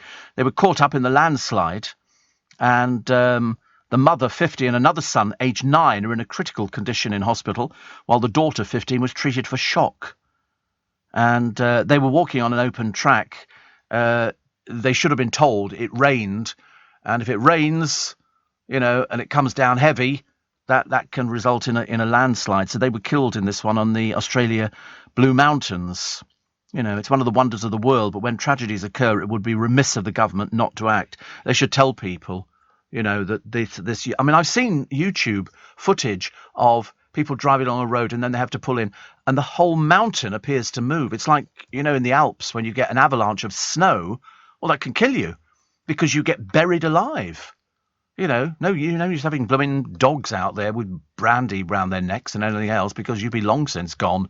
It's like we were talking to somebody who had been climbing on mountains, and they said some of these crevasses go down forever. I mean, if you fell into a crevasse, there's no chance of getting you out alive. Some of them could be a mile deep. You tend to forget about these sort of things. Cops and firefighters are on standby to salvage the Great British Easter Break. So this is Easter break this weekend, and then next weekend is, what's that? Is that called Easter as well? Easter's next weekend. What's this one then? Is this the Easter holidays? Pre-Easter or something like that. Lee says, to the person who stole my trainers and high-vis vest, you can run, but you can't hide. Thank you. All the old ones are the best today. We're getting them all out. Steve, I have no regrets about not getting married. Enjoy talking about cars. And when I worked with a lot of men, we spent a lot of time talking about our cars, pets, and often sport. My favourite car, I don't know why I'm getting this. It's not for me at all. This is really for Darren, actually, isn't it? My favourite car was a Ford Focus. A green Polo was nice to drive, and the oldest, a frog-eyed Sprite, which wasn't very reliable and great fun, despite often breaking down, says Helen. Thank you. I think you're writing to the wrong programme, actually, dear. We're not remotely interested in people's cars at all. But people have got, Darren's had 25 of them. 25 cars. I mean, I should really sit down but I can't be bothered. Sit down and work out how many cars I've had. It's certainly been a number. I mean, I've been driving for 50 years. I know that's a wee bit, if not more. Oh, no, you're right. Actually, 18, yeah. 50 years driving. Amazing, isn't it? When you think, and I love driving. I was talking to a friend of mine the other day, and I said, I'm not a very good passenger in cars, but I'm a very good driver. I could drive for ever and a day. So driving 50 years, one every 3 years would be 15 in total. Well, I would think it's probably that. I don't think I ever had a car that I bought and then I got rid of it fairly quickly because it didn't suit. I did have a car once. I had a Rolls, and my driver T-cutted it. I had a driver. Well, what he would do, he would take me to the airport and then come and collect me as well. I used to pray that the queue was a mile long for the taxis, and then my car would draw up and then I'd get into it. But he T-cutted it, and it went all swirly. So I had to get rid of it as quick as possible. I couldn't drive a car with swirls on it. It's like if you take your car to the car wash, you really shouldn't. You should go to the hand car washers, because basically they actually get it nice and clean, and and they dry it off and all the rest of it. And if you have in and out done, it can be about 30 quid now. It's not cheap. I just pay a tenner to get mine washed on the outside because they like me, and they dry it on the outside as well, and they sort of look after it. I think they were going to give it to me for free, and I said, no, don't be silly, honestly, just because I'm a celebrity. But no, I used to take cars through car washes, and we've had foam, bubbles, disco lights, all sorts of things on to attract you. I went to one at Beaconsfield, and it literally was like driving into a discotheque, and all the foam that covered the car and then the brushes. But of course, what it does, it spoils the paintwork. You always tell a nice car because it doesn't have the swirls on it. Another one here. Steve, it has to be whole-tail scampi, says Marilyn. Yeah, whatever happened to Terry Nutkins? He died. Terry Nutkins died quite a while ago, actually. Quite a while ago. I remember he was, I don't know, I can't remember how old he was. He was back in that 2012, I think, something like that. But he'd have been, gosh, how old was he?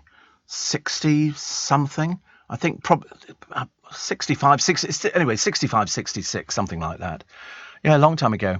And another one here which says, I've actually been meaning to ask you for years. Oh, God. We love to eat scallops. My favourite part is the coral, the orangey attachment. But wherever we find them, the fishmongers, the supermarkets and the food markets up and down the country, the coral has invariably been removed. Not by the fishmongers or supermarkets themselves. Nobody seems to know where they are. They aren't sold separately, so where are they? I've got no idea. Not a clue. I don't even know what you're talking about. Maybe because I've never eaten scallops. Have you ever eaten scallops, Joe? No, see, we haven't eaten scallops at all. And John in Witton says, on fish. He says, I went to Sandy's to get some tarassamalata, which is cod's roe pate, and smoked salmon pate. I thought I'd put some of their sanitizer on my hands, and as I pressed down, it squirted straight in my eye. The pain was immediately, but luckily they've got a sink by the counter. No more sanitizers for me. Well, of course they've got ice all over the place, and you can wash the whole shop down. Wash the whole shop down because it's on an angle, and so all the water flows down because they've got the display units at the front which are built in, and they put all the fresh fish on there. I mean, it's fresh fish every day, every single day, and it's covered with ice, and they've got live crabs, lobsters, everything. They have to sort of tie them down. I'm not saying they don't tie them down. What's tea cutting? That's where you sort of, I don't know, what's the name for tea? It's where you restore paintwork. You want it to go back because paintwork dulls after a while, although I've never had a car long enough for it ever to dull. And you tea cut. It comes in all different things. It's a rubbing compound. So what it does, it restores the paint finish by stripping the top coat of the paintwork and removing scratches, stains or scrapes. Okay, and you can use it. It comes in all different colours. And what you do is you sort of put it on and then you buff it off. And but mind you, if you're trying to do the entire car, that would be a little bit difficult. And the paintwork goes dull. Yeah, I had a red car once. Never again. And I used to use red tea cut on it to sort of try and buff it up a little bit and make it look as good. It was very difficult, so I gave up on that one. I've had a couple of colours that haven't worked for me. But the latest one, the sort of the pale blue, works for me. It's really nice. It looks good with the interior. Fountain blue. Excuse me. Vicar. 13 minutes to 5. Leading Britain's conversation. LBC with Steve Allen. Morning, team. Hope you're well. Feeling good for a Wednesday. Wednesday's quite a nice day, isn't it? Wednesday's a nice day. My boss is on holiday at the moment. Dawn Neesom's on holiday as well, but still manages to write her column.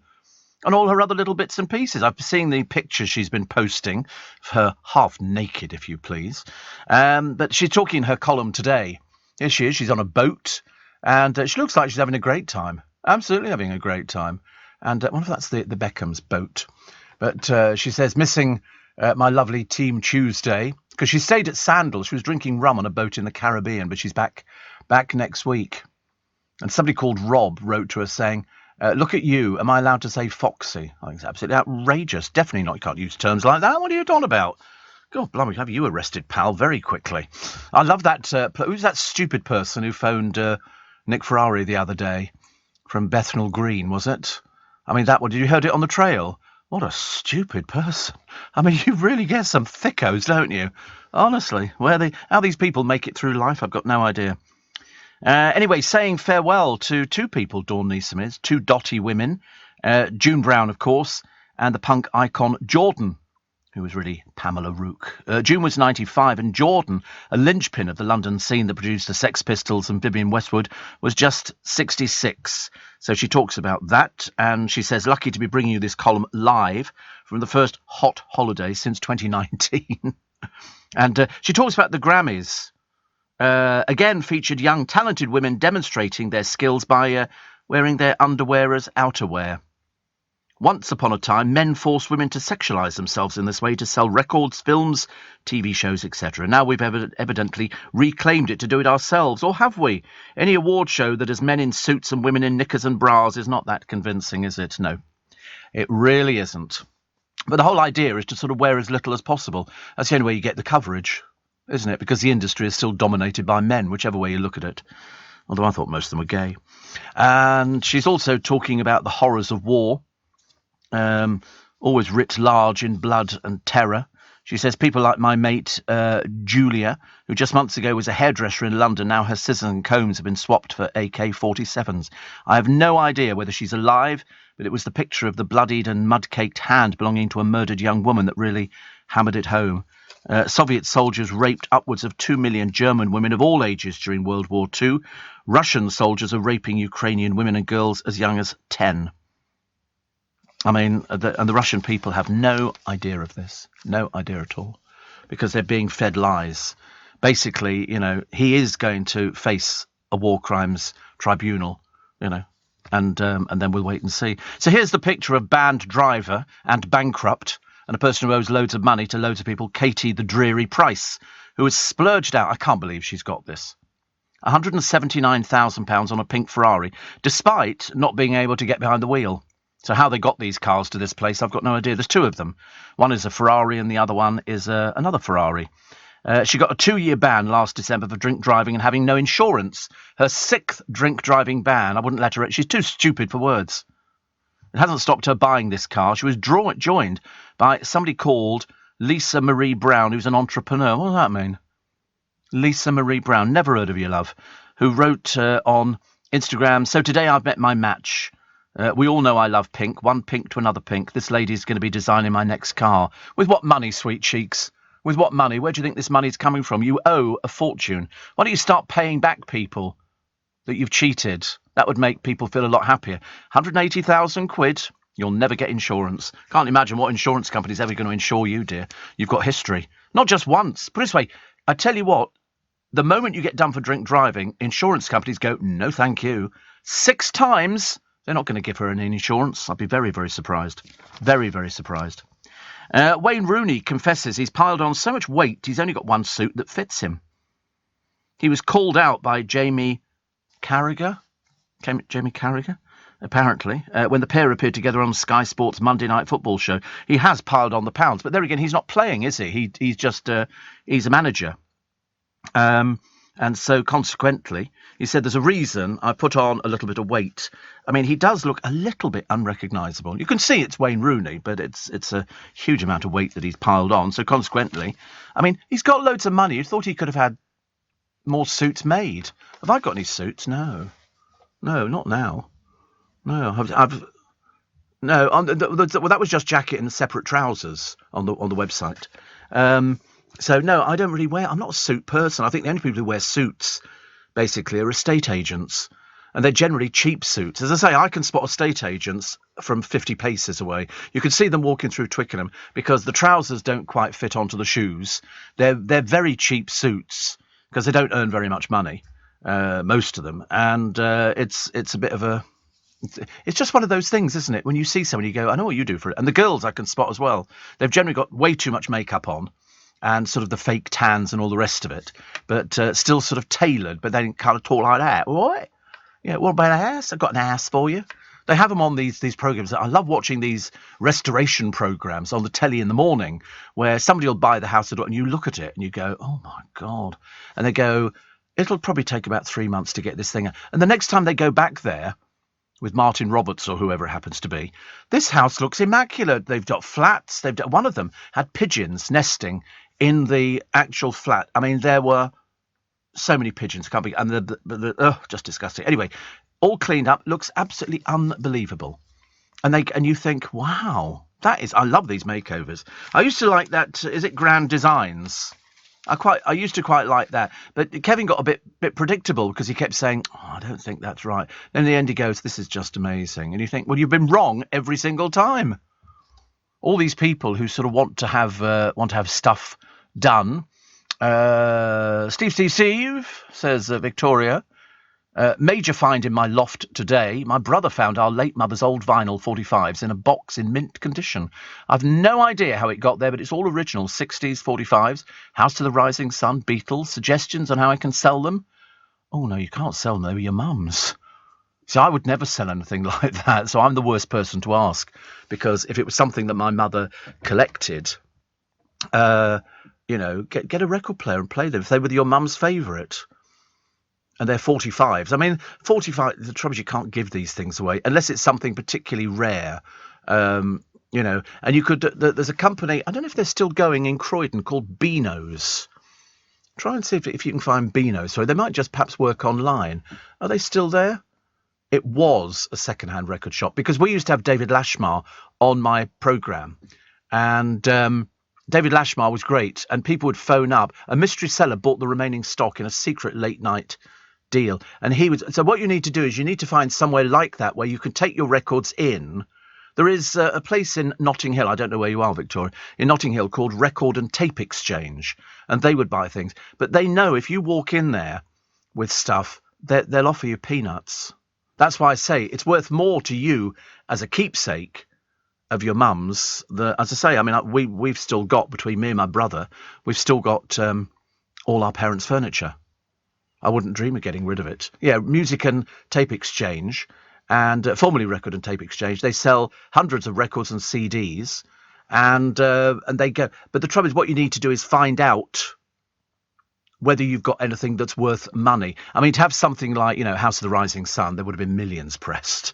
What you're looking for is something that had a mistake on it or something like that people go for. And there are certain records which are worth a lot of money. But I suspect if it was your mum's old vinyl 45s, she was just buying them the same as everybody else. It got in the charts. Depends on the condition. Because records were meant to be played. And also it depends if you've still got the sleeve, the gatefold sleeve that comes with it. All the Beatles ones had photographs of them and stuff like that. Very rare. I mean, I've still got certain records that mean something to me. I got rid of them ages and ages ago, all my singles. But the ones I've got the record that opened up UBN and closed UBN, which was the United Biscuits Network. And I've still got that same album. I've got a Barbara Cartland album that she signed for me.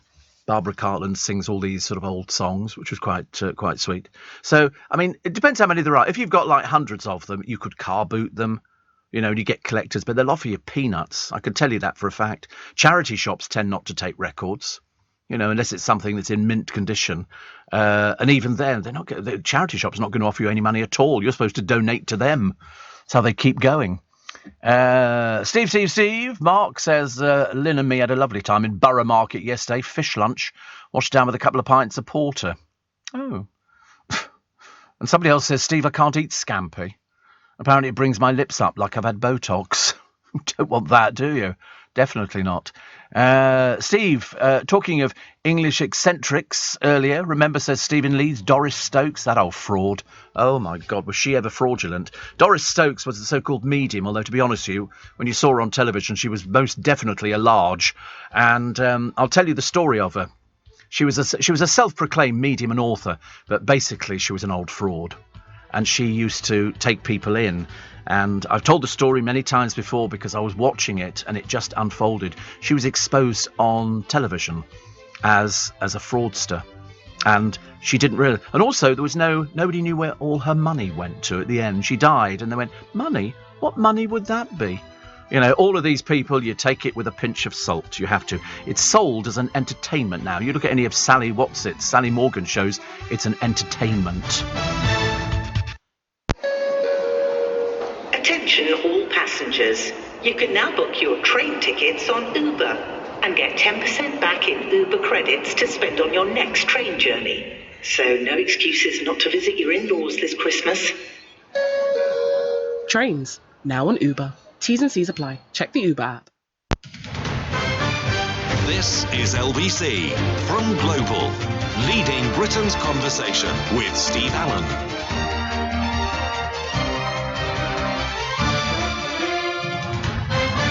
Morning, everybody. Nice to have your company. Wednesday, April the 6th. It's Steve Allen's Early Breakfast till 7. It's interesting, isn't it? Holly Willoughby's got a new show, and it's called Freeze the Fear. It's where a load of celebrities you've never heard of before sort of do things in the icy cold. But it's showing on BBC One. I thought ITV would have had a golden handshakes with her to make sure that she wouldn't go to the BBC. I don't think she's BBC material. I think she's much more ITV. It's much more, the BBC is sort of, everybody sounds like Fiona Bruce. Bradley Walsh does blankety blank. It's odd. But I see that with him. That's all right. But with Holly Willoughby, who's not, she's okay on This Morning. You know, that suits her fine. But she did a sport programme which was lame.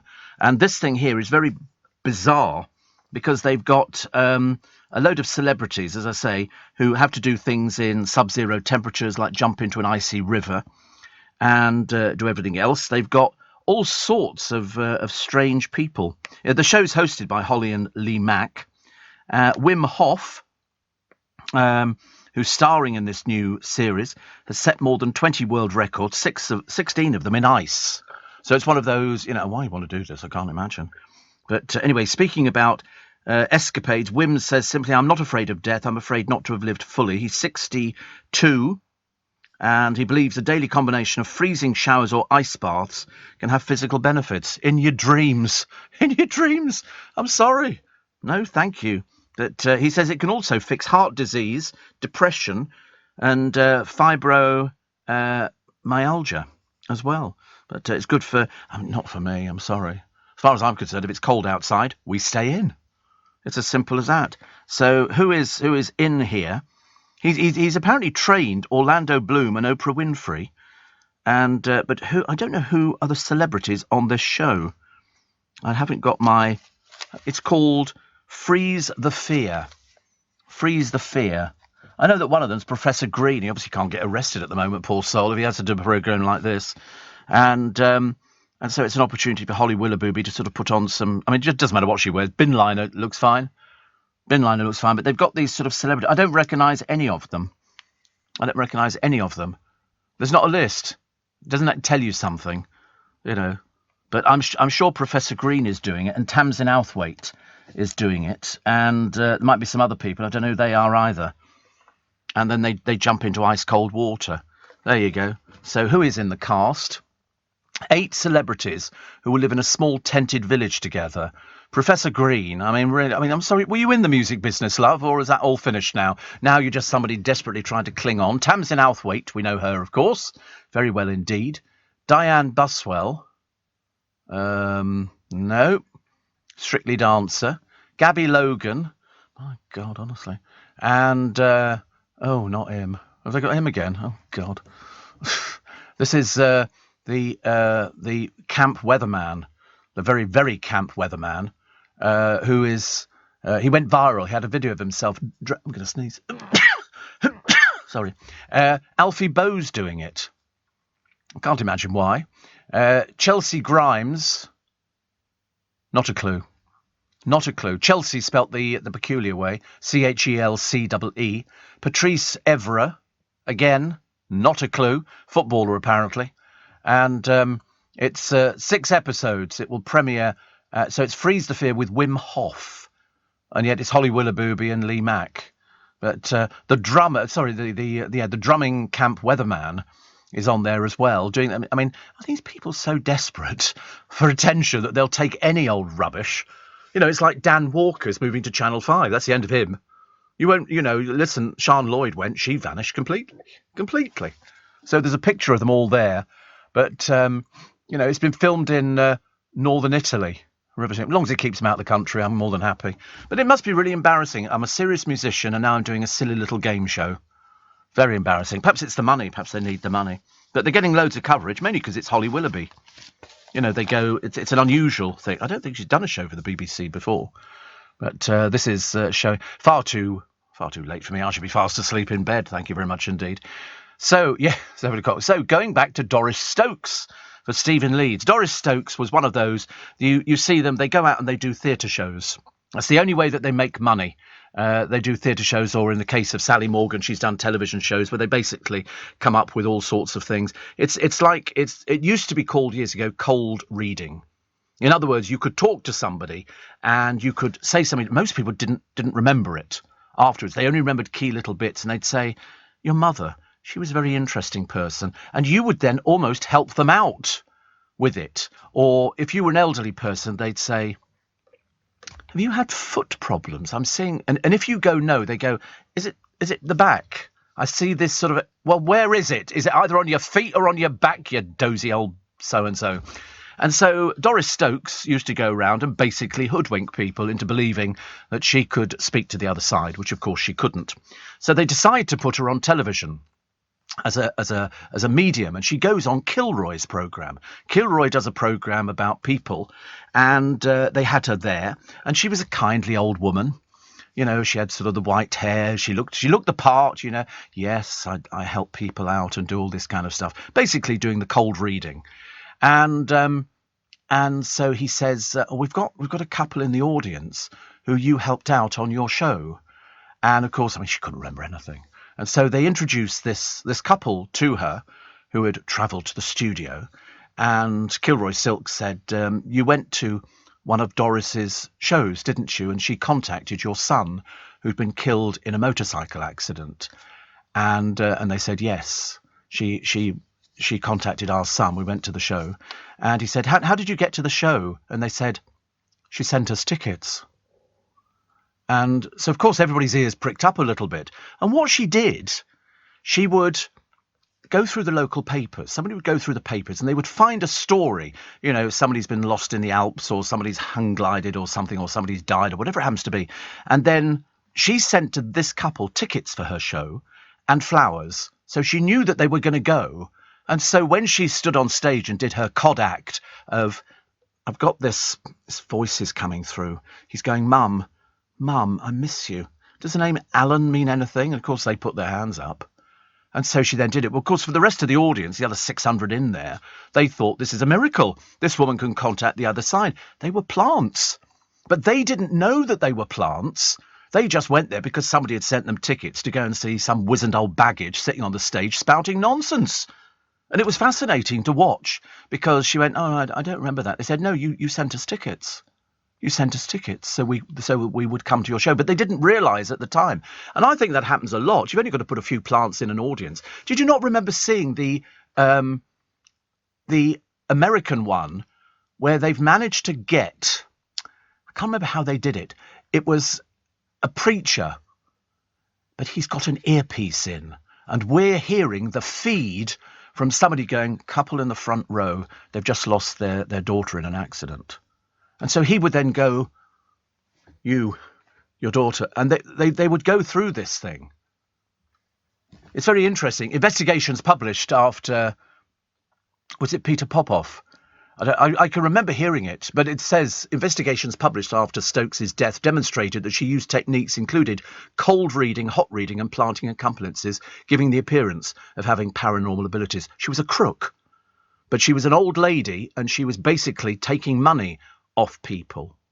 It was as simple as that. You should get a book on cold reading. You'll find it fascinating.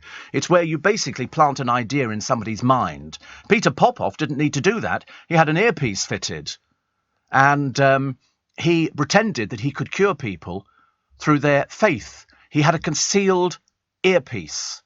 He was a televangelist, and you know what they were like in America. My God, we had some crooks there. Some slept with prostitutes. Some, I mean, have you seen the Tammy May Faker Baker thing? Her and her husband were ripping people off royally. Dreadful. Oh, Lord, I have sinned. Send me money. We got on one a particular occasion. But this one, Peter George Popoff, a German-born American televangelist and debunked clairvoyant and faith healer, exposed for using a concealed earpiece to receive radio messages from his wife, who gave him the names, addresses and ailments of audience members during these religious services. He was another crook. And he falsely claimed that God revealed this information to him so he could pretend to cure them through faith healing. These people are called rip-off merchants. They've been around for ages and ages. In fact, bringing it up to date, the Davenport brothers used to go around exposing mediums. They were big during Victorian times. People would go to seances. Trumpets would appear. You know, there'd be a flash of light, strange voices, smoke and all kinds of things. It was creating a fake thing. But Doris Stokes was an out-and-out crook. And I think Sally Morgan had to then start headlining her shows. It's an entertainment. She can't really speak to the dead. We used to do it on LBC all the time. You ask Clive Bull about some of the people that he had on. He had one man on who, I mean, I was just taken in by it. He would actually say to somebody, well, you must get that window fixed in your kitchen. And they go, can you see it? The catcher's broken or something like that. Or he'd say, wait a minute, That green carpet, you've only just had that recently, haven't you? And you'd think, where did he get this from? It was one of those things, you have to sort of try and dissect everything. But we had a psychic show for quite a while with a guy called Christian. Unfortunately, he failed to see his own bankruptcy, which was the slight problem. But he used to operate at the end of a telephone. He would tell people things, and then he would send them a cassette of the conversation that they'd had, so because people can't remember it. I can remember my mother went to a medium once, and the medium said to her, she said, "You've got healing hands." My mother couldn't stick a Band-Aid on straight. There was no chance. You know, that son's going to be trouble for you there. Watch out. Look out for the one-eyed man with a wooden leg. And you get all these sort of strange things. But, you know, Sally Morgan's one used to make me die laughing because she'd say, "Oh, so-and-so, so-and-so, he's here with me, darling, on the stage." And you think, no, he's not. It's an entertainment. You're supposed to treat it, don't treat it seriously. It's an entertainment. You can't say to somebody, "I can speak to the dead," because you really can't speak to the dead. But people were telling, in Victorian times, it was big business. Big, big business. I think people wanted to believe. I think that was the whole idea. People would sort of think to themselves, gosh, if this really is true, and they'd say, "Listen, I've spoken to your mother. She's all right on the other side." It would be nice if people could do things like that, but not happening anytime soon. But I love the Doris Stokes story. It was a good one. Let's get the travel, shall we, at 5:15 with Joanne Webb. Steve Allen on LBC. Text 84850. I loved it. Weak John of Bethnal Green, poor little soul, honestly. I mean, how to lose an argument, big time. Never mind. Talking about cars, says Connie. I can't drive a car, but my biggest joy in my life was and I don't know how you pronounce this, it was a push automatic moped. Nothing was more fantastic than to ride it in the summer when it was really hot in Austria. And I always went to the BP petrol station for petrol. I miss my moped. So you can't drive a car, but you can drive a moped. All these people who are riding mopeds around at the moment with the learner plates on, I don't think they're allowed to be delivering at all. I think they're a blooming danger. And Kim says, I could have done with Barbara Woodhouse yesterday. Sit. Anthony broke free of his harness yesterday on the farm road. He got a severe talking to. We're pals now, mind you. He was the runt of the litter and a tad spoilt, but I've got a soft spot for him. Well, that's the way it goes. Richard in Hadfield says, I've got a few days off work as I meant to be going to Kent to see the family, and now it looks as though I'm going down with COVID. Well, you've either got COVID or you haven't. You can't go down with it. There's not a process. You either have got COVID or you haven't got it. But if you have got it, you've got to isolate. Shane says, Doris Stokes came to Australia in the early 1970s. I couldn't believe how gullible people were. She packed the Sydney shows. Oh, yes, she did. People wanted to believe that this old fraud had talent. She didn't. She was just trying to rake in money. But as I say, at the end, there was no money. Very strange, wasn't it? I wonder where that went. What else have we got? I quite liked, actually. I'll do the fraudster story a bit later on. Simon Cowell's cutting back on work. He's only 62, I think, or something like that. And he's decided that he's not going to have 3 a.m. phone calls in the morning sorting out contracts and stuff like that. Because I don't think they've got Psycho Records anymore. I'm pretty certain they haven't. I'm pretty certain they haven't got Psycho anymore. So that sort of means that he doesn't have to worry too much about things. And he's got wife and a son. Are they married? I can't remember.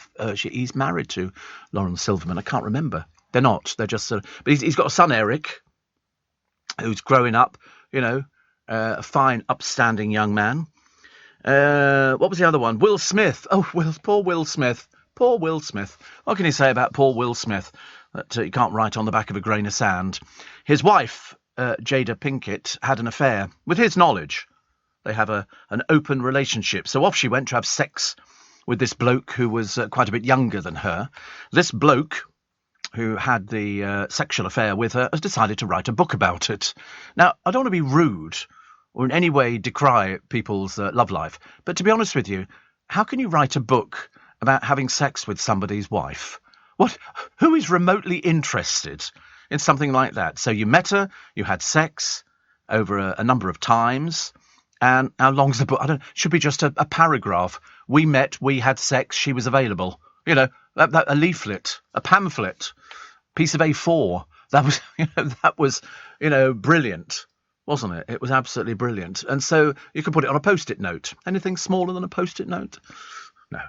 But, to write a book about it. So she's a cheap date. What's the point of them getting married? What is the absolute? If you're going to have a relationship outside of the marriage, and I'm no great orator on things like that, but it seems a bit pointless getting married. I mean, why don't you just sort of stay single, then she can go off and sleep with who she wants to? I couldn't care less. Makes no difference. He does too. I couldn't care less. It's got nothing to do with me. Can't see it lasting, can you? At some point, I mean, I don't know if they sort of get into other strange things. I don't want to think about it. It's far too upsetting, especially on a Wednesday morning, for goodness sake. Steve, the only Fools and Horses episode where they went to the medium was funny as anything. I don't remember that, but I do remember, of course, Ghost, where Whoopi Goldberg plays this medium, and of course she's a fraud as well, but she can hear his voice. Even though he's been killed, she can hear him. He actually goes to her, and she's got no idea what's going on. Whoopi Goldberg is sort of hearing these voices from Sam, and she's saying, I can hear you, I can hear you. He says, go into the bank. He said, now, write out this thing. This is the number. Ask her for the number of the account. I'm doing it. And then at the end, he gets this check. It's for something like 3 million. They go outside, and she's got her heels on and everything. It's really funny character. And there's 2 nuns there collecting. And he says, now give it to the nuns, okay? Why? Because it's not your money. And she gives it to the nuns begrudgingly, and the nuns faint, which they see how much it was for. It was very good. But no, all these people, take it as an entertainment. Because cold reading, I mean, I know magicians. I remember the psychic on Phoenix Nights, Clinton Baptiste. And people like this sort of thing. Don't ask me. Perhaps they like to be hoodwinked. Perhaps they like to be hoodwinked. Because let's face it, in an audience of 600 people, which is about the size of theatres that most of these people do, you're only going to be doing about half a dozen people. So there's going to be 500 and odd people, 555, 6 people, whatever it is, who for this have no interest whatsoever. Why would you be interested in somebody contacting somebody else who's been killed in a road smash? Because they can't. They don't speak to anybody at all. They're just doing it as a cold reading. You could probably listen back to lots of these shows, and you could go, and I'm surprised nobody's done it, actually. Record it, and then play it back, and then go and see another show and record it. You'll hear the same things coming up time and time again. I can remember one of the things that Christian said on air once. He said to somebody, I can see a red car. Have you got a red car? And they went, no. And he went, have you ever seen one? And it was as vague as that. That's how vague it was. It was sort of, it was basically clutching at straws, but you were providing the answers. If somebody goes to see a medium or somebody who claims to be clairvoyant and things like that, sometimes it's potluck. You get something. But you're either going to go there, like Mystic Meg. I mean, she didn't know anything at all. And the winning number is behind a green door. Nobody ever found out whether or not the winning number was behind a green door. I mean, she was just a secretary at the News of the World. And they went, we'll call you Mystic Meg. So they stuck this acrylic wig on her head, and off she trotted. Arrived in swirls, and she just had to sit there and pretend. Now they've got another Mystic Meg, because the other one's fairly decrepit, I should imagine, by now. But she's sort of popped up all over the place. And there's a nice picture of her with Andy Peters. What was it? Yeah, the outfit. It was, but that was an acrylic wig. Dale used to see it on the stand in her dressing room, the acrylic wig. Just a little old lady. But it's a case of so many people don't get anything from these sort of things. So that's why. But the cold reading it's very interesting. A lot of magicians do it. If you say, pick a number, just think of any number between 10 and 20. Don't go 11 or, somewhere in the middle. So already you've been directed to doing something. And a lot of people make 14. I knew 14. It's like, I can even read the Tetley tea bags. I'm that good. Yep. Most people couldn't do them. And people do. Have you ever seen anybody doing teacup reading? That's another good one. But then, if you're going to go and see a clairvoyant or a medium or whatever they want to call themselves, you're going there for a reason. You're not going there if your life is perfect. You're going to go there to find out either about an illness, either about a job, money, career, moving, all those sort of things. Those are the things that they know. So if you're an elderly person, it's going to be health. Health is very important, and so a medium would know if an elderly person turns up. You've got to see if they limp or something like that. You've had trouble with you've had that a while, haven't you? And you're leading them down a path. And they're going to give you all the answers that you need. And that's why. Tasseography. Is that what it's called? Oh, right. I didn't know that, actually. Which is reading tea leaves. Tasseography. You think it'd be just called reading tea leaves. It's interesting, though, isn't it? When you do see it. I'm surprised. In America, they're very big in the religious kind of things. They have all these people who say, "Oh, Lord," and they sort of, hellfire and brimstone. They used to have travelling shows that went round at these revivalist shows. Neil Diamond sang about it in Brother Love's Travelling Salvation show. They used to go round and people would pack into the tents and, somebody had cut a hen's head off or something stupid and people would bathe in the blood and all this kind of rubbish. That people were fearful of it because they believed that these people... That's why we used to drown witches, because they were people who had the power. But, of course, the sad thing was if you floated, you were guilty. If you sank, you were innocent. Whoever worked that one out was on a bad hiding to nothing. But that's the way it goes. Steve, I know many listeners use the site Top Cashback when making purchases from stores. I've only just noticed the fact that if you choose charity donation to DEC as your payout, the site will match that sum. There you go. That's a good idea, Tara. Thank you very much indeed. I still reckon the best value is that Pret-a-Manger, 25 quid a month for over 100 coffees or smoothies or whatever you want, basically. I mean, 25... I mean, seriously, the amount of money that you spend on a cup of coffee... I mean, I bought a hot chocolate a short while ago. A hot chocolate and something else was like 6.5 quid. You could save a fortune. This is the Pret coffee subscription. I don't know how they're doing it for that price. I suppose they're working on the fact that you won't drink 5 drinks in the course of a day, and you probably won't. Yeah, but I spoke to somebody and they're sharing their phone app, and so one will go in with it and have a cup of coffee, then the other one will go back in a bit later on, and so you might buy a sandwich. You don't get a sandwich, it's only drinks, isn't it? What a shame. Otherwise I'll be having a bacon roll. Yeah, but you might, yeah, of course, if you're in the shop, you're going to buy something else, aren't you? You're not just going to have a cup of coffee. I wonder why there were so many people in those blasted places. But, I think I might have to do it. But whether or not I'm going to drink over 100 cups of coffee in a month remains... probably not. Probably not, but it doesn't matter. Mushrooms can talk to each other. I know, we've heard all the jokes. Thank you very much indeed. But apparently they do. They have a 50-word vocabulary. This has come from some barking mad professor somewhere. I can't remember where he is. They're all loonies, aren't they?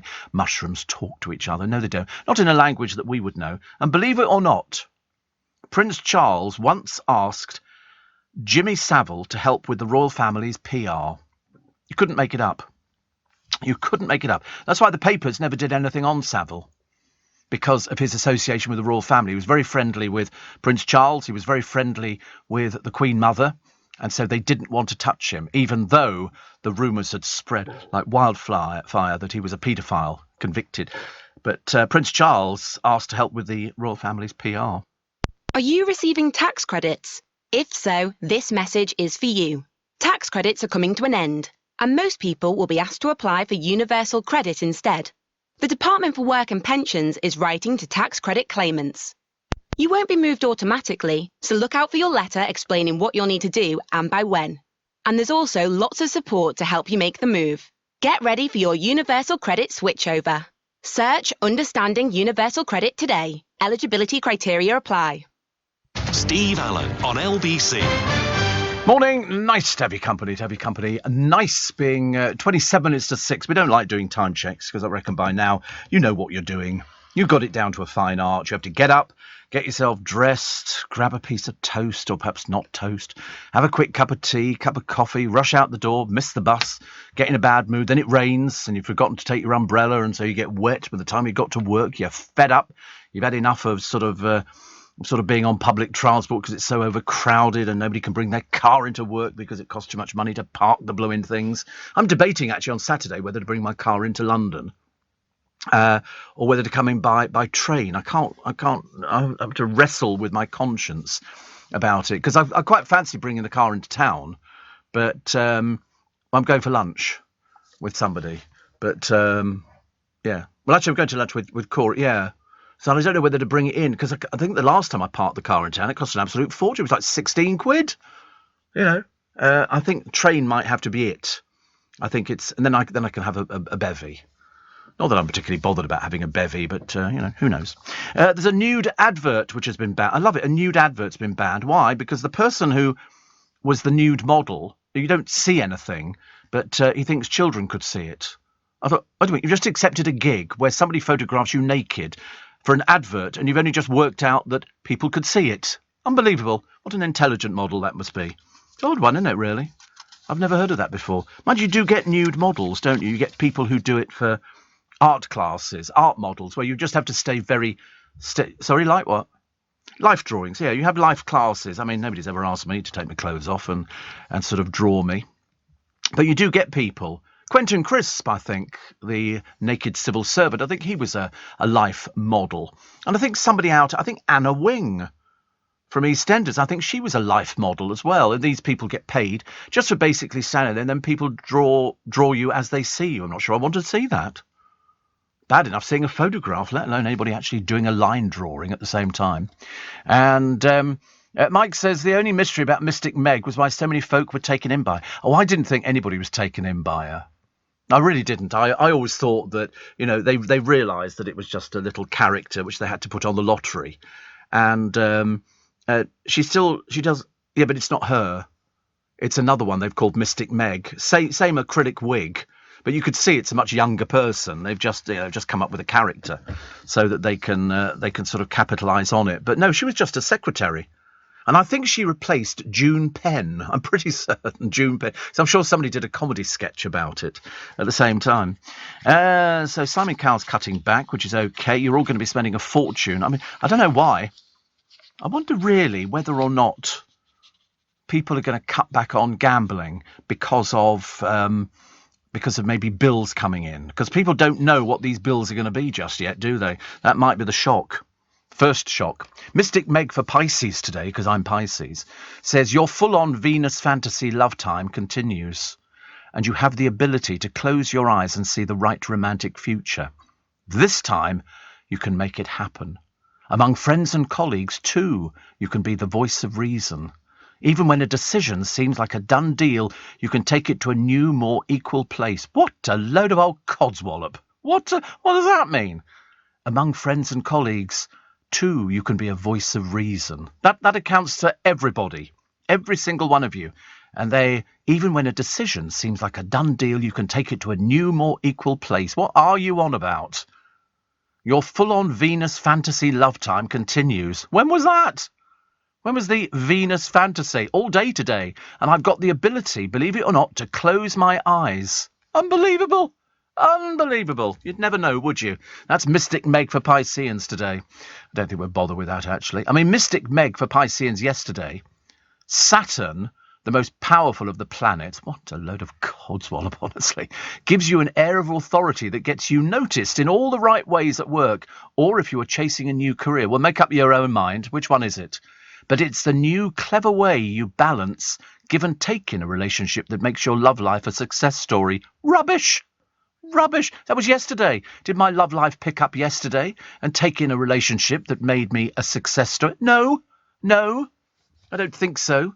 And Saturn, the most powerful of the planets, honestly, do me a favour, please. Goodness sake. I mean, I've done my best. I've tried to go along with these things, but it just doesn't work, does it? What else have we got? Thanks for the memories. They're looking back at the Channel 4 highlights as the station is sold off. Well, it's not been sold off yet. We don't know who's actually going to be buying it. But they have to follow the rules. They can't just, come up with sort of something and go, oh, we're going to do this, we're going to do that.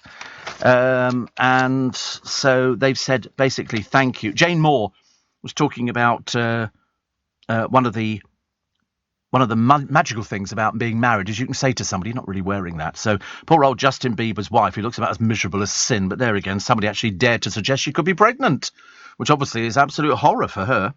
But anyway, Justin Bieber went out and put this suit on. I mean, to be honest with you, I think it was done as a joke. I don't believe it's actually serious. It can't be. So, Channel 4 sold off. Thank you for the TV memories. The big breaks, Davina McCall hitting the big time with Big Brother. And, of course, I mean, she fronted the dating show Street Mate. Chris Evans made his name presenting The Big Breakfast with Denise Van Outen. And then Kelly Brook Tess Daly sent in an audition tape to The Big Breakfast and immediately landed her first telly gig, presenting Find Me a Model. I mean, there are loads and loads of people here. You know, Musical Moments with a Word, with Terry Christian. The first ever show aired on the channel was Countdown with the lovely Richard Whiteley. That was the first show that was aired. Noel Edmonds with Deal or No Deal, 15-1, and the panel show 8 out of 10 cats. Comic Strip Presents was on there, Smack the Pony, Euro Trash, packed full of all sorts of strange things. Big Brother changed reality TV forever with nasty Nick Bateman. And millions watched the web stream as contestants confronted him over handwritten notes in his attempt to manipulate. Do you remember? I wonder where he is now. I wonder what he's doing now. Nasty Nick. I mean, he's disappeared forever, hasn't he? That would be an interesting one. We've got Wife Swap, Super Nanny, Come Dine With Me, Made in Chelsea, Naked Attraction, where you have to take all your clothes off. It's part of the thing. And Married at First Sight. The It Crowd with Richard Ayoade. Nasty Nick is now 54 and lives in Oz. Does he really? Doing what? Do we know what he's doing? Does he have a job, or is he just as useless as he was? Oh, a freelance writer. In other words, he doesn't have a job. Okay, that's fine. Also, some of the favourite imports that they put on: Family Guy, South Park, The Simpsons, Sex and the City, Frasier, Will and Grace. I mean, there's a cast list of tons of stuff here. Big Bang Theory, Desperate Housewives, NFL Super Bowl, Football Italia, Gazzetta, and pushing boundaries with Queer as Folk, the gay drama, Brookside, It's a Sin, Paralympics, Desmond's, I think, which was the first black sitcom with Norman Beaton, I think, was in Desmond's. Yeah, it was The Barbershop. Yes, I think it only had one white character in it, but I thought it was great. But all these programmes which just emerged from one channel. I mean, it's an awful lot. Culture Secretary Nadine Dorries, yawn, said a change of ownership will give Channel 4 the tools and freedom to flourish and thrive on a public service broadcast long into the future. Are you mad or something? What do you think all these programmes are here? That list I've just read out of all these hugely successful programmes. Homegrown talent, as they say. Perhaps you've missed that, Nadine. Perhaps you've missed that. Perhaps you don't really know a lot about things, do you? Bit of a worry.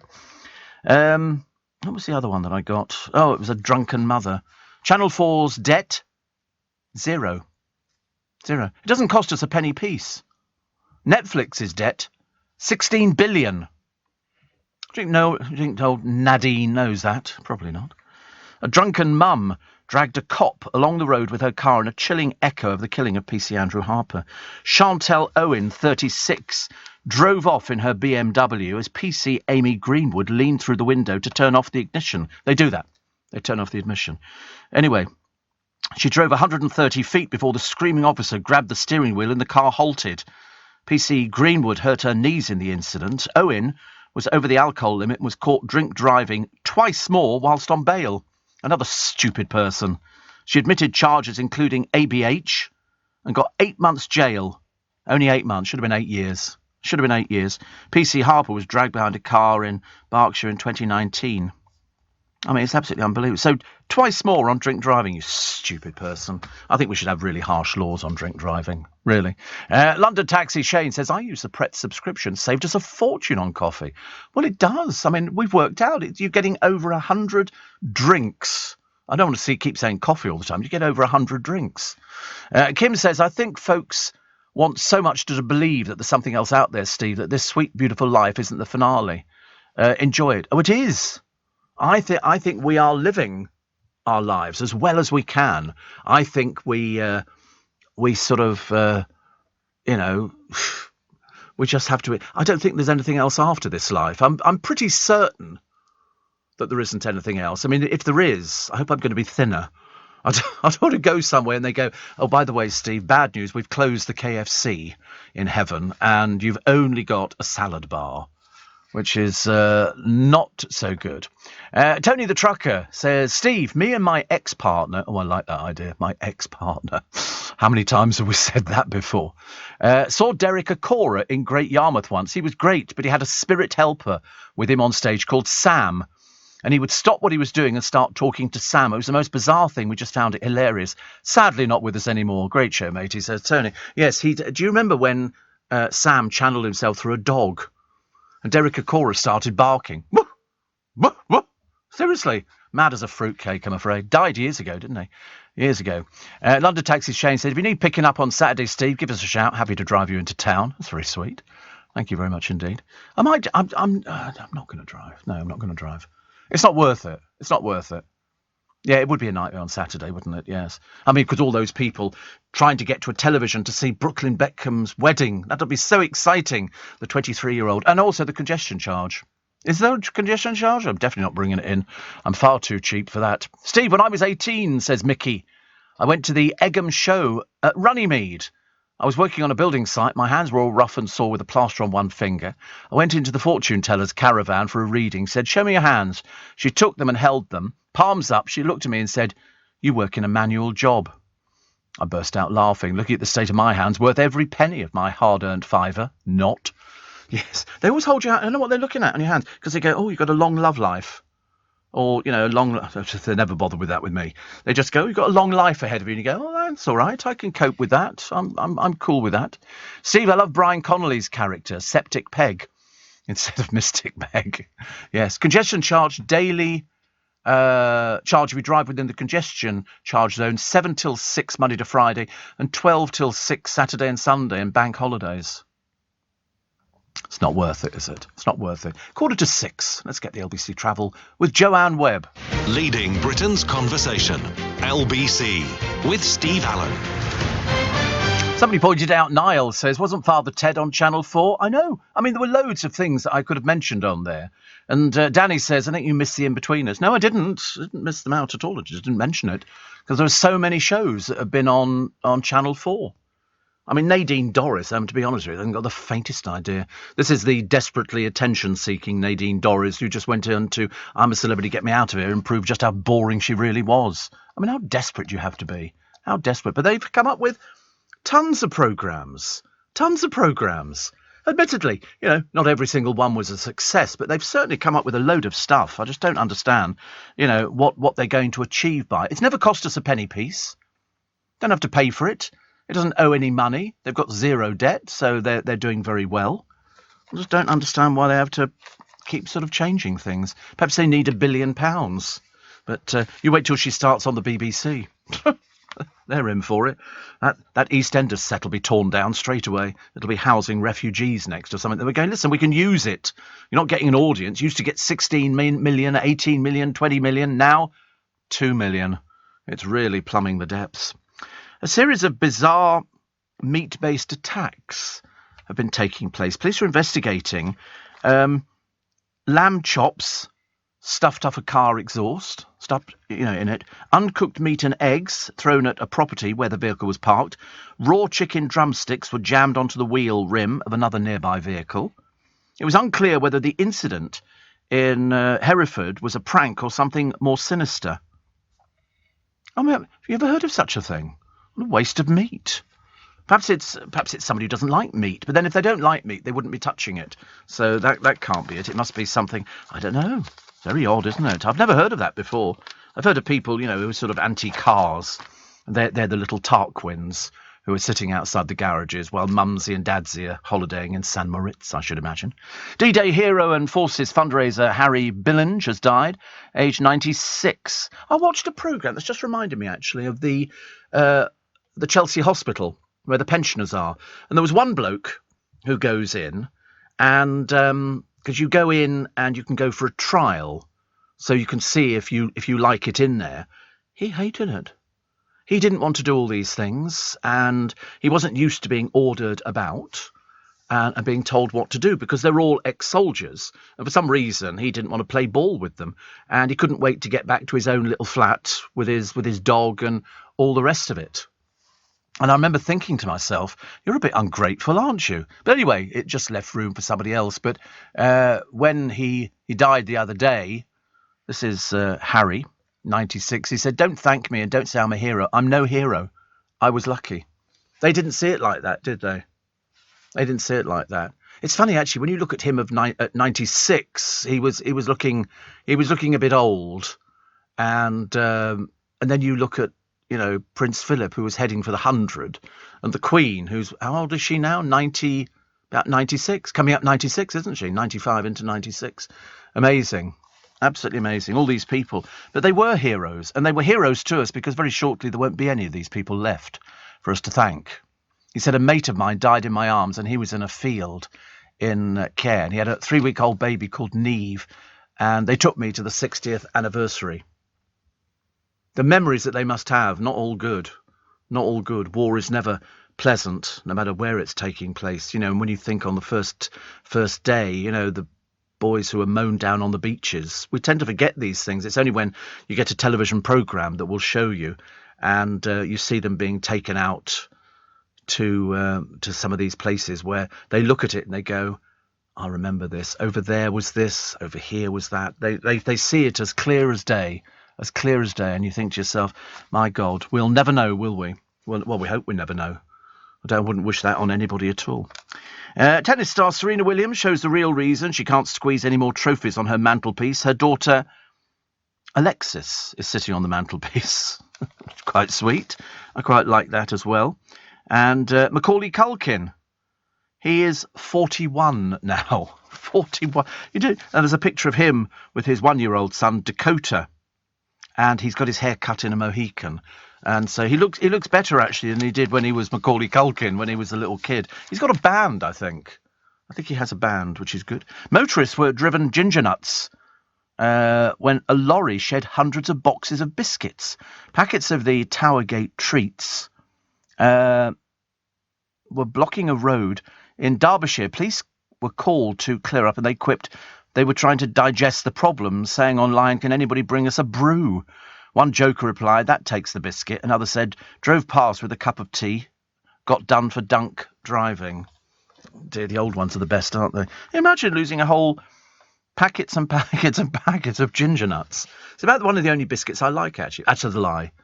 I do like custard creams and things like that, bourbons, but I don't have them very often. Favourite biscuit, not BBC local radio. Still trying to work out about this Killjoy Council who have banned daffodils from being planted because apparently eating them gives children the runs. Luckily, they're nowhere near London. We don't put up with rubbish like this. They're down in Cornwall, I think, or somewhere like that.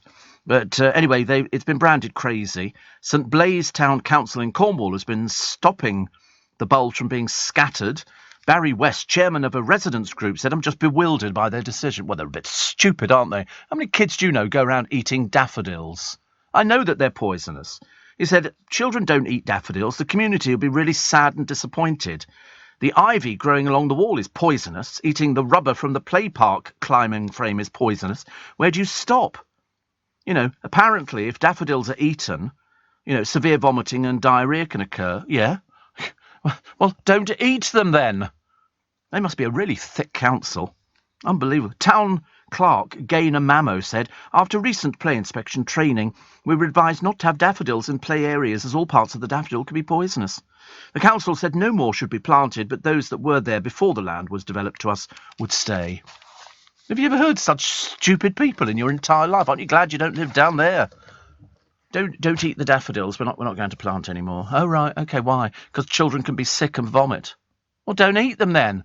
It's like, playing on the motorway is not to be advised. There's a very good chance of being run over. Yeah, avoid the motorway. Please avoid the motorway. Ridiculous, isn't it?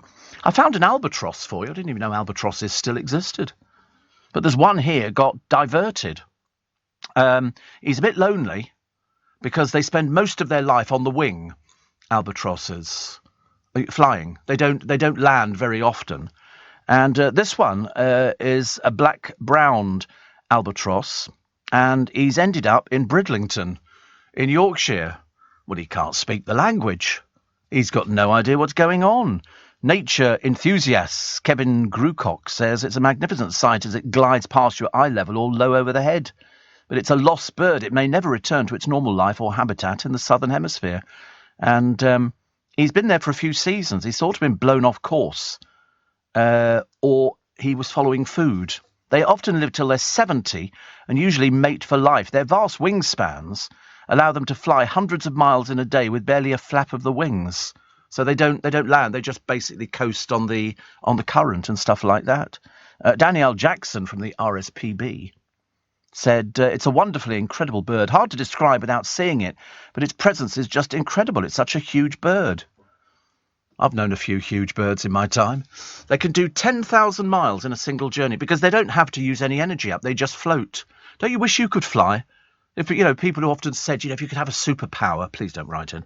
A superpower, just being able to fly would be great. Imagine your arms would be very tired. Or failing that, invisibility. I've often fancied that idea. Fancy a change from chocolates at Easter. And they're offering you M&S do hot cross bun cream liqueur. Not sure about that. I went off Bailey's some years ago. I used to drink quite a bit of Bailey's, and then all of a sudden I had one night, and it didn't make me feel very well, so I gave up on that. Chocolate orange gin liqueur from Morrison's. That sounds quite nice. Mozart chocolate cream liqueur from Amazon, 13 quid a bottle. Hot cross bun Hatton liqueur. This is 25 quid. The one in Marks and Spencer is £5.35. Bit of a difference. Bailey's chocolate luxe liqueur, and it's basically super rich Belgian chocolate inside their usual concoction. They've got a sweet little hot cross rum liqueur, 1 a penny hot cross bun beer, and Infusionist hot cross bun gin liqueur. No, don't like the sound of any of those, actually. The bottles look nice, but no, I'm sorry, if you're going to have anything at Easter, it's got to be chocolates, hasn't it? I mean, not for me, really. I occasionally get a bit tempted and think, I have to go and buy a little egg or something like that, and I think, no. I go off the idea. A cream egg's okay, but you get those all year round now. It's not just really confined to Easter. A policeman has been sacked. There's unusual in this day and age. This one deliberately blocked a toilet, causing £7,000 worth of damage. This was from Greater Manchester Police. Written warnings went out to a PC who used CS gas on a 13-year-old fleeing a stop and search, and one who crashed a personnel vehicle in a police chase whilst not on duty. Unbelievable. Honestly, they fire people. Mind you, small wonder there's no police officers anywhere. Can't find them anywhere. You look around and you think, oh, perhaps we see some police officers. Nope. You might see people in cars. We've got a very big police station round here. Charing Cross Police Station is quite big. You know all about it. It's been in the news recently, so you'll know all about it. Steve, when you buy daffodils from Tesco, Sainsbury's and other supermarkets, they have a warning label on them now, not for consumption. Really? That shows how stupid we are, isn't it? Do not, it's like, what did I see the other time? I think it was on a peanut bar or something. It says, warning contains nuts. And I remember thinking, yeah, you have to tell people now, this can be hot. This can be hot. Do not sort of drink it straight down because you'll have to take your throat out. Steve, my mum once made my dad a cheese sandwich with his homegrown shallots in it, which was stored in the garage. Della says, in Cambridgeshire, she actually used daffodil bulbs by mistake. Acts as a very quick laxative, apparently. And Wag says, Steve, James Martin suggested the best way to eat custard creams was to microwave one for 5 seconds on full power. What does that do to it? Does that make the filling in the middle go a bit gooey or something? I'm not sure. I don't think we'd be trying that at home. Don't let the kids near the microwave, for goodness sake. We'll take a short break. It's Steve Allen's Early Breakfast on LBC. We've got the news at 6, and I'll be back with you in 3.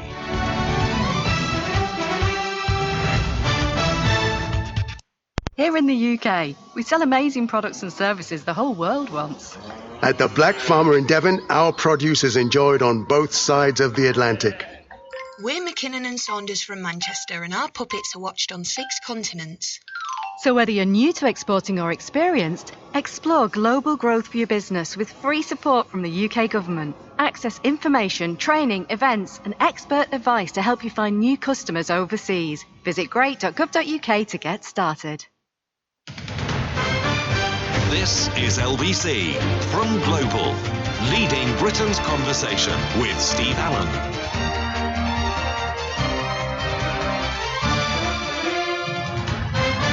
Morning, everybody. It's not as cold today as it has been. We've had it was a bit sort of miserable yesterday, And I've still got to get my plants out and have a look at things. What have we got today? What did we got today? Light rain showers and a moderate breeze. There's no point in getting the car washed. It'll do it by itself. 13 degrees. 13 degrees. It'll, I don't know when it's going to reach 13 degrees because the highest I'm looking at is about 12 degrees at the moment. And you should be all right up until about 11, 12 o'clock, and then you're going to get a bit of rain, and that'll run all the way through till 6 o'clock this evening. I love the way I can bring you this weather forecast. I have no idea what I'm talking about. And it's invariably wrong, isn't it? Thursday's going to be a bit wet as well. Friday, cloudy. Saturday, 13 degrees and a little bit of cloudy, a little bit of sunshine. But light rain showers, moderate breeze today. Andy Peters texted into the programme and says, do not forget, Steve, all the stars launched on T4 on Channel 4. Ben Shepherd, Dermot O'Leary, Margarita Taylor, Lee Francis, Keith Lemon, and Vernon Kay. We were just looking at a picture of you, Andy, with Mystic Meg, but we don't know what the programme was. It's just a random picture of you and Mystic Meg standing behind sort of a desk, it looks like. Mystic Meg. We used to see her gliding along the corridors at the BBC. When Dale was doing the lottery, she would glide along the corridors, then go and sit in her seat. And then they would start pumping into... Well, yeah, she was... I don't think we ever said a word to her. I don't think I certainly didn't say a word. Whether Dale chatted to her, I've got no idea. Because she was sitting there swathed, if you remember, in sort of green light. And it looked like green fog as well. You know, that's when she'd sit there with her hands over this ball. It's very interesting. Very interesting. But quite funny, actually, at the same time. But, 1995, 1 year after the launch of the National Lottery, Points of View went to Kilburn to see whether Mystic Meg's predictions were any good, and you thought Brexit divided the nation. And it was this wig, though, because I remember Dale saying, she's left the wig on the stand. So she could walk out the building and you wouldn't know it was her because you only knew her from that image. Funny, isn't it? The things that you get on the television that you sort of pump into people's rooms and say, oh, look, believe this. She says, you know, because it's no good if you hadn't bought a ticket and you didn't have a green door. There was no chance of winning anything at all. £250 million on racing, golf, Formula One and footy. A gambling bonanza. I love the way they always sort of plead poverty, don't they? All the gambling organisations, they always plead poverty. And yet here we all are. We're going out there and, there's going to be a quadruple of crunch sports events, including golf, Formula One and football. And I've got that. We've already found a horse that I think could be for me. What was it called now? I can't remember. We're just trying to find it. We're just trying to remember. It was a horse. Put it this way, do not take any notice of me and a recommendation. This is just one, and it was called Enjoy de Allen.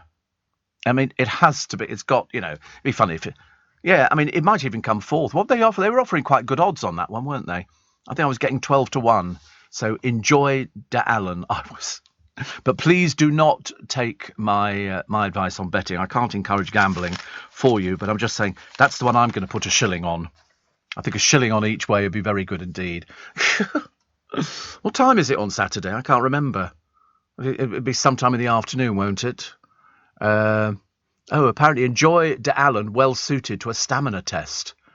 Oh, I'm liking the sound of this one.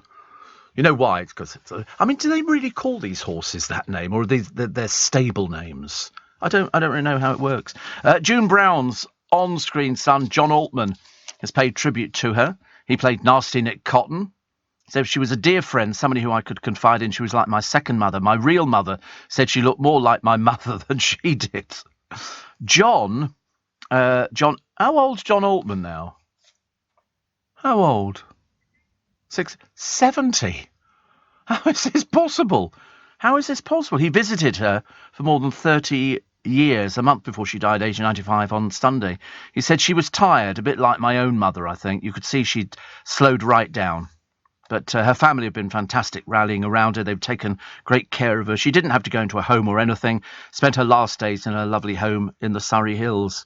Bless her. He said we'd spend an hour having a coffee and a few ciggies, going in over and over. So when we got onto the floor, we were sort of word perfect. I can imagine her being like that. But isn't that amazing? John Altman, Nasty Nick, is 70. I mean, she took her job very seriously, very, very seriously, and that's what made her. That's what made her the person she was. But she just made us laugh. Because you'd look at her, and she was a caricature of so many different characters, an amalgamation of all of them popped together. And I just thought it was lovely. So it was nice to see yesterday on Loose Women.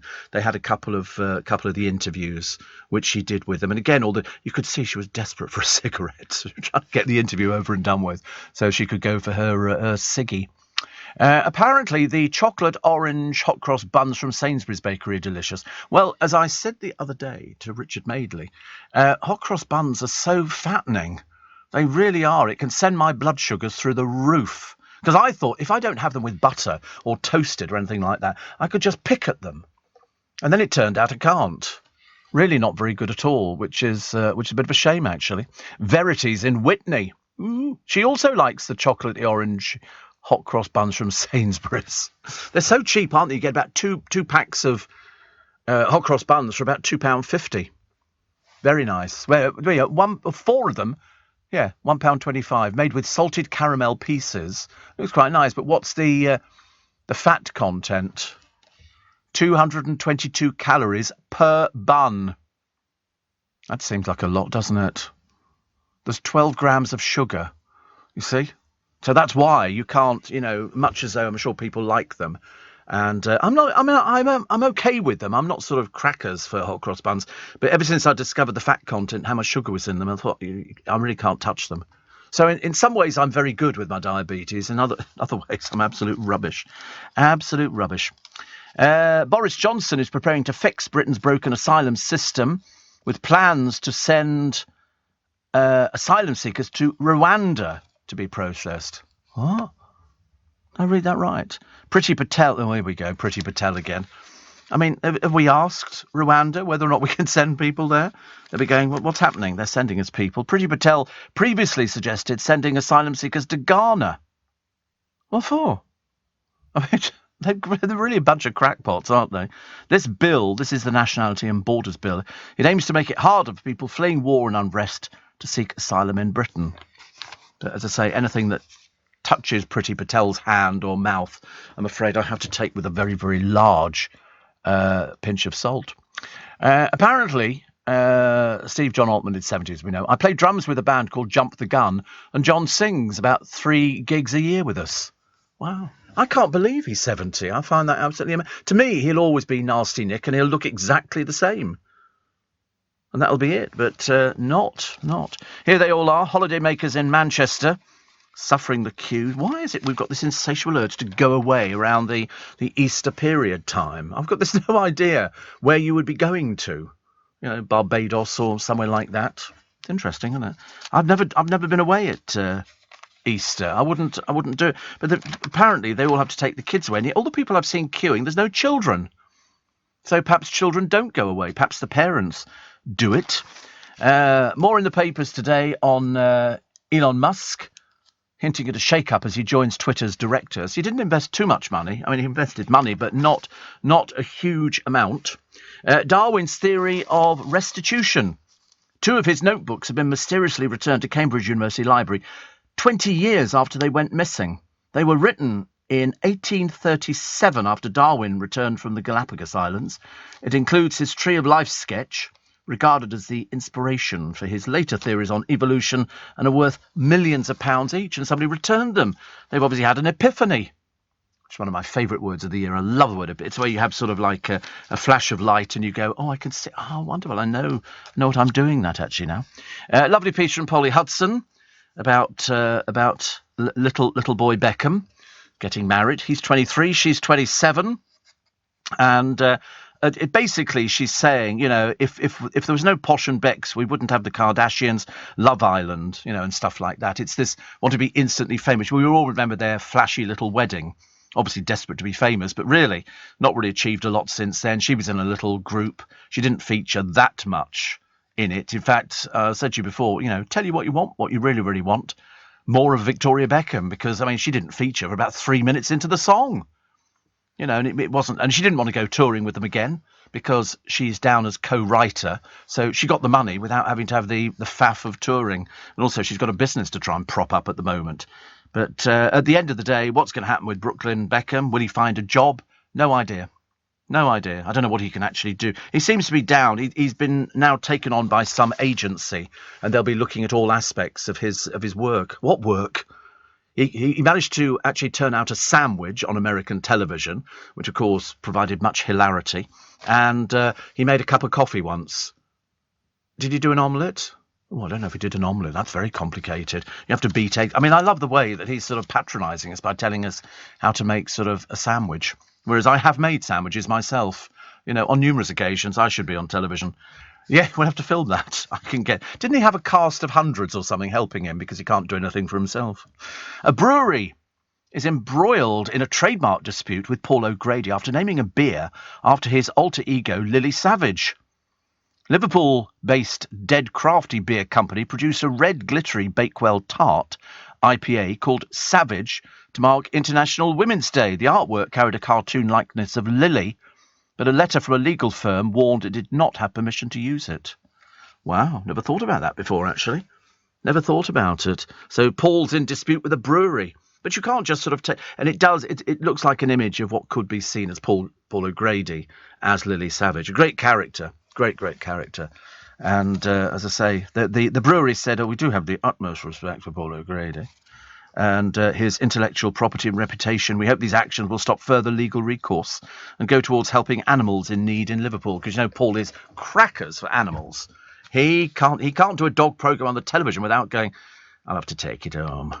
You know, he just falls in love with animals, which is great. Let's get the news headlines, shall we? 6:15, here's Simon Conway. Steve Allen on LBC. Text 84850. Morning, nice to have your company. Welcome to Wednesday. Welcome to... Actually, because the schools are... Not all the schools are on holiday, I've discovered. I saw some kids the other day who were going... Well, I'm assuming they were going to school. They were wearing school uniforms. They were little people, little school. And so perhaps they're still operating at the moment. But all the rest of them seem to be just sort of basic. They just spend all their time on holiday. Different areas, I suppose, different things. So, you know, that's why people go, oh, it's a holiday. Are we going away? And parents going, to where? Where do you think we're going? Queue at the airport for hours on end, miss the plane, you know, get there and they have dreadful weather. And so it's awful. Absolutely terrible. 3,000 town hall fat cats being paid more than £100,000. As households across the country face a cost of living crisis, the number of council officials earning six-figure salaries is increasing. It is absolutely amazing, isn't it? And also, there's some nice pictures of Paul McCartney and John Lennon and his brother Mike. Actually, Mike McCartney was talking at the former McCartney home in Liverpool as the National Trust, who now own it, prepare to open the doors to aspiring musicians. Now, I've already been inside. I've already seen inside the home because I think they went there. So the proud home of the McCartney family, Jim, Mary, Paul and Mike. And Mike was a member. Which group was he a member of, Mike? Scaffold, I think. Lily the Pink. I think that. But people sing around the piano. So the National Trust have launched the Fourth Lynn sessions to mark Sir Paul's 80th birthday in June and the 60th anniversary of the Beatles' debut single, Love Me Do. There's still an interest in the Beatles, isn't there, after all these years. Top 10 council fat cats. Croydon, Jo Negrini, who announced she was quitting 3 months before. She was given an exit package of nearly £620,000. Small wonder councils are screwed everywhere, aren't they? So 620, give or take. Glasgow, Dr. Graham Patterson, Executive Director, City Building Contracts, 612,000. And where's this money come from? You. That's where it comes from. Hampshire, John Coughlin, Chief Executive, 530,000.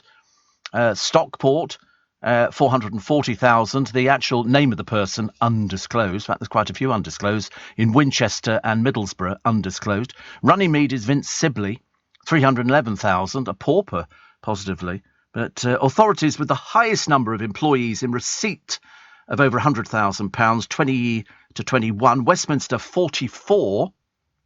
Essex, 37, Hackney, 36, Haringey, 36, Greenwich, 32, Newham, 32, Waltham Forest, 31, Southwark, 30, Croydon, 29, and Edinburgh, 29. It's amazing, isn't it? Somebody just found a coin, actually, thinking of that the other day.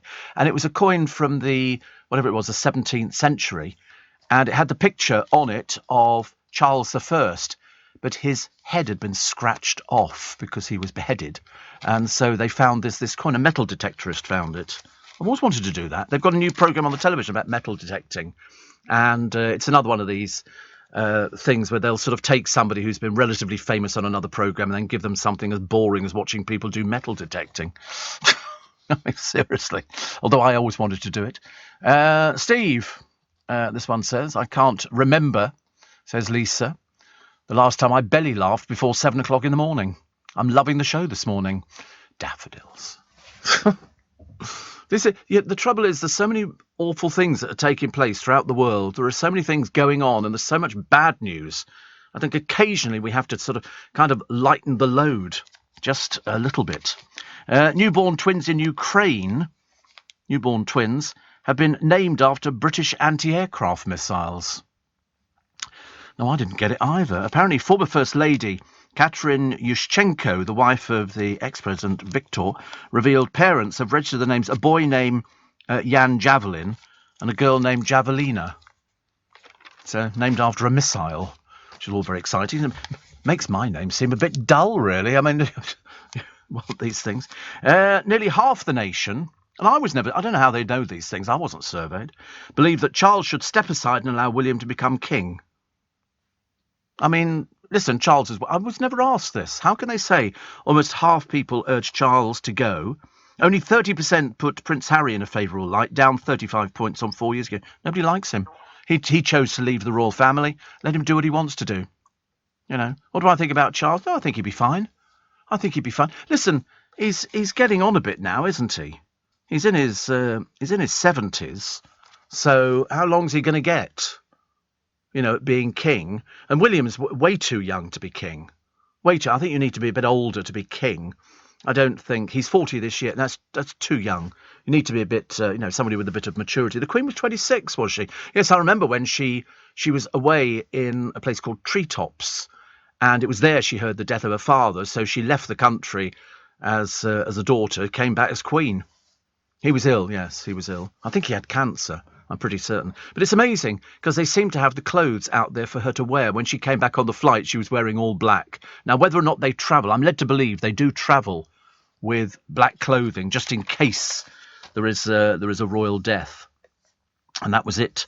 All through the 7 Ages of Man, James Innes-Smith writes a piece in the Express today. The BBC can recruit less well-off by slashing stars' bloated pay. Well, they seem to be leaving the BBC in droves, don't they? There's a lot of people leaving. And whether or not it's a good idea or a bad idea, but you can't blame the actual artistes for getting the money, because it's their agents who will sort this out. If that's what the BBC, whoever it happens to be, same as here, same as any big organisation, will have the budget for something, and they will say we're paying this amount of money, and the agent will say, well, I think because of, the fact that they can bring in a big audience, we're looking for a bit more money. And so then you negotiate. But normally the presenter or the artiste has no say in it whatsoever. They're just grateful to get the more money. Just grateful to get it. And that's the way it works. Anne Widdecombe's column today talks about the media loves to put the boot in. She says, doesn't the media just love kicking a man when he's down? Prince Andrew has been publicly humiliated, lost all his royal roles and been ostracised by charities, which were once glad of his support. But that apparently is not enough. Now he must be vilified for accompanying his frail elderly mother on a family occasion. Is that really the way we thank the Queen for decades of service? Prince Andrew has been convicted of nothing except repeatedly appalling judgment and pomposity. Whilst he was threatening to fight Virginia in court, the media was saying it would be disastrous in Jubilee year, would overshadow the celebrations and would bring the royal family into disrepute. Now he's settled out of court, the cry goes up, he must be guilty and should never show his face again. Whatever happened to the notion of fair play? I don't think there is any fair play in this one. I don't think so. He coughed up £12 million for a woman he claimed he didn't know. I didn't have any problem with him escorting his mother, but it wasn't going to be like that. I've told you before, the Archbishop of Canterbury was the one who was going to lead the Queen to her seat. Andrew could have stayed at the back, but I think the Queen has overruled on this one, and he might turn up again. I mean, he's hated.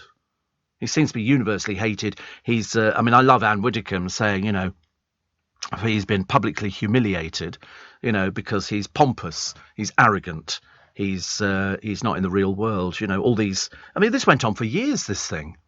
Absolutely years. She can now write a book about it. That should be interesting, shouldn't it?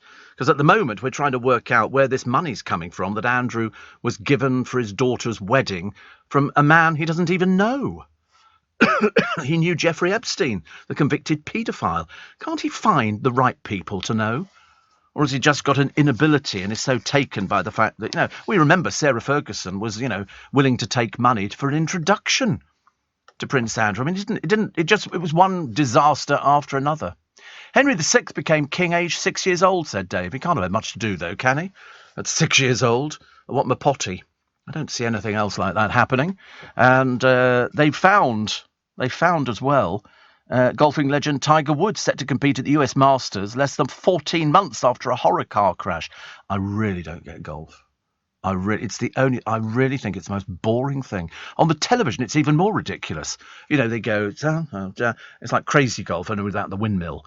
And you hit the ball, and then I think the cameraman just basically turns the camera up into the air. It's not following the ball at all. They're just up there, and then he brings it down to the ground. They take a rough guess where they think it's going to be. And then all you've got to do is get the ball in the hole. And that's about it. And you think to yourself, and that's golf. And yet I've got a godson who's crackers for golf. He loves golf. I don't quite get it at all. I really don't. Yeah, he plays every Saturday. He goes out with his mate and they play golf, and he loves it. Sorry? Teenager, yeah. No, he's older than teenager now. But it's, I thought it was just people who retired. I'm quite into synchronised swimming. But, you don't do very much of that nowadays because I don't like going to swimming pools. Ian Dale plays golf, does he? Wow. And Tom Swarbrick. Oh, I can imagine Swarbrick doing it. They play together. Do they really? Oh, how interesting. I didn't know that. Well, there you go. To keep my business ahead of the game, I knew I needed some fresh ideas. And fast. That's why I decided to host a young person on a T-level industry placement.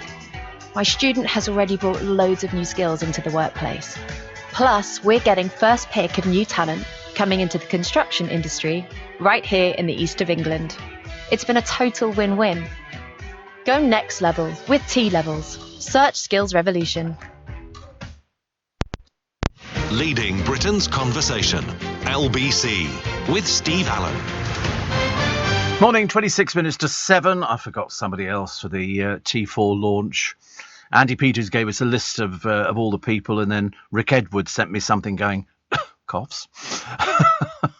Don't worry, we didn't forget you. We get round to things eventually. It just takes a bit more time, I'm afraid. David Gandy. Do you know he's a model. You know who David Gandy. He's been out with lots of different people, and he's 42, and he's still frequently tagged Britain's most handsome man, has claimed he's not particularly happy with the way he looks. Now, I hear this a lot. Well, I don't hear it a lot. I don't hear it at all. Other people do.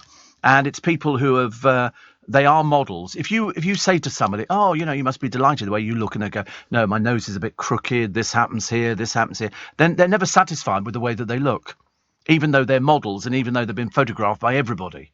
It's one of those things. It's like somebody saying, we had an incident earlier on where some people were fans, I think we call them fans, waiting outside the building, and they bumped into the producer, and they wanted to know basically who he was. And did he work for LBC? And then they had a selfie taken with him, with the producer. I ask you. So now, of course, he thinks he's important. At their request. He's looking around for an agent. He wants to sort of capitalise on this little bit of fame. It's a bit like Dan Walker, disappearing off to that void, which is called Channel 5 News. There's no point at all. Mind you, the price of a bag of fish and chips is soaring. Now, I haven't had a bag of chips. If I was just going in, there's a lovely picture of this man who's done fish and chips here. Cod, chips and mushy peas. And I can't bear mushy peas. I think it's something that's so revolting. Leave them as they are. It's like mushy bananas. No, leave them. But everything's going up. The cost of dried peas has gone up from £11 last year to £23.60 for a bag.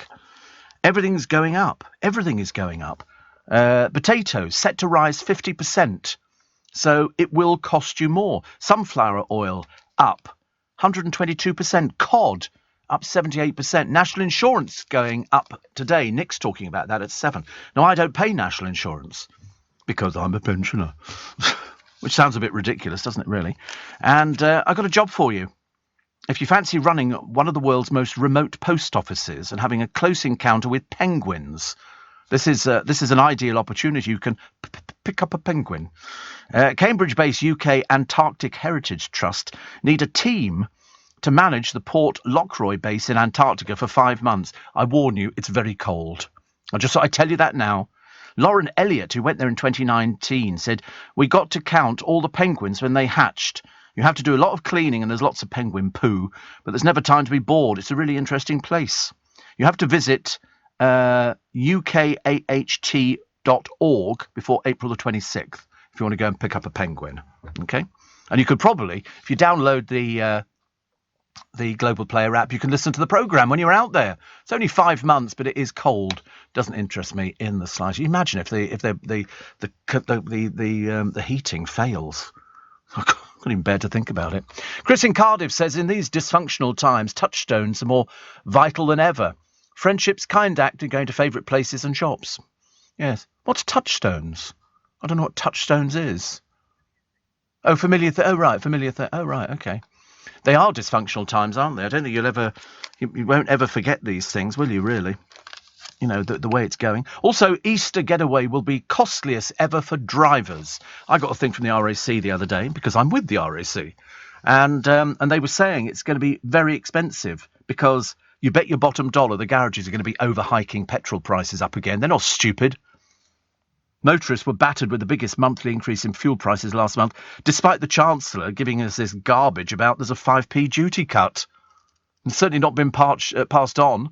In March, petrol went up 11p a litre. Diesel, 22p. And they're supposed to be bringing it down. Liars.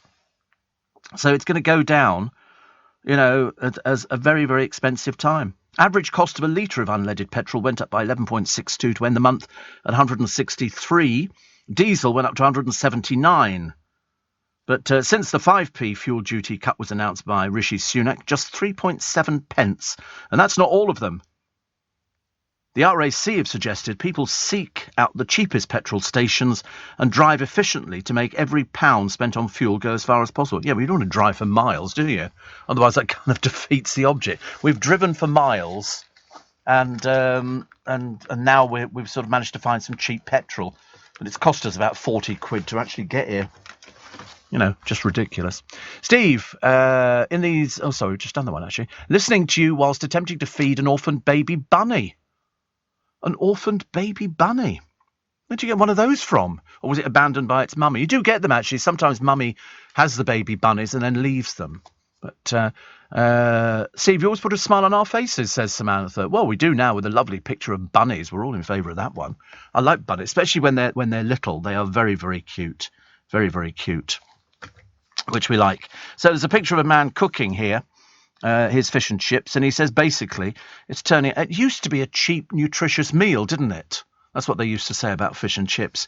And to be honest with you, I mean, his chips do look quite nice, very nice indeed. And but very soon we won't be able to afford to eat fish and chips. It's going to be too expensive. Fish is going to go through the roof. I mean, at the moment we're sort of holding our own. Actress Tracy Ann Oberman has made an emotional plea for communities to come together on this year's Thank You Day. Former EastEnders star, 50... Why did they tell you their age? It's of no interest. A descendant of Jewish immigrants received a torrent of vile abuse after criticising anti-Semitism in the Labour Party in 2019. Now she's joining faith leaders to ask that people unite for the climax of the Queen's Platinum Jubilee. She said, all people of faith want the same thing, to promote dialogue, peace and understanding, and there is a website called thankyouday.org.uk. thankyouday.org.uk. And here's a rugby legend, Rob Burrows, paying tribute to his wife as he picked up an MBE from Princess Anne. There were pictures of all of them, actually. People have done very well. The Leeds Rhinos ace, who was diagnosed with motor neurons disease, says their trip to Windsor was a chance for her to dress up. Said it gives my Lindsay escapism from normal day-to-day management, and bless her heart. It takes a lot to look after people. He speaks with a special machine. Said he was shocked but proud to win the MBE for his sporting record of raising awareness of motor neurons. Other people there, Engelbert Humperdinck, Jonathan Price became a knight in keyboard wizard. Rick Wakeman was handed the CBE. Also, Kate Bingham, the former COVID vaccine task force chief, was made a dame, so everybody was very happy. They got what they wanted, which was nice. I'm pleased to see that Rick Wakeman and Engelbert Humperdinck get things, and Jonathan Price as well. So that was very good. We were talking, is it the other week or the week after? I can't remember. A few weeks back about families who get torn apart when they discover that money that they were supposed to be getting in the will wasn't forthcoming. And there's a case here of a prima ballerina's goddaughter fighting over the fact that they're not in the will. This is goddaughter of a prima ballerina locked in this legal battle over her contested will. Royal Ballet and Ballet Rambert ballerina and choreographer Clover Roop died aged 81. Her redrawn will left her entire estate to her brother's two sons, Christopher and Simon Roop. It was drawn up in 2011 and replaced a 2006 document which had handed a quarter share of her estate to Emma Hindmarsh, her goddaughter. So Miss Hindmarsh is now challenging the will's validity, claiming Miss Roop was suffering early symptoms of dementia. She says staunch feminist Miss Roop, who never married, always used women professionally to help her with her legal and financial matters. So lawyers for the dancer's nephews dispute the claim. The battle over Miss Roop's fortune, which has not been valued, will now go before a judge. It's funny, isn't it, that people change their wills.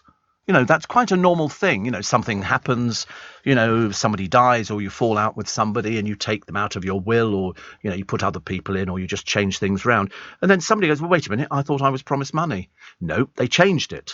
They changed the will, drawn up in 2011, and it replaced the 2006 will. That was her last. It's called the last will and testament. And to start fighting these things, sort of almost, it kind of besmirches the memory of the person who's sort of been generous enough to put you, in their will in the first place. It was only her goddaughter. I'm not saying you have to, definitely give to a goddaughter, but she obviously decided, for reasons best known to herself, that she didn't want to give it to her goddaughter, and so split it between two other people, which was her brother's two sons, Christopher and Simon. And so they get it. So now you have to go through these court proceedings whilst they try and work out, was the balance of her mind affected? Should she have done this? And I mean, I don't know how you're going to find that out. I've really got no idea at all. They've also changed, haven't you, the no-fault divorce laws that came into force in England and Wales today. So that's come in. Campaigners have slammed it as well. Top divorce lawyer and Tory peer Fiona Shackleton said it didn't address the torture of money issues. Money issues. It's going to be a money issue kind of year this year, I think, isn't it? She said yesterday that no one should have to remain in a loveless marriage or endure a long, drawn-out and expensive court battle to end it. I agree. It should be able to be done quite quickly because there's enough stress going on without people worrying about all these things. So perhaps they'll have to change it again. Let's get the news headline, shall we? At 6:45 with Simon Conway. This is LBC with Steve Allen. Morning, nice to have your company. Coming up 11 minutes to 7, and a chilling set of handwritten notes by Adolf Hitler for a speech that first cemented his ideology and vision for Nazism has emerged.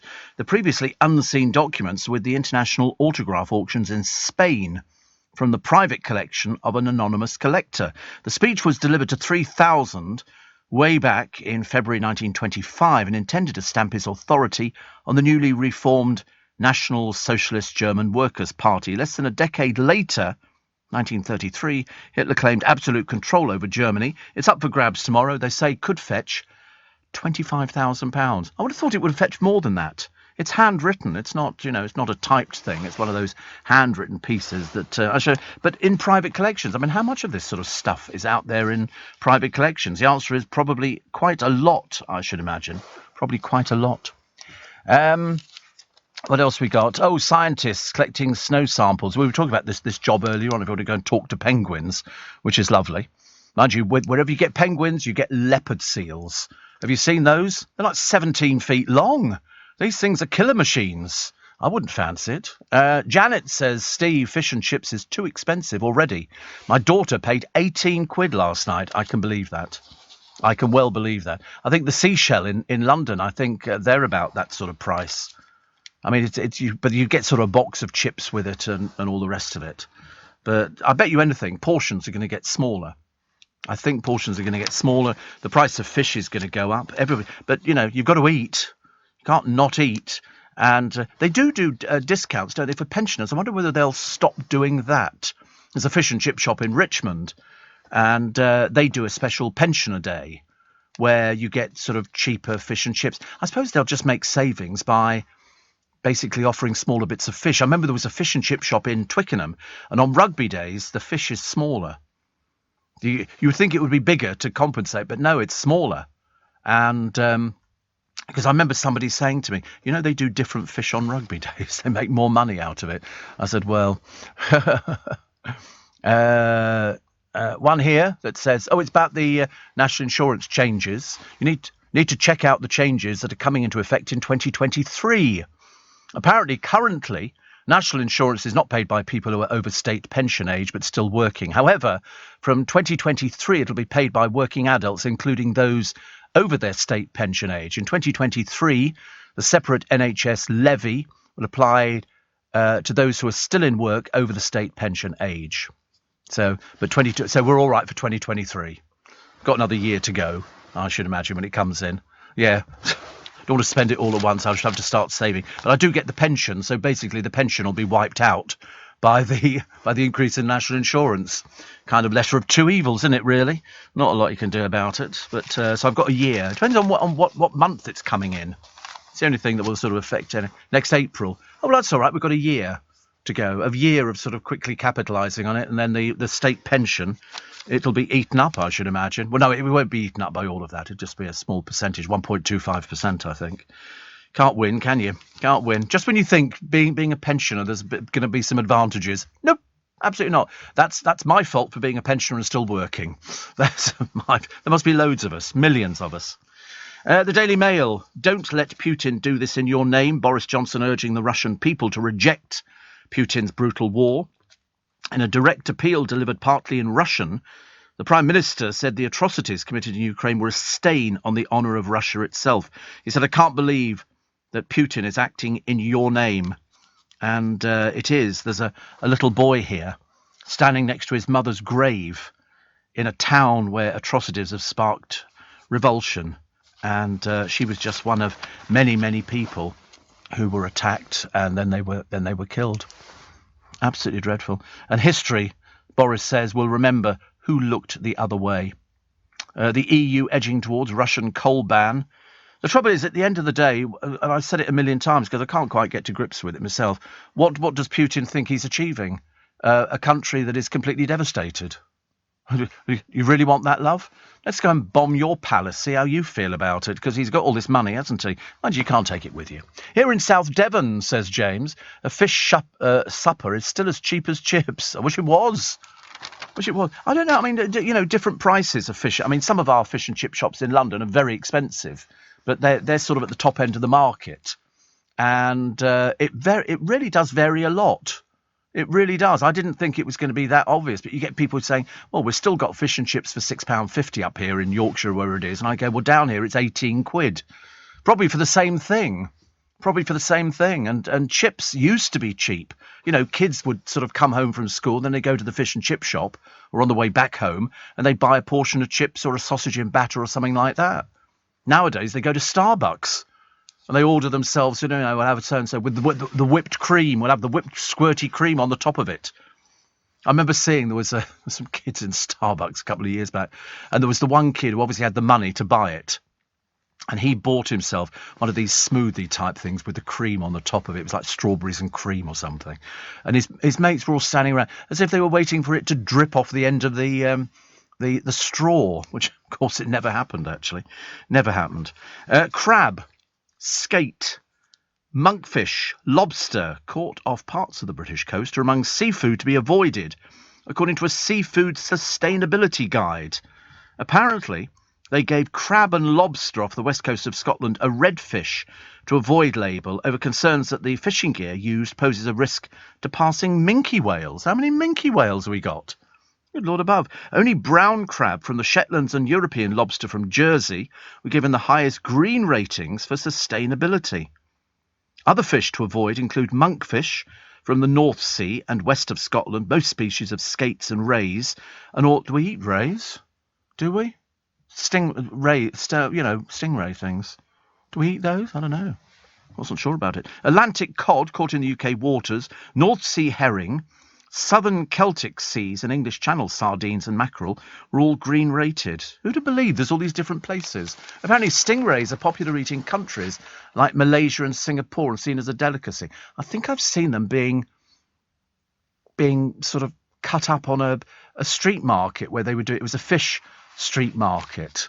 And I think they just literally sort of cut them. They're mainly cooked over charcoal, I think, there's a sambal sauce or a soy sauce that you put with them. I think that's how you do. But I remember seeing somebody sort of cutting one up, but it was still alive.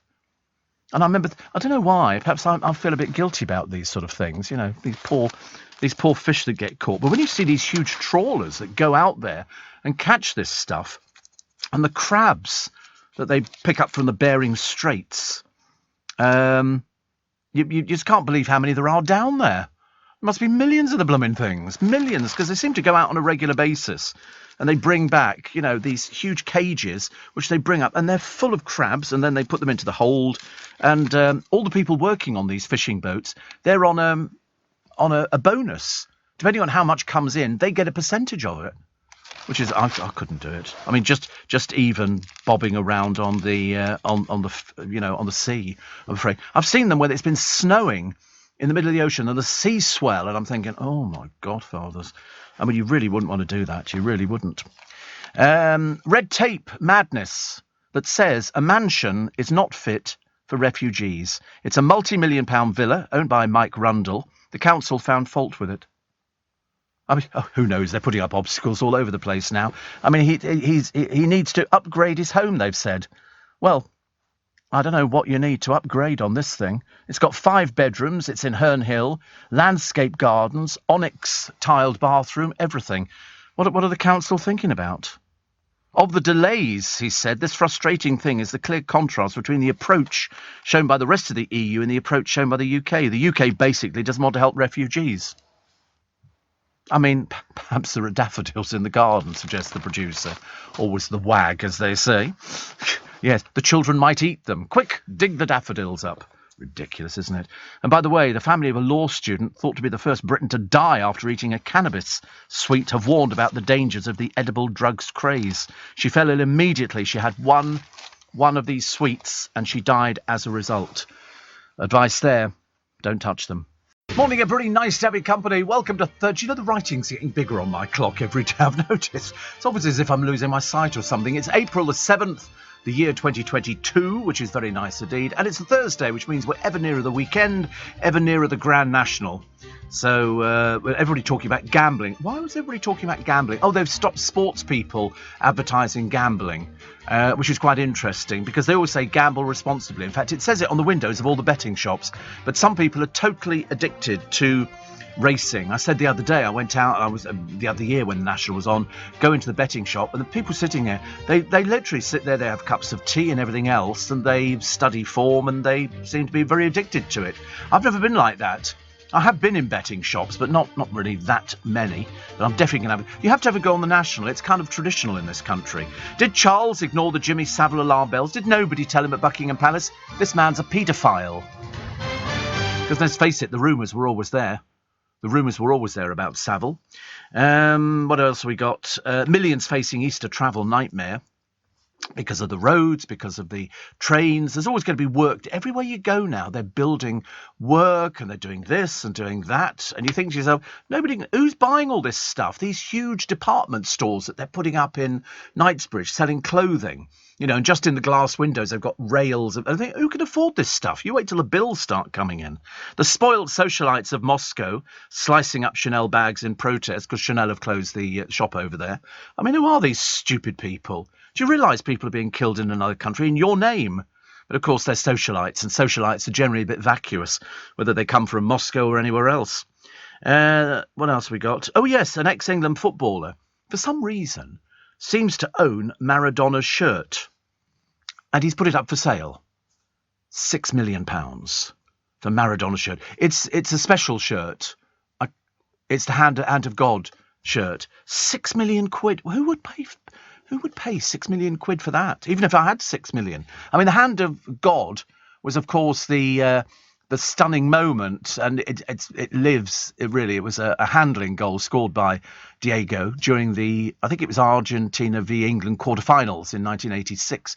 So he's kept it, and he reckons it could go for 6 million. Seems an awful lot of money. Mind you, even if you were a football fan, you'd have to be a very, very rich football fan, wouldn't you? I think, to afford something. And also, what would you do with it? You'd be frightened if you washed it would fall to pieces, or the colour would fade in it, or something like that. I mean, I suppose that there is a market for footballing memorabilia. I mean, he died. He was only 60 when he died. Only 60. Very sad. Boris Johnson's come out fighting for women, saying biological males shouldn't be able to compete in women's sport, which is what everybody else has been saying. But it's such a grey, murky area. You know, women have been saying they're actually quite grateful because I think it gives people an unfair advantage. What was the other one? Cannabis going to be tested as a pain relief drug. I thought they'd been doing that for ages anyway. But this time they might be then releasing it on the NHS. I don't want to be driving with anybody who's under the influence of cannabis. Thank you very much indeed. Whee! Let's go. Woo! This side of the road. Woo! Here we go again. Oh, look, the steering wheel's melted. There's a yob found guilty of vandalising an arena tribute. And there's another couple of yobs, but we're not going to do anything about them because apparently they're on credit, family credits and things like that. And they basically, one of them, I think she was on family credit or something like that.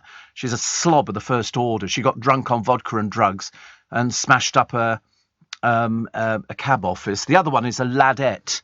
For that read, a social misfit who spat in a police officer's face as he arrested him of a robbery during lockdown. She was freed. The judge said she was too young and immature to go to prison. Her name's Shani White. Oh, Shanae. Shanae. It's the chav name, isn't it? Shanae. What's your name, love? Shanae. And she spat. She pulled her mask down and spat in a police officer's... I'd have had her in prison so fast her little stumpy legs wouldn't have hit the ground. It was during COVID, yeah. She'd been detained for threatening to stab and robbing a young woman. And she's walking free. Small wonder this country's in the state it's in. Don't you sometimes think to yourself, if I was a judge, I'd be having a field day. And, yeah, I mean, you know, what do you have to do in this country to be sent to prison? These other two yobs, and there's a picture of them, they look like the sort of scuzzy people you wouldn't want to be anywhere near. They just get drunk on... I'm thinking, wait a minute, you're on universal credit and you can afford to drink vodka and take drugs, can you? It's just you get off your fat bum and get out there and get a job. Why are these people so bone idle? Why don't people want to work nowadays? I'm becoming quite grumpy about people not working. It really annoys me. It really annoys me that people can't, you know, get out there and actually get a job. And you think to yourself, do you know, I hope you get old really quickly because your life is going to be absolute crap. It really is. Steve, sadly, horses die in the National. It's always hushed up, says Maggot. They can't hush it up. They don't hush it up at all. It's all because it's on the television. They see it. You could see it. They don't, you know, everybody knows about it. And that's what happens. Do you remember where you were when Diego Maradona committed the hand of God? No. Listen, I can't remember last Thursday. You're asking me. I mean, something back in 1986. I don't know where I would have been. 86. Well, I'd have been here at LBC, but not too sure, actually. An ex-Red Arrows pilot up in court charged with child porn.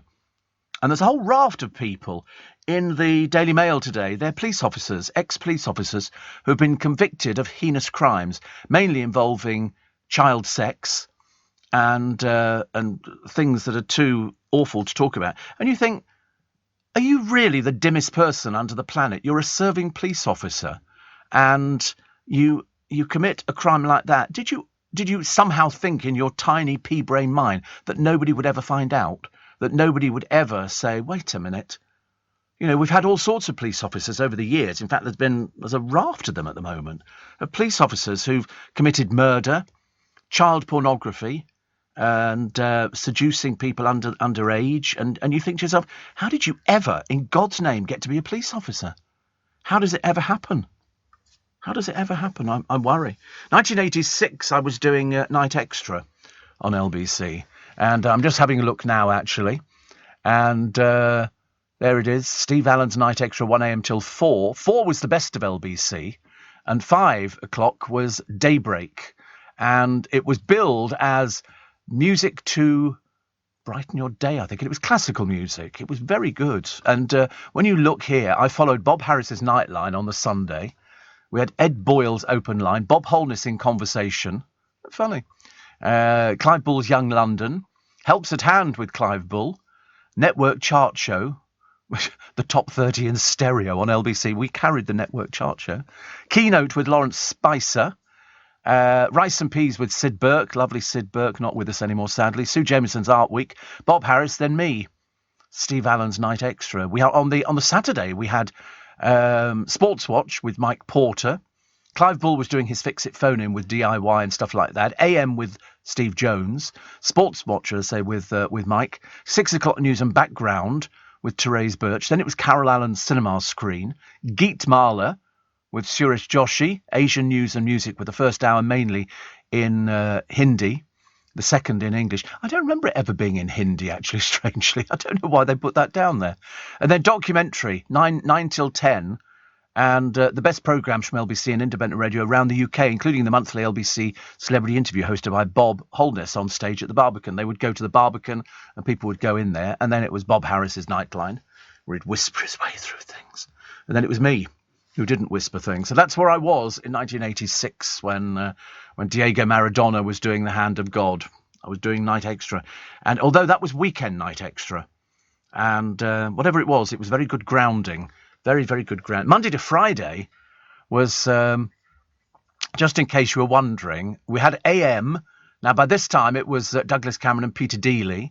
Then Brian Hayes, the lunchtime news with Nick Peters.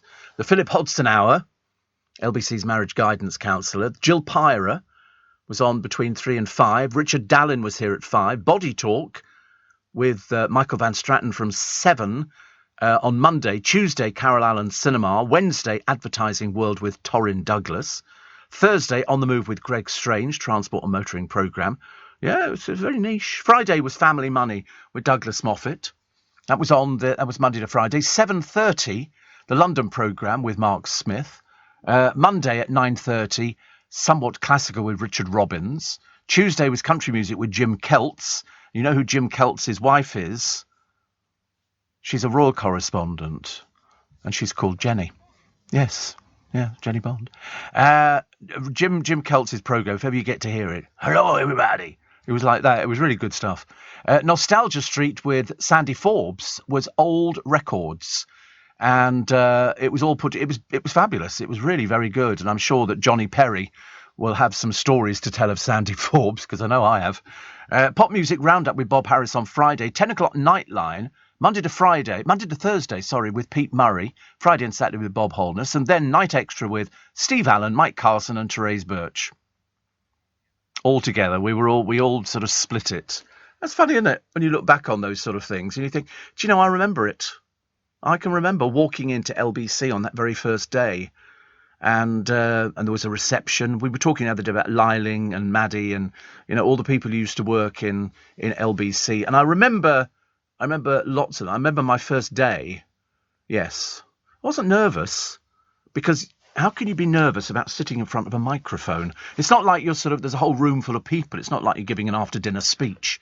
It was a case of you just sitting in front of a microphone in a studio, and I can picture the studios in my mind from 43 years ago, and all the little booths and everything else. And I can remember all the things that went on and how they converted the basement, and all of a sudden we had a new newsroom. And it's fantastic. I remember Paul Easton and his little room around the back where they used to put all the adverts together and everything else. And that's where the engineers used to work, repairing stuff. It was good stuff. It was good building. Communications House was very nice indeed. And I think you can find it. I bet Johnny Perry had this, actually. This is Johnny Perry's film of Gough Square. And there's Clive Bull, looking about 12 years old and presenting. I mean, he just looks so young. I don't think he really has changed apart from the hair colour. That's the only thing, but he's always been exactly the same. And you look back on these sort of ththings, because I always think that the one thing that we don't do now is we don't take enough photographs. I think wherever you go, you know, the royal family, and it was highlighted by Nancy Reagan, who had an official photographer of the White House, and every day he would take photographs of the president and her, and there'd be everything. And then at the end of the day, she would go through the ones she liked and they would keep. I mean, we take loads of pictures on our phones, but, you know, we take pictures of, you know, nothing to do with work, which is odd. Whereas really, you know, as you go through your life, you think, just, oh, God, when I see pictures of Goss Green, I don't become nostalgic or anything like that, but I go, oh, I remember that. I remember the studios. I could tell you everything about them. I remember falling asleep on the floor. I remember the booths. I can remember the piece of curtaining that was at the end of the corridor, and we flip-flopped studios. So you had Douglas and Bob Holness in one studio, then Brian Hayes' studio would be got ready and next door, and that's how it goes. Nowadays, we've got so many studios in this building, even I lose track of where they all are. I'm sure there are floors I could get lost at, but no, it's always nice to sort of get those little memories, because that's what keeps you going. I think that's what keeps you away from dementia. As long as you've got memories, you can remember things. And I remember a lot of things. Sometimes I do forget things. Like I'll be looking at somebody thinking, I can't remember your name. No, I have to take a break as well. I mean, I'm bad at remembering to take breaks. I'm terrible. People say to me, why do you forget to take the break? I said, I don't know. I'm just chatting away. I never think about it. It's like there's a newsreader out there called Dom.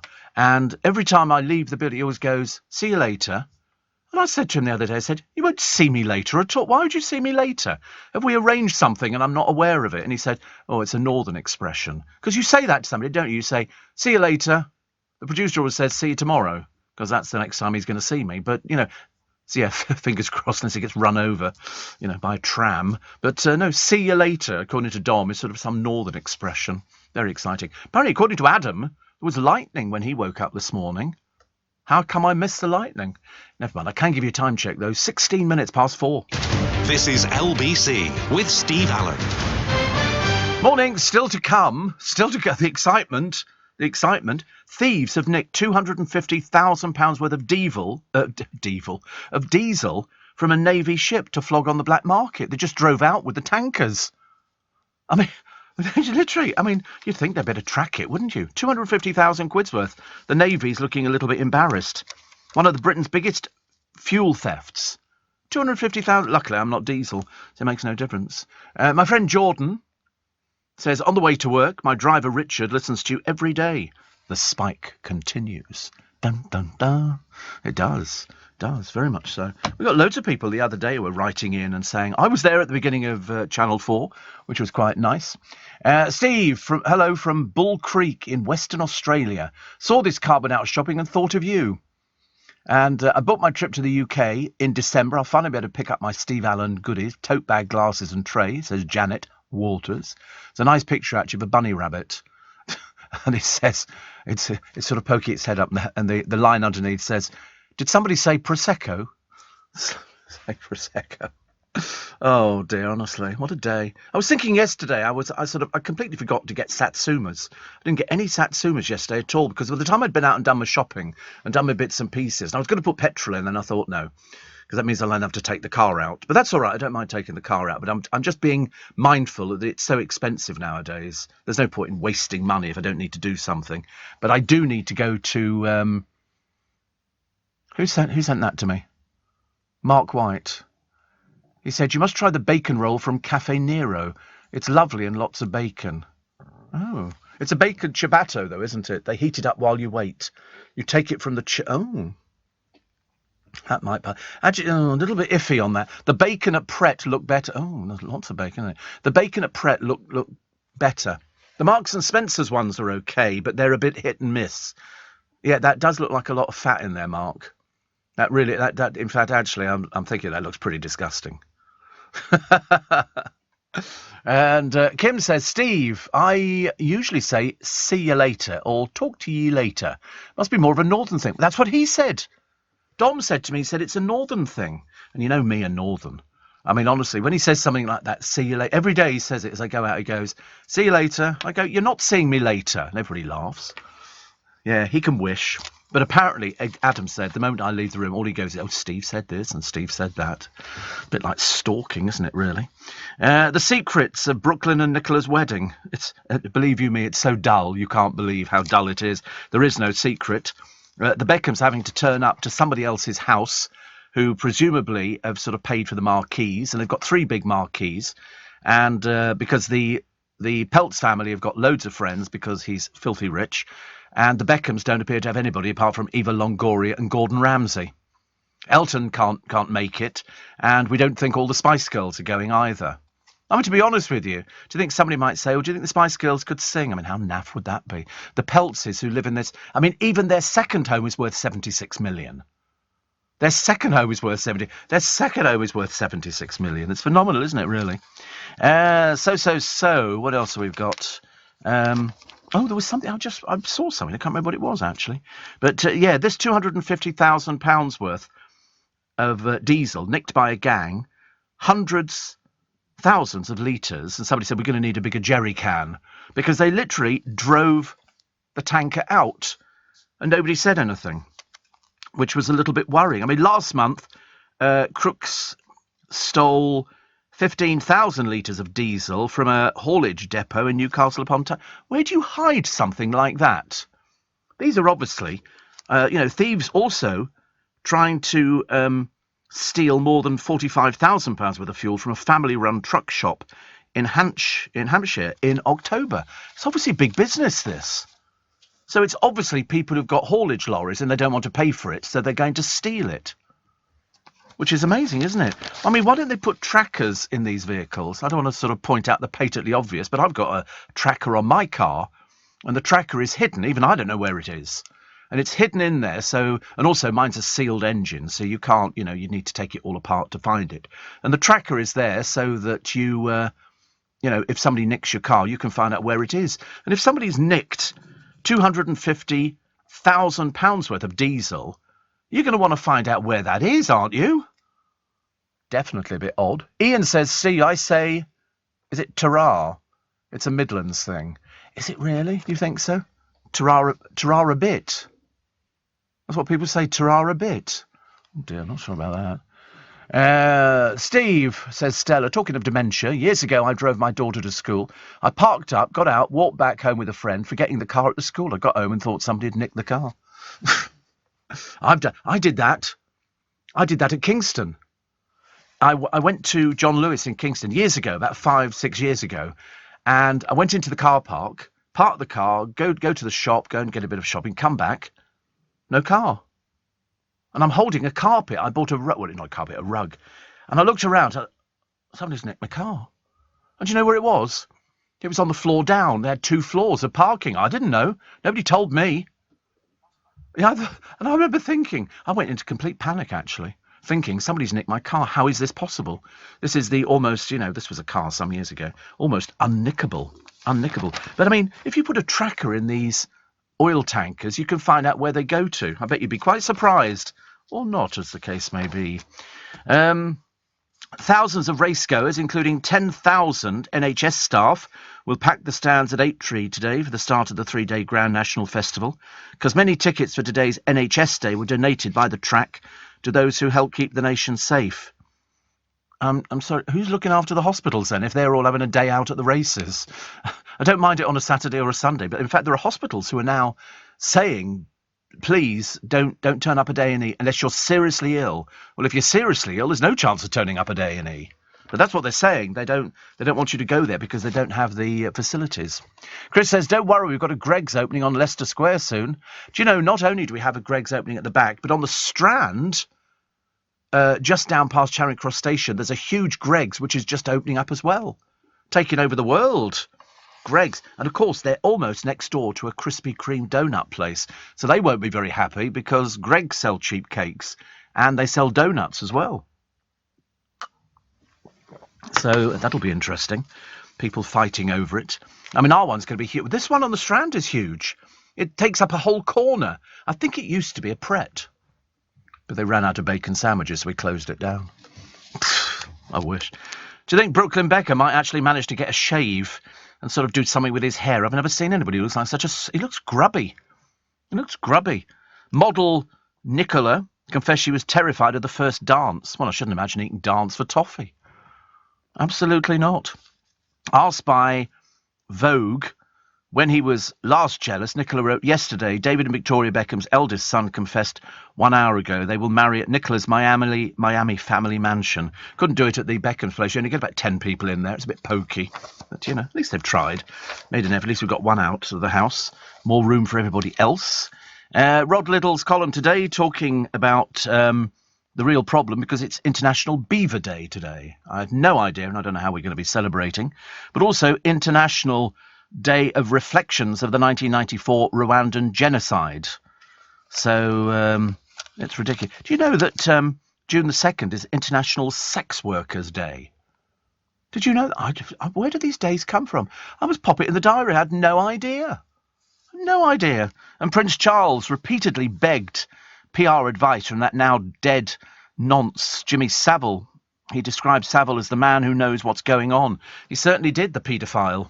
I cannot believe that nobody at Buckingham Palace was aware of the rumours about Jimmy Savile. They knew at the BBC. How come they didn't know at Buckingham Palace? They're supposed to know all of these sort of things. Or were they sort of just being kind? But believe it or not, Charles thought that Savile was great. I rest my case. The rain in Spain's a pain if you ever get on the plane. Very poetic this morning. There's no extra charge for this. Seriously. Some people do poetry about, you know, a rabbit has a shiny nose, on that you can depend, because his little powder puff is at the other end. Classic stuff like that. So rain in Spain's a pain if you ever get on the plane, because they've got their deluge. Just imagine Chris and Steve over there. I must tell you a picture of my car, actually. They wanted to see a picture of the car. My neighbour Lynn saw it the other day, and she said it's very nice, very chic. Really chic. I like it when she says that. I think she's also bought a car. She bought one a little while ago, actually. Not as nice as mine, but it doesn't matter. Doesn't matter. Niall says it's very windy here in East Grinstead. Fence panels are wobbling badly. Nothing worse. Once your fence panels wobble, you've had it, haven't you? Because once one goes, they rip. They all seem to like that. I got these plants delivered the other day. I opened up the box. I've got 6 packs of all different plants that I'd ordered from. I quite like ordering plants by post. I think it's quite a nice thing to do. So I was very happy with that. Very, very happy. Sorry? Yes, they arrived all fine. Yeah, they were good, about 2 or 3 inches tall. And then what you do is I've left them outside to harden them off, and then I shall give them a bit of water, and then I shall put some more earth in the pots and then start planting them out. But I don't know what they are. I've got no idea. I can't remember if they're a new strain of trailing geraniums or something. I don't know what they are. I've got no idea. They look as though they could be geranium leaves. Lindy, one of my other neighbours, looks after one of my other geraniums, which we've kept all the way through the winter, all the way through the ice and everything, and it's still growing strong. Phenomenal. But these other ones, I think what I'll have to do is just plant them and then hope to goodness they turn out to be something quite nice. Here in the UK, we sell amazing products and services the whole world wants. At the Black Farmer in Devon, our produce is enjoyed on both sides of the Atlantic.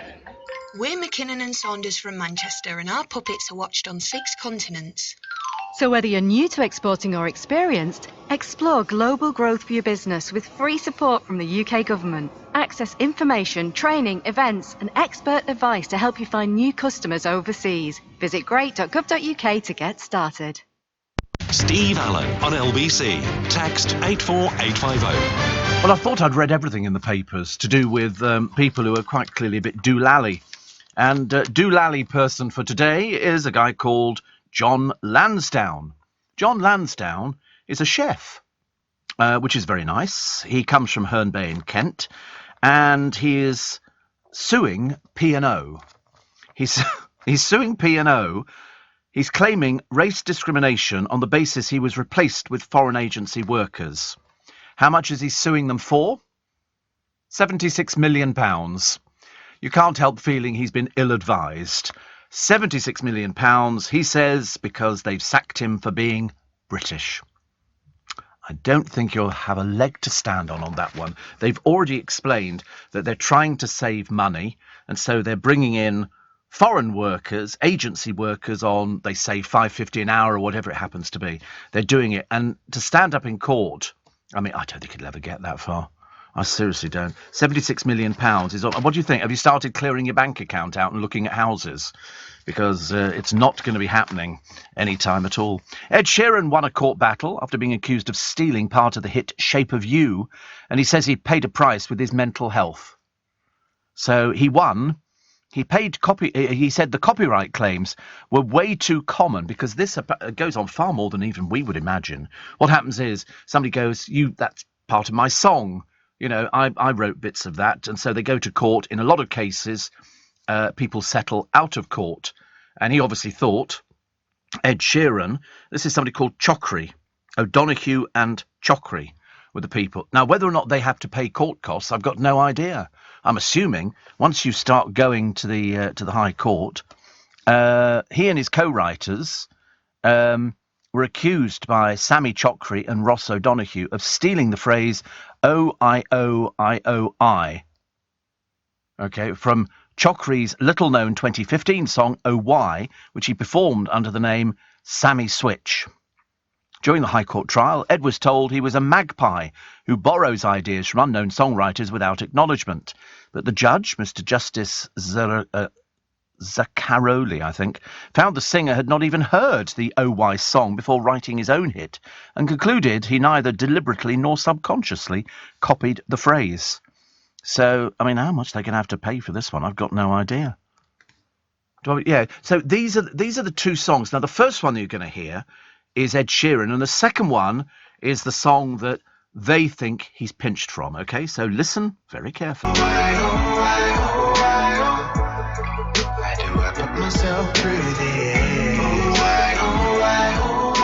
doesn't really... Actually, I heard little snippets of it before, and I did say that I thought it was just speeded up, the Ed Sheeran one. You know, but, you know, he says, I'm a human being. I'm a father, I'm a husband, I'm a son. And he's won. But who has to... I mean, how much this has actually cost is unbelievable. I wouldn't even like to imagine. I mean, it's in, you know, if the moment you go to the High Court, this was an 11-day trial. This has got to be hundreds of thousands of pounds. And somebody's going to be paying. Ed insisted he fought the claim to help other artists who were also unfairly accused of theft. In a joint statement, co-writers Ed, John McDade and Stephen McCutcheon added, Shape of You is original. We did not copy the defendant's song. We've always sought to clear or to acknowledge our influences and collaborators. It doesn't matter how successful something appears to be, we still respect it. So in the July, Mr. Chokri and Mr. O'Donoghue issued their own claim for copyright infringement, damages, and an account of profits in relation to an alleged infringement. Basically, you get nothing. So I think Shape of You, which was taken from, if you remember, Ed Sheeran's Divide album, is the star's biggest hit. Some 5.26 million chart sales. That's sales and streams combined as of November 2021, according to the official chart. Spent 13 consecutive weeks at number one in 2017, the UK's best-selling song of the year, and it's the UK's most streamed song of all time, 496 million plays. The royalties, 2.2 million, were frozen during the dispute. The High Court heard during the trial PRS for music, that's Performing Rights Society, are now awaiting legal guidance on when royalties can be distributed following the ruling. But the two who brought the case, not a penny piece, except, I should imagine, a huge bill. How many YouTube views has the Ed Sheeran song had? Oh, God, let me guess. 20 million? 5.5 billion? 5.5 billion. There you go. Bigger things in heaven and earth, ladies and gentlemen. 5.5 billion. They must be spitting blood, these other two. But, you know, you cannot do it. I think that they go, oh, that sounds a little bit like us. And so we want, you know, copyright. They thought they were going to walk out with loads of money. And, of course, it sounded a little bit, but it wasn't enough. Wasn't enough. Steve. What DVD box sets are you currently watching? What am I watching? Heidi High. Currently watching Heidi High. Don't ask why. There's no reason, actually. Listening to you in bed, says Janice. I can still hear the wind whipping up here in not-so-sunny Margate. Have a great show, and I love your programme. Thank you.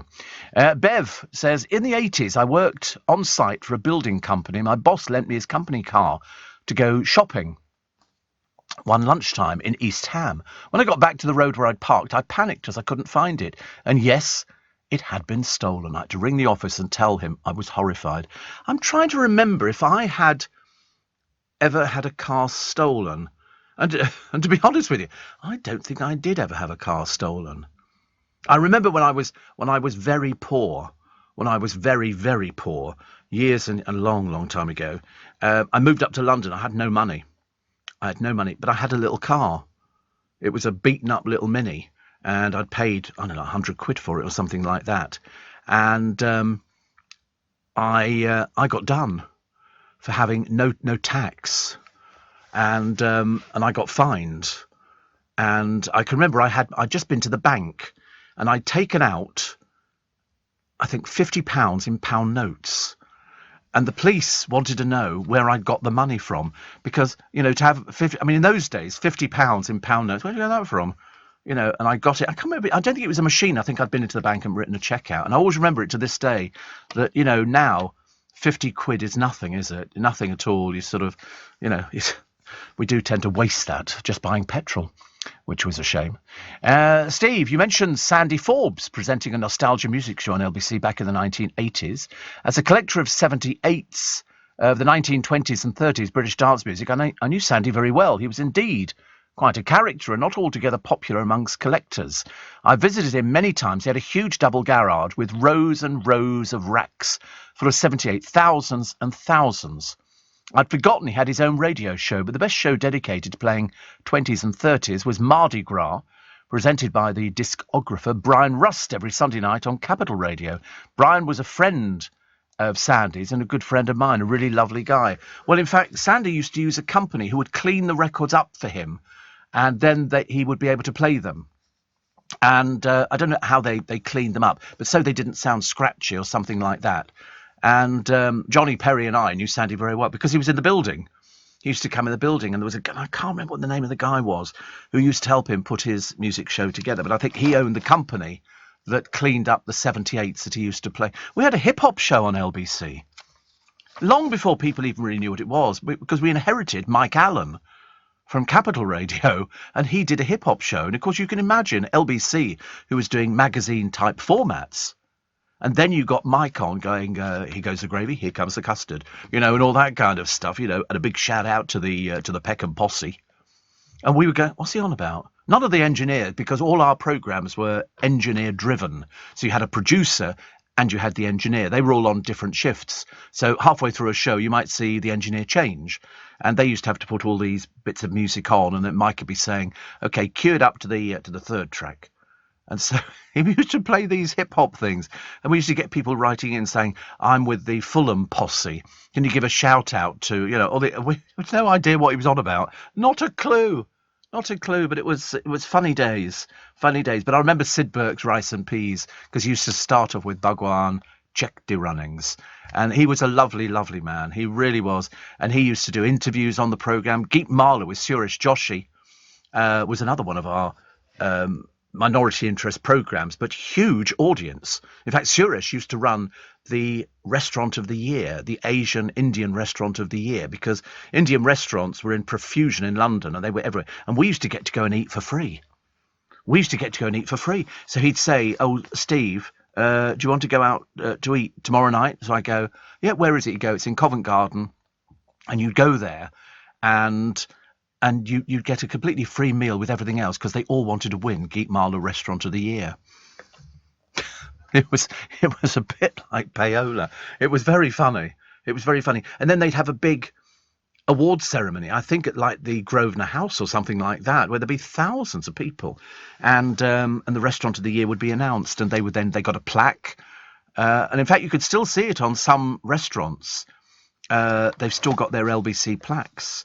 I used to do a restaurant show. Well, when I say a restaurant show, I used to do Saturday Night Out, or perhaps it was in, and we would invite in, and Chris and Steve can tell you more about this, they would book a restaurant, and the restaurant would come in, and they had 1 hour to prepare a meal, 3 courses, for me and the guests, and we would talk about the restaurant, and we would talk about the food and everything else, and we just basically ate and got drunk. And that's what it was. But these weren't just any old restaurants. These were top-notch restaurants. Seriously big hotels in London put forward their we had every restaurant that you could think of, and some would bring in ovens and they would cook on ovens, and it was lovely, and they'd bring in all the wines and the spirits and everything else, and then at the end they would say, we'll leave all the drink. But they had to do it all in the 1 hour. It had to fit into an hour's programming. And then whatever was left, the boys were eating all the food. I mean, God, it was lovely. I mean, really, really top-notch stuff. It was the best ever. And my favourite was when we had, on my programme, we had Barbara in, Leslie Joseph came in, and there was a top producer from ITV. And you get this food, and it was just delicious. I used to get people saying, are you really eating this food? Yep. And at one point, we had in the Royal Garden Hotel, they sent somebody down, and they brought all the food in and everything else. And he said, we have lots of celebrities who stay with us, one of them being Telly Savalas. And I said, oh, right. He said, he's with us at the moment. I said, do you think he'd like to come down? Blow me down, Telly Savalas turned up in our studio to eat the food and to partake. It was blooming great. Yeah, it was surreal. It was just completely surreal. And I can remember we had a dreadful trouble. We had Roger Whittaker in. It wasn't trouble, it was just funny. And Roger Whittaker, who I'm a huge fan of. And he is huge in Germany. Roger Whittaker is enormous in Germany. He sings in German. And so they bought all his albums. So over here, he did I'm Gonna Leave Old Durham Town. Although his most famous song was the Mexican Whistler. That one. But when I went to see him in Germany, he was playing in Austria, he did the whole show in German. But his wife got so drunk on one of our evenings with the restaurant, we had to pour her out of the building. She was sitting outside, happily eating the food and drinking all the booze and all the rest of it. And then in the end, I mean, she could barely stand up. It was the funniest thing ever. But no, we had some good times, Tim, we've got to take a break. Honestly, there's just not enough time on this programme, honestly, to try and get all the stories in and do all the other bits and pieces. It's nice to have your company. It's Steve Allen's Early Breakfast with you Monday through Friday from 4 till 7. We take more of your texts and emails in a moment. It's 14 to 5. Leading Britain's conversation. LBC with Steve Allen. It's very... I don't know whether this is PC or not PC, but there's a piece in Rod Liddell's column today talking about Boris Johnson. And about what Boris Johnson has said about men who transition into women, and it's a huge debate, as you can well imagine. But what he says is very interesting. He says a man who transitions to being a woman is not, in fact, a woman. It doesn't matter how long he might complain about gender pronouns, but it's all there in the chromosomes, the musculature, the testosterone levels, the bones. No matter how much we might wish to, we cannot change really. None of this means that men who feel more comfortable dressed as a woman should be treated anything other than respect. But when after a bunch of operations they claim to be authentic a woman, as one born with a womb, it's time to say not. Because you can't have a child. So you can physically look like a woman and it can satisfy you, but you don't have the inner workings that everybody else has got. He said it's as much... Yeah, you are identified as a woman, but you cannot have children. It's as simple as that. It's only women, Dean Greer once observed. I've asked my doctor to give me long ears and liver spots, and I'm going to wear a brown coat, but it doesn't turn me into a Cocker Spaniel. Which is kind of the way it is, isn't it? And so that's why Boris was quite right, because women didn't want to compete with somebody who had... testosterone, chromosomes, the musculature, bones, all these other things, gives them an unfair advantage. They can be a woman, as much as they want. That's why when they had those front page stories on the papers ages ago of this man has, I think they said on the Sun, man has baby. Well, it wasn't. It was somebody who transitioned, and they hadn't because they were a woman. So they still had their womb and everything else. Gets very confusing, very confusing. I know a number of people who've transitioned. Number of people. Tim says, I had a car stolen and the idiots wrote it off. However, the insurance wouldn't pay out because I unknowingly had a spare key in a bag in the boot. And they broke in to steal my belongings and found the car key, which I thought I'd lost. Oh dear, that's not so good. Yeah, I have a key with me, but there's nothing in the car. Which would be a bit silly. You can't drive the car without the key because it's a computer kind of thing. Andy says, on the basis of that claim, the bloke who wrote Old MacDonald's Farm could be up for a payout. E-I-E-I-O. Yes. I don't know who did write that, actually. I don't know. Who wrote Old MacDonald had a farm? E-I... I mean, what does that mean? E-I-E-I-O, and on that farm he had a pig. E-I-E-I-O, with an oink oink here, an oink oink there, here an oink, there an oink, everywhere an oink oink. He had cows. In fact, to be honest with you, he was a right pain in the rear end. He had everything, didn't he, Old MacDonald? And sometimes shortened to Old MacDonald, not Old MacDonald had a farm. The songwriters they think Thomas Defay, they think it was written in 1706. Can you believe it? And we're still doing it. You know, with a moo-moo here and a moo-moo there, here a moo, there a moo, everywhere a moo-moo, Old MacDonald had a farm. And they think it was a round folk song, index number 745. So it's the E-I-E-I-O. I don't understand what that is. Perhaps some basis of sort of, different language. Steve, a few months ago, I worked a night shift in the hospital and became so engaged in a conversation with a colleague walking home, I forgot I'd taken the car. I went to bed on the Saturday morning, got to Monday, and I was walking up and down the street searching for where the car was parked with my 3-year-old in the pushchair, secretly berating the wife for parking in a ridiculous place, and then the penny dropped. Walked back to the hospital with said pushchair, fully expecting the car to be plastered with yellow parking tickets. Thankfully, got away without a fine. My mates at work still bring it up. Says Dan, thank you for the amazing show. Well, what are you listening to? Many years ago, says John in Colchester, my motorcycle had been repaired and I eagerly rode it into town. I walked around town and then ended up getting the bus home, having forgotten that I'd used the bike. Worst thing was, all the time I was carrying my crash helmet. Dale and I went out to a bar in Earl's Court many, many years ago.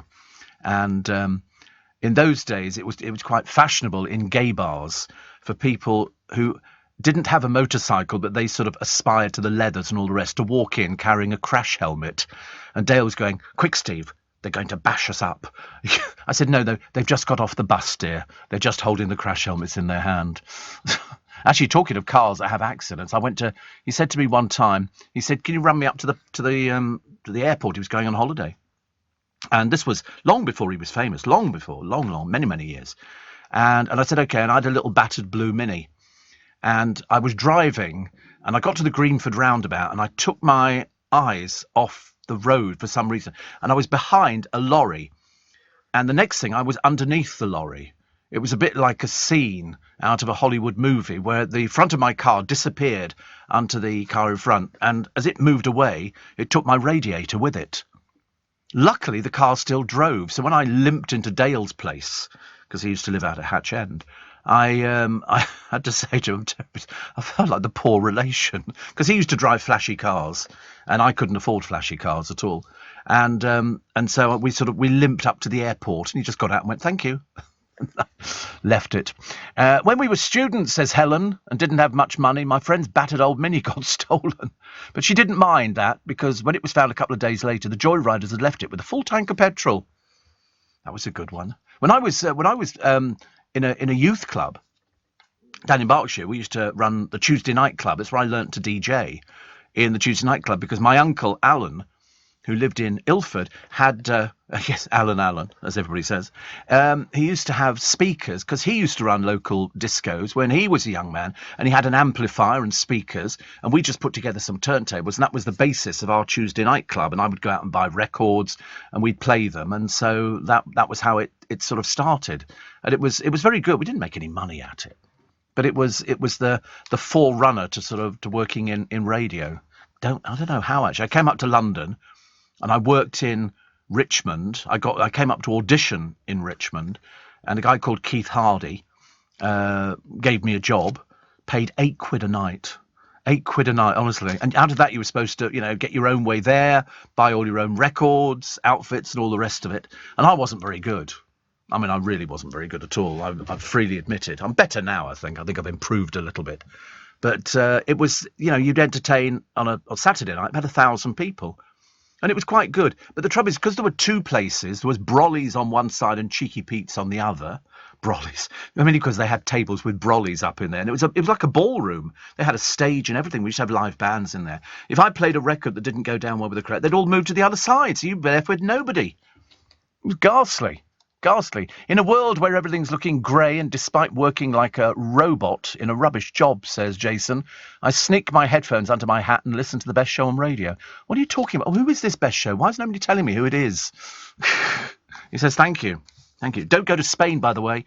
They've got rain. Fuengirola, it looks like they've had an avalanche. And also, the beach huts in Marbella literally being washed out to sea. I mean, it's really bad. Really bad. So, if you are going, and you will probably be flying this weekend, will you not?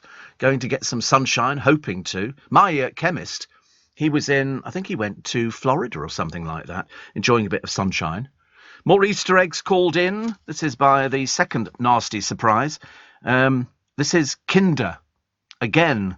Kinder again. This is due to a potentially deadly outbreak of salmonella. Parents were warned about the range of Kinder Surprise eggs. Okay, because they may be contaminated. The alert now covers certain mini eggs, egg hunt kits, Choco bombs, and surprise packs. At least 63 people have been infected so far. That's the one with the Kinder eggs are the ones with the little toys inside them. We never had those. We didn't have any money for stuff like that. That was considered far too. Yeah, I mean, an orange or some nuts or something like that. We didn't really have sweets when we were kids. It's funny, isn't it? You'd think it's only something you discover as adults. I had pocket money when I was at school, and you'd go and buy your shrimps or gobstoppers and things like that. I mean, a treat, I don't know, we didn't really have treats. A treat was, I don't know, having sort of strawberries. My mum would go out and buy strawberries. Or failing that, I think she went to a strawberry farm, where you can pick as much as you like and eat as much as you like and then sort of take them home because you feel so sick. And so we had strawberries. And a box of After Eights was a bit of a treat. But you weren't allowed too many of them, After Eight chocolates, because you'd always open up the box and just a load of paper in there because people had put the stupid paper back in again. Why they never threw it away, I've got no idea. We liked Matchsticks. They were those chocolate things. They came in...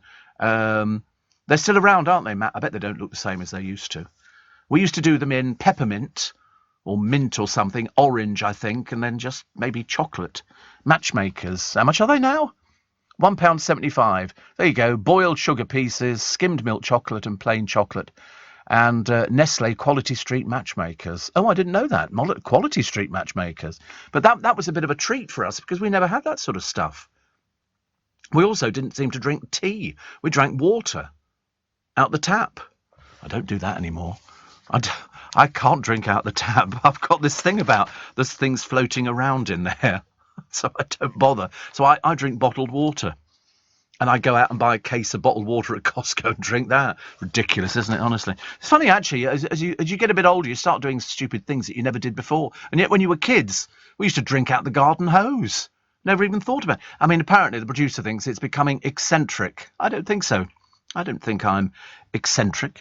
Rylan is very much still standing after a pretty rough year. I mean, what do you mean a rough year? What, because his boyfriend finished with him? That was, or he finished with him, I don't know. But anyway, he, at the launch of something, I can't remember what it was, Eamon and Ruth turned up. Well, I'm surprised that Eamon's allowed to walk. I mean, his feet are shot to pieces, aren't they? He keeps telling us that he can't walk, and he's, my bones hurt and all this. I mean, honestly, I'm surprised he's still with us. Ruth, of course, she's making more money than he is. But Rylan is working on rebuilding his life. Make such a drama out of things, don't they, honestly? Rebuilding your life. What is he, 12 or something? Of course not. Coming up to the news at 5, it's Steve Allen's Early Breakfast. This is LBC. I'll be back with you in 3.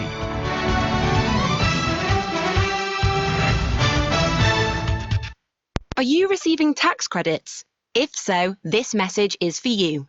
Tax credits are coming to an end, and most people will be asked to apply for universal credit instead.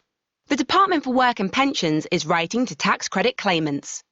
You won't be moved automatically, so look out for your letter explaining what you'll need to do and by when. And there's also lots of support to help you make the move. Get ready for your universal credit switchover. Search Understanding Universal Credit today. Eligibility criteria apply. This is LBC from Global, leading Britain's conversation with Steve Allen.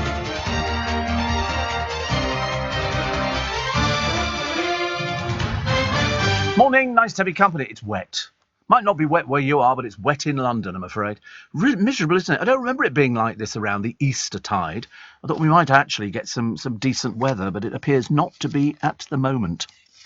Not so good. There's a good story, actually, and I seem to remember reading this some time ago, that they do this. This is a woman at risk of harm, and she was on a bus.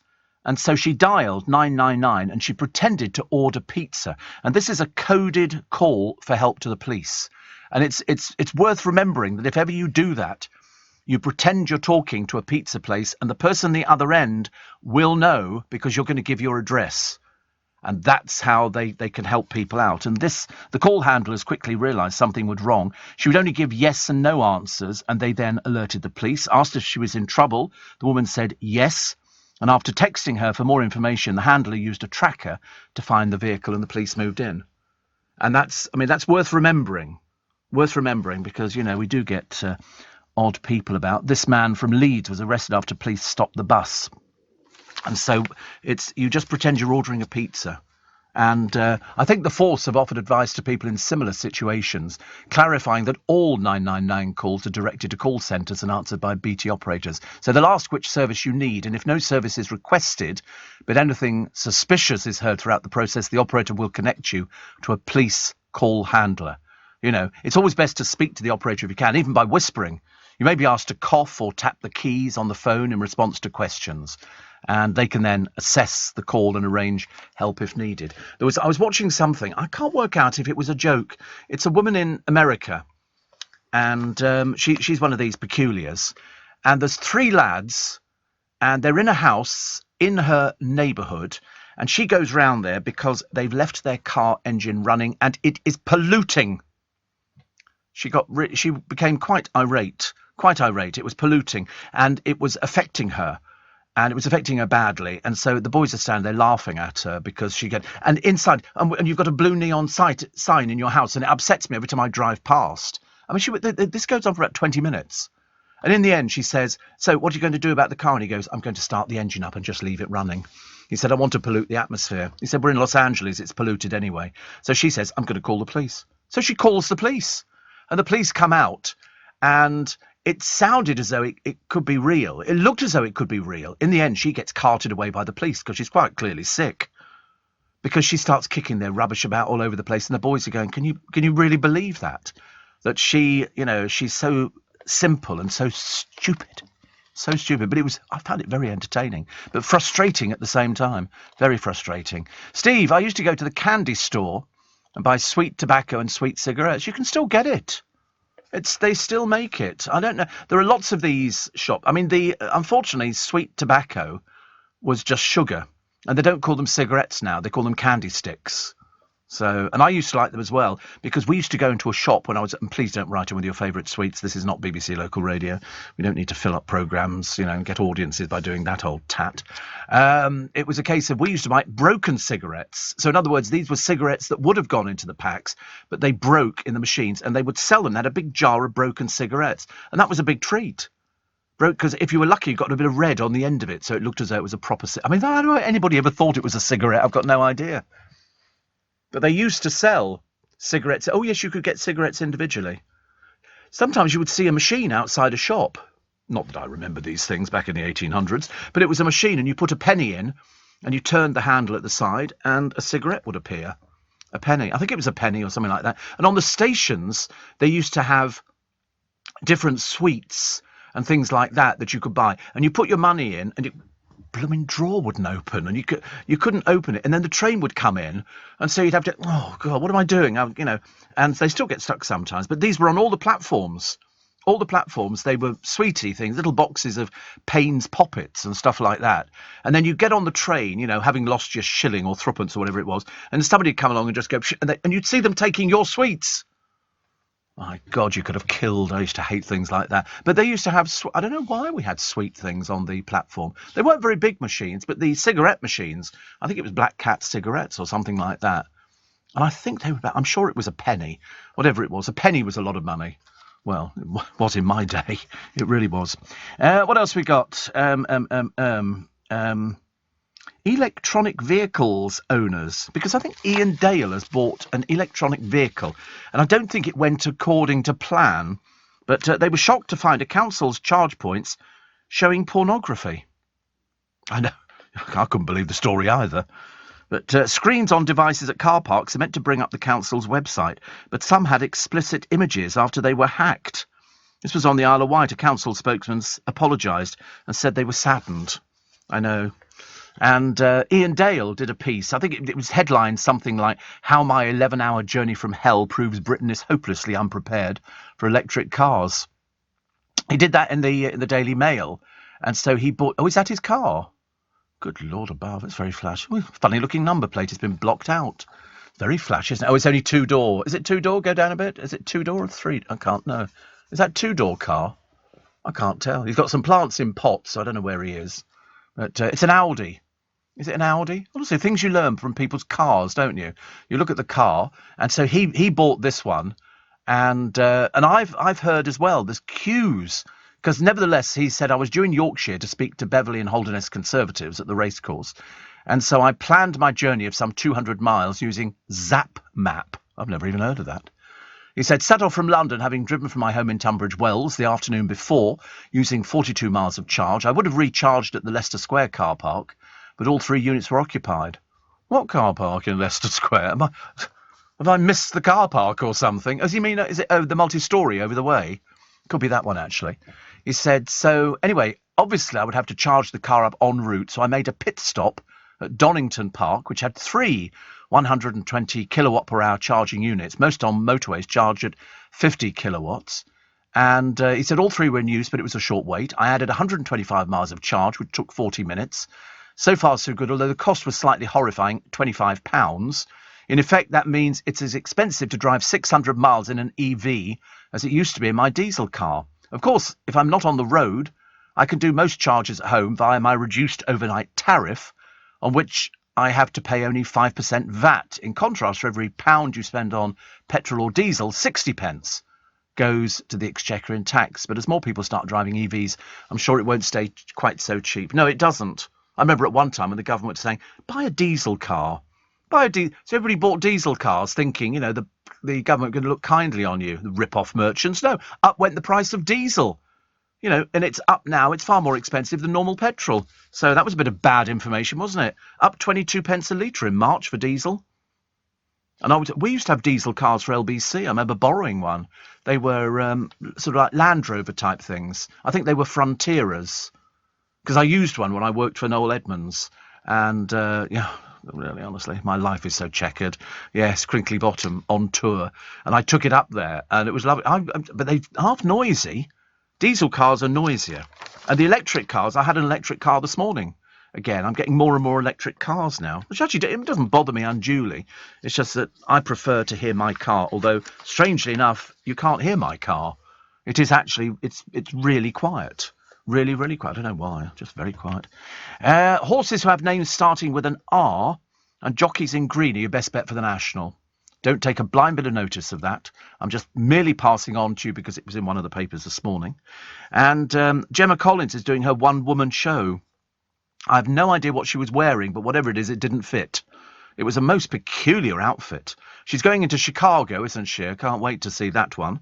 That should be interesting. And Nicky Graham's mum recalls her daughter's desperate state when she died. I always remember her. If you've never seen Nicky Graham, you have to go to YouTube and download her from when she did Big Brother, when she would have tantrums and breakdowns all over the place. But they were funny.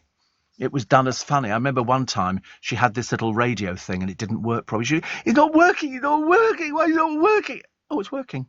And she would switch it on and off very quickly. It's lovely. Steve, ScotRail have reintroduced a drinks and a food trolley service back on their long-distance train, says Davey. I used to love the food trolleys. Love the food trolleys. In fact, I actually mourn the fact that, these sort of trains don't have the restaurant cars anymore. But the food trolley, they have buffet carriages on long distance. I've seen them loading them at Waterloo Station. A packet of crisps, tea, hot chocolate, anything like that. I've definitely got to sort out that blooming thing with Pret-a-Manger. I've not done it yet. £25 for 100 cups of coffee. I should be having... I won't use it. I know I won't use it. I don't just want I don't want cups of coffee. I think that would send me round the bend. But I don't mind smoothies. But you've got to be careful because smoothies can get full of sugar. I know, full of sugar, and a hot chocolate full of sugar. But that means you can obviously get all the extras. So I can have cream with it and all that. So it's going to have to be in fact, I won't go buy it, the blooming thing. Steve, the machine I remember on the stations was Nestle chocolate, and sometimes the chocolate tasted mouldy. Says Albert. Take it back. Take it back. Everything's got sell-by dates on. Every bit of chocolate you buy, every bar, every sweet, you'll see on there'll be a code that will tell you when it was made. It's taking it a bit too far, actually. It goes. Well, no, sometimes if it's been heated, if you've had chocolate at the back of the car or something like that, it does go a bit with a bloom on it, and I don't like to touch it. I'm not a chocolate sort of person, actually. A hotel booking firm is advertising a dream job. Come on, guess what? Everybody else gets really horrible jobs. A pillow tester. They want a pillow tester. Online platform Who wants to send the recruit on 52 two-night stays across the UK. You'll be paid £100 for each stopover in exchange for comments on the size and firmness of the pillows. Because apparently 75% of travellers said bad sleep ruined their holiday. I do like a firm pillow. I'm a memory foam pillow boy. I'm a side sleeper. I'm a side sleeper this way and that way, and that, I spend most of my life moving around in bed, which isn't so great. I love the two little kiddies in the paper today, and they've daubed black paint all over their living room wall. Kerry Jones was left with the clearing up after Lacey Ray and Eliza Skye. Don't make me say it, please don't make me say it. Opened the tub as she slept. Kerry of Clayton in Manchester said, I was gobsmacked. Lacey Ray looked like she was saying, this is our artwork. Why do they give kids these names? It's just the most bizarre thing ever. 5:15. Let's get the travel, shall we, with Joanne Webb. This is LBC with Steve Allen. Morning, nice to have your company. 18 minutes past 5 is the time. Believe it or not, and we were only talking about this the other day, the Loch Ness Monster has reared its ugly head again, I'm afraid, because a tourist believes he may have seen the Loch Ness Monster on a sonar whilst on a cruise. Railway engineer Tom Ingram said he first thought an image on a screen on the boat was part of the trip experience. When he realised it was real, he quickly took a picture of the 30-foot object moving about 410 feet underwater. No, you didn't. Okay, I don't want to tell you this. This thing must be so old now, dear. It must be basically on crutches or in a wheelchair. Because we think there's only one, in which case, it's not two that have had a baby, Loch Ness Monster. Tom says to see that took us by surprise. Nessie expert, or as we prefer to call them, compulsive liar, Steve Feltham, said the images are the best evidence of something big and deep in the loch. No, there isn't, okay? Stop doing it. They say it could be a giant eel. It's not, okay? It's not anything. There's been one man who's lived by the side of Loch Ness for God knows how many years now. He's found nothing. Nothing at all. They say it could be a prehistoric marine reptile called a plesiosaur. No, it's not. There's nothing in there. Okay, it's as simple as that. Otherwise, this thing's got to breathe, hasn't it? What do you think? It's got an aqua lung. Honestly, people do keep these things going, don't they? The Duchess of Sussex, as I told you a few days ago, wants to trademark the work Archetypes for the title of her new Spotify podcast. I can't imagine she's got anything to give to the world at all, really. I don't want to be rude about her, but she was just a very average actress who happened to get very lucky and marry Harry. But there again, he's turned out to be a bit of a doormat, really. He doesn't do anything now. When they did their first podcast, it was pitifully awful. Really bad. We do love Bill Bailey. I'm a big fan of Bill Bailey. I love watching him, when he plays the organ and does it. He's just very, very clever, and I like him a lot. But it's been 2 years since they lifted the Glitterball trophy, but Bill and Oti Mabuse are still sparkling. Oti, who won Strictly with Bill in 2020, has promoted another new musical, The Cher Show. The Cher Show? I quite like Cher, actually. She's getting on a bit, isn't she, now? She must be in her 70s. 75. Wow, amazing. Absolutely amazing. Appearing on I'm a Celebrity catapulted him to primetime, but Jordan North has quickly learned that not everybody watches the ITV reality show, because some people turned up on his doorstep. I think they were bailiffs, but they're not. They're called court enforcement officers, which are completely different. Completely different. And are you such and such? They didn't even know who he was. But mind you, I wouldn't know who he was either. He could walk in here now, and I've got no idea. I'm looking at a picture of him. No idea. No idea. Lee Mack is back with a new quiz show. The 1% Club. 100 contestants will compete using logic and... Oh, I'm bored with quiz shows. Are you bored with quiz shows on the television? Every other day. Oh, they're on all the time. There's another quiz show, and you can win this, you can win that. And they all come on and go, oh, it's the best one, and this is... Oh, God, save me from quiz shows on the television. It's an absolute nightmare. So is this today, Nikki Graham? Who is she? It's on Channel 4. Channel 4 they're going to get rid of. They're going to sell it off to somebody. I don't know why. It doesn't owe any money. It seems to tick along very, very well. And so they've got... it was interesting, actually, because her mum says that she thought Big Brother was an overwhelming force in her life and made her thrive. But it was more than a paycheck, I think, for her. And so she discusses, she sits down, Nikki Graham, and talks to a lady called Mandy. And her eating problems began when she was 8. 8! I mean, I've heard of people who only eat certain things. They just, I'm not eating it. There was one girl in the paper ages ago. All she ate was chicken nuggets. That's all she wanted to eat. And no matter how they tried it, they couldn't get her off these blooming chicken nuggets. But it sounds very odd, but it's an illness. Oh, absolutely. Nikki Graham, who is she? Channel 4, 9 p.m, and that's taken from one of Nikki's shows where she went, who is she? She did it quite well, actually. Did it quite well. Dame Mary Berry vows not to retire, thank goodness. And 1 in 3 office workers have said that they've forgotten how to socialise. How can you forget how to socialise? It's called talking to people. How can you forget to do that? I don't know. Yeah, if you've been working... Oh, I suppose, yeah. If you've been working at home for 2 years, you know, you might not know how to do things like that. Putin's daughters hit by sanctions. Oh, dear. That's a shame, isn't it, loves? That's a shame. We didn't know he had daughters, but I'm glad you've been hit by sanctions. I mean, really, your father, and you need to have a word with him if you've got any control over him whatsoever. He's killing Russia. He's killing it. There won't be anything left anywhere. Not just the Ukraine, but Russia as well will be razed to the ground. So can you not have a quiet word with him, loves? You know, perhaps he could give some of his money back, couldn't he? That he's managed to get through various gains. Cannabis is going to be tested as a pain relief drug, and then they'll probably release it on the NHS. I thought they were talking about this years and years ago. And Gary Lineker has been red-carded by a sex survey after claiming football is better than making love. Well, I don't think anything happening in that department for you, is there, ever since the last one left? We haven't heard anything else. And Basil Brush has denied having Botox because he's 60. Basil Brush was very good. He had various people who worked with him. Mr. Roy, I remember. And there was the bloke out of Heartbeat who was with him as well. Yeah, in Heartbeat, he was another one of Basil's. No, the man who ran the pub. He was a former copper in it, and he died a little while ago. But he was another one of Basil's people, and he used to sit there and they'd, you know the one. Do you know him? Yeah, there you go, Derek Fowles. I loved him. I'd forgotten how old he was actually, but he was Mr. Derek in the Basil Brush show, and Basil Brush was brilliant. He was really, and then you look at pictures of him. And you just think, it was, Basil Brush took over everybody's life.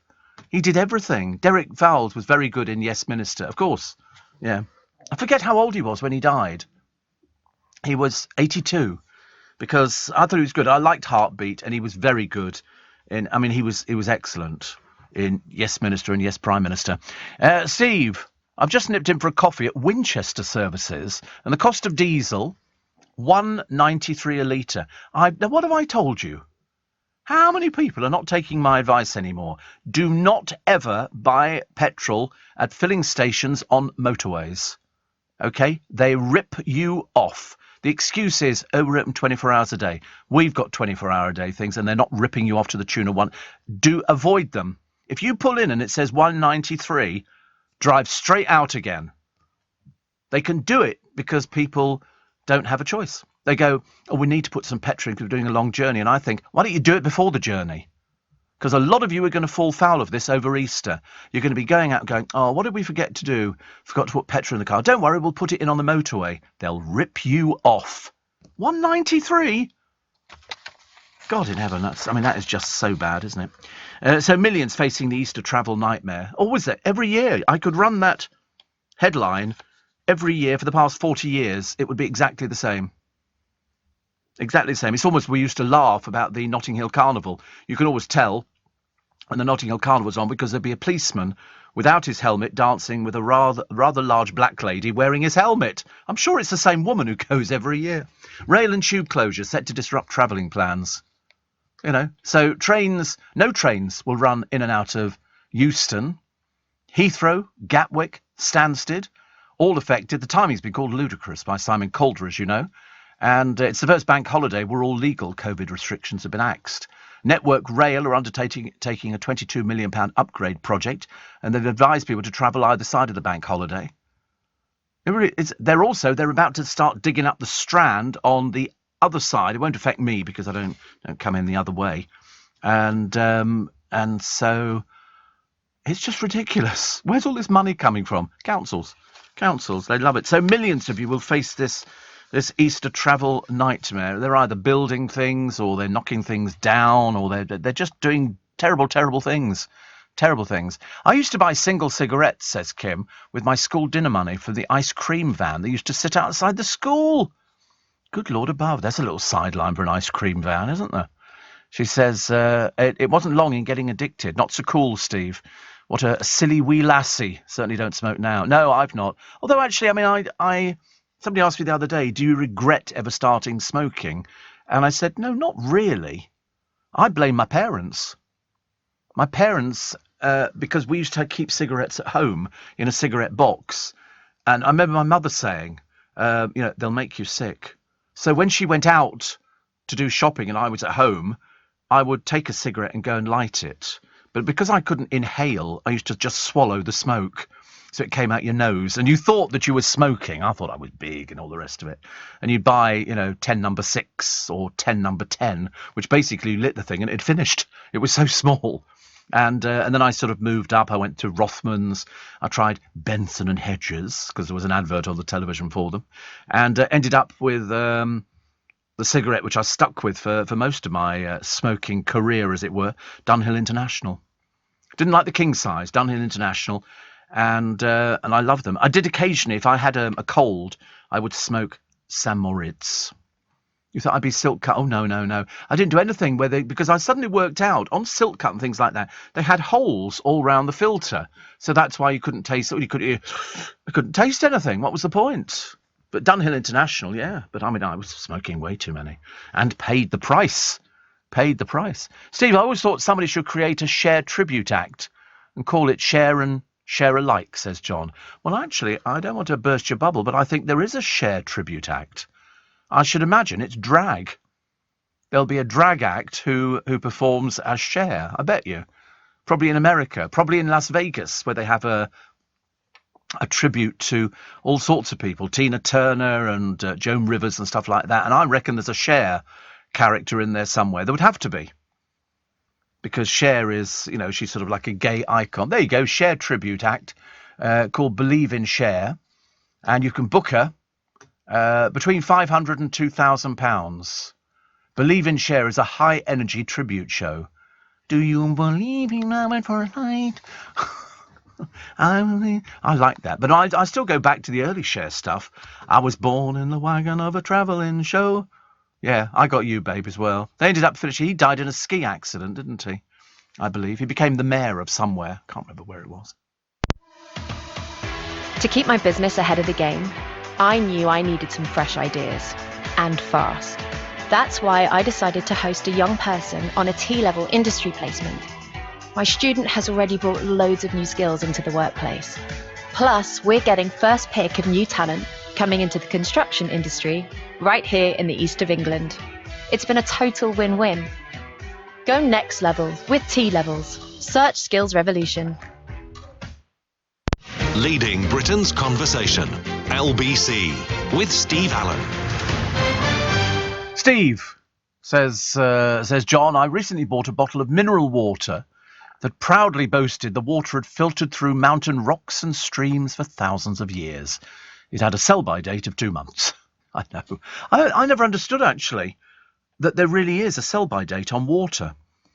And so if you and it's plastic bottles. If you buy water in glass bottles, it's better. The plastic bottles are not so good, but of course we all buy it in plastic bottles because you get cases of it. You can buy a case of water for about £3 or something like that. But yeah, a sell-by date on a bottle of water. Who'd have ever believed it? I mean, over time, the plastic can begin leaching into bottled water, which can negatively affect your health. I should imagine so, yes. But you try buying a case of water where they're glass bottles. They don't seem to exist at all. You can buy glass bottles full of water. I mean, you're not supposed to refill either. That's the bad thing, because people put the bottle under the tap, and then they turn the tap on, and all the germs under the tap go into your water. You can be infected very quickly. You can be you can absolutely be infected with sort of contaminated water, but you should never refill. Never refill. Yeah, the tap water's safe. The tap isn't. The tap. I mean, you wouldn't put your mouth under a tap here, would you, and pull the thing down? And no, you wouldn't. Tell fibs, honestly. Steve, Bill Bailey was one of the Masked Singers at the O2 on Sunday. He was a space pug on the Masked Singer Live. He's very good. I do like him, actually. He's very good. Every time I've talked to him, I've always said exactly the same. You're one of my favourites. And one here says, I love Cher. She's 75. I first really got to like Cher when me and my brothers heard I Found Something back in 1987. She's amazing. I've seen her. She did the Heart of Stone tour in 1990, the Love Hurts tour in 92, the Believe tour 1999, and then 2001 the Farewell tour. I feel like she, as in, is it farewell as in goodbye? I mean, she can't still be touring, can she? I feel like she's lived several lives, and she probably thinks so as well. But I mean, you've got no idea what she looks like really without all the wigs on and everything else, and I mean, she's just painfully thin. It looks like she needs a good meal, you know, because if you work Vegas and stuff like that, you've really got to look fantastic. Heartbeat and The Bill apparently were both cut by ITV. They were some of the best shows on the telly, says Dave. Oh, I thought Heartbeat was very good. The Bill was very good. The Bill was very, very good. Why they ever axed that, I've got no idea. One of their more stupid decisions. Elliot says, Dominic Byrne wants to do a documentary on the Loch Ness Monster. Wouldn't it be fun if you went with him? He's an avid believer, says Elliot. Oh, I know he is. I mean, it would be a very entertaining show. Oh, look, did I see something over there? No, you didn't. No. Do you think it's a plesiosaurus? No, it's not. Okay. Could it be a giant conger eel? No, absolutely not. I mean, how do you think these things are breathing? Fish come up to breathe. That's what they do. They don't spend all their time underwater. Maybe it's not a fish. Perhaps it's a merman or something like that. Mermaid. I ordered a Chinese last night. It cost £19 and always cost 19 quid. Now it's 27 quid. Big difference, says Craig. No banana or raisins in it. He said, I wish you were on all day. Right. Yeah. What are you having for £19? I mean, is this a shared meal? I mean, it can't be a meal for one person, can it? £19, would that be about right? Wow. Rice, couple of dishes, spring rolls. That it? That would be 19 quid, would it? Oh, blimey. Far too expensive. No, he says, but no bananas or raisins in it. Because I was talking about my mum doing a curry. We had the Lazy Susan, which had bananas, tomatoes, cucumber, raisins, everything else. Cher re-released I Got You, Babe, and did a version with Beavis and Butthead, says Chris. They mentioned Cher's husband, Sonny, being the mayor of Palm Springs. He was the mayor. And Joe says, why don't you get a water filter? Do you know, Joe, I've had them in the past, and after a while they get dirty. They don't stay as good as they do when you first buy a Brita. I've had a Brita filter, and you fit it into the fridge and all the rest of it. And so I tend to buy bottled water. It's so cheap. But mind you, I'm even dafter than that. Because you have to change the filter on the Brita. Yes, I've done it. But after a while, it starts looking a bit manky. So I didn't bother. But when I do bottled water, I use that in my hot water machine. I pour that in the hot water machine and into the kettle as well. Roughly, yeah. I mean, I don't fill up from the tap. Don't ask me why. I've got no idea why. It's only because I think there's something strange going to emerge from it. I mean, the kettle will boil any germs away. I know that. And I've got a kettle that lights up, which does, pretty cool actually. Ian in Somerset says, did you know there's only one lake in the Lake District? There's today's riveting fact that you can go and spread to people. You can say to somebody today, did you know that there is only one lake in the Lake District? And why would that be the case? Why would that be the case? The answer is, here we go. There is only one official lake. Are you talking about, it's Bassenthwaite, isn't it? That's the one, yeah.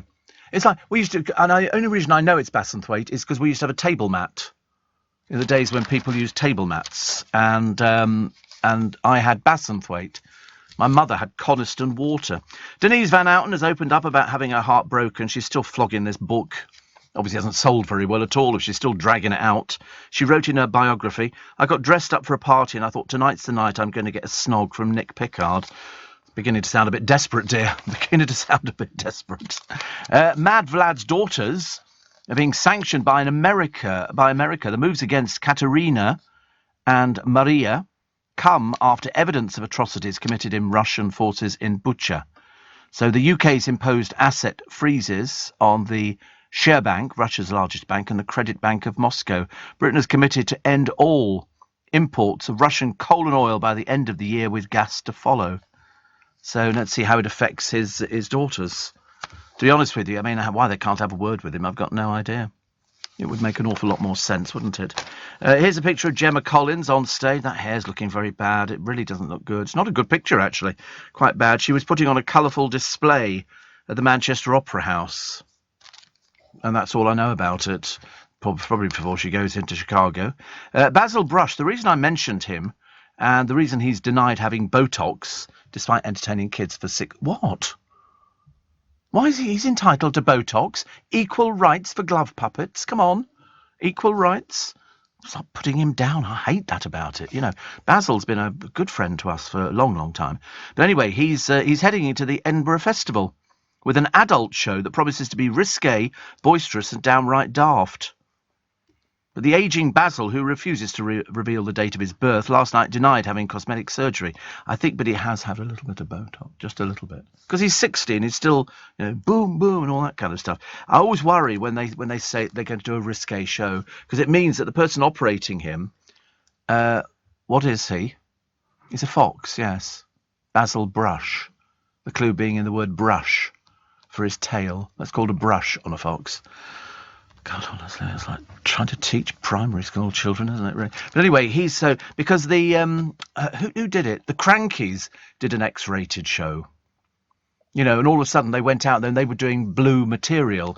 And I don't like to think that Basil Brush would be doing risque stuff.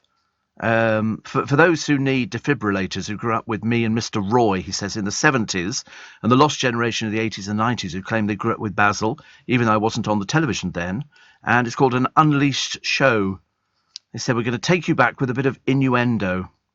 It's a case of Graham Norton meets Have I Got News for You? Oh, I don't know. I'm not sure about that. We still like him. We still like him. I'm a big fan of Basil Brush. Why not, for goodness sake?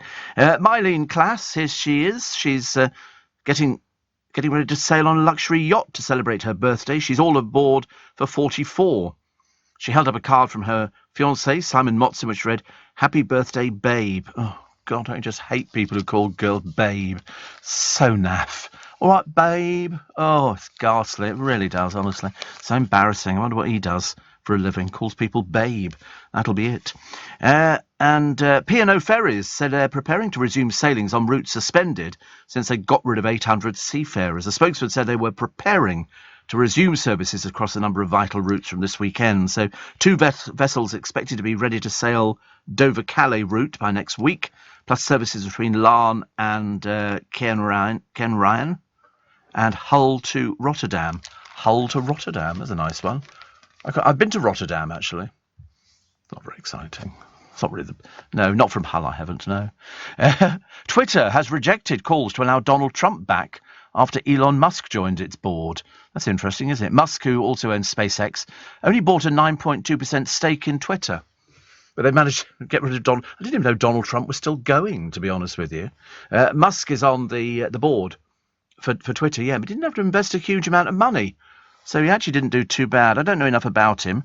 Uber are adding train, plane and coach tickets to its offerings. And this picture of this revolting person, a ladette lout. I think that means sort of a lout who behaves more like a bloke than a bloke. That's as far as I can see. This is... Did you say it was Shanae White? Shanae White, 18, lowered her face mask and spat at Sergeant Matt Black as he was escorting her to a cell. He said, the incident left me sickened because the spit ran into his eyes and mouth. And you know what they didn't do? They didn't send her to prison. Reason being, she's too immature for prison. A pathetic waste of space. He said, the incident left me feeling sick. I was worried about catching COVID and passing it on to the family. The judge, Bernadette Baxter, said that what she did was disgusting and vile. She'd been smoking cannabis. I love this. I don't think she works, but she can afford to smoke cannabis. And she tried to stab a young woman in the street before robbing her of necklaces. She was 20. She was given a 20-month jail sentence, suspended for 2 years. What's the point? She's obviously one of life's failures. Why not send her to prison, get her to learn something? She comes from a place called Stretford, and she said, given your age, there's real hope for your rehabilitation. Really? Oh, good. Well, we do hope so. Yes, there's a lot of promise on that one. Just get off the cannabis, first of all, and you might sort of start on the right road. Pictures of marquees lining the lawns of Nicola Peltz's family home. I bet they're really excited. It's going to cost £3 million for this bash. Most of it probably going on the tents. And stars including Eva Longoria and Gordon Ramsay, and that's all they've come up with. They can't come up with anybody else at all of going out to this, the wedding of the day.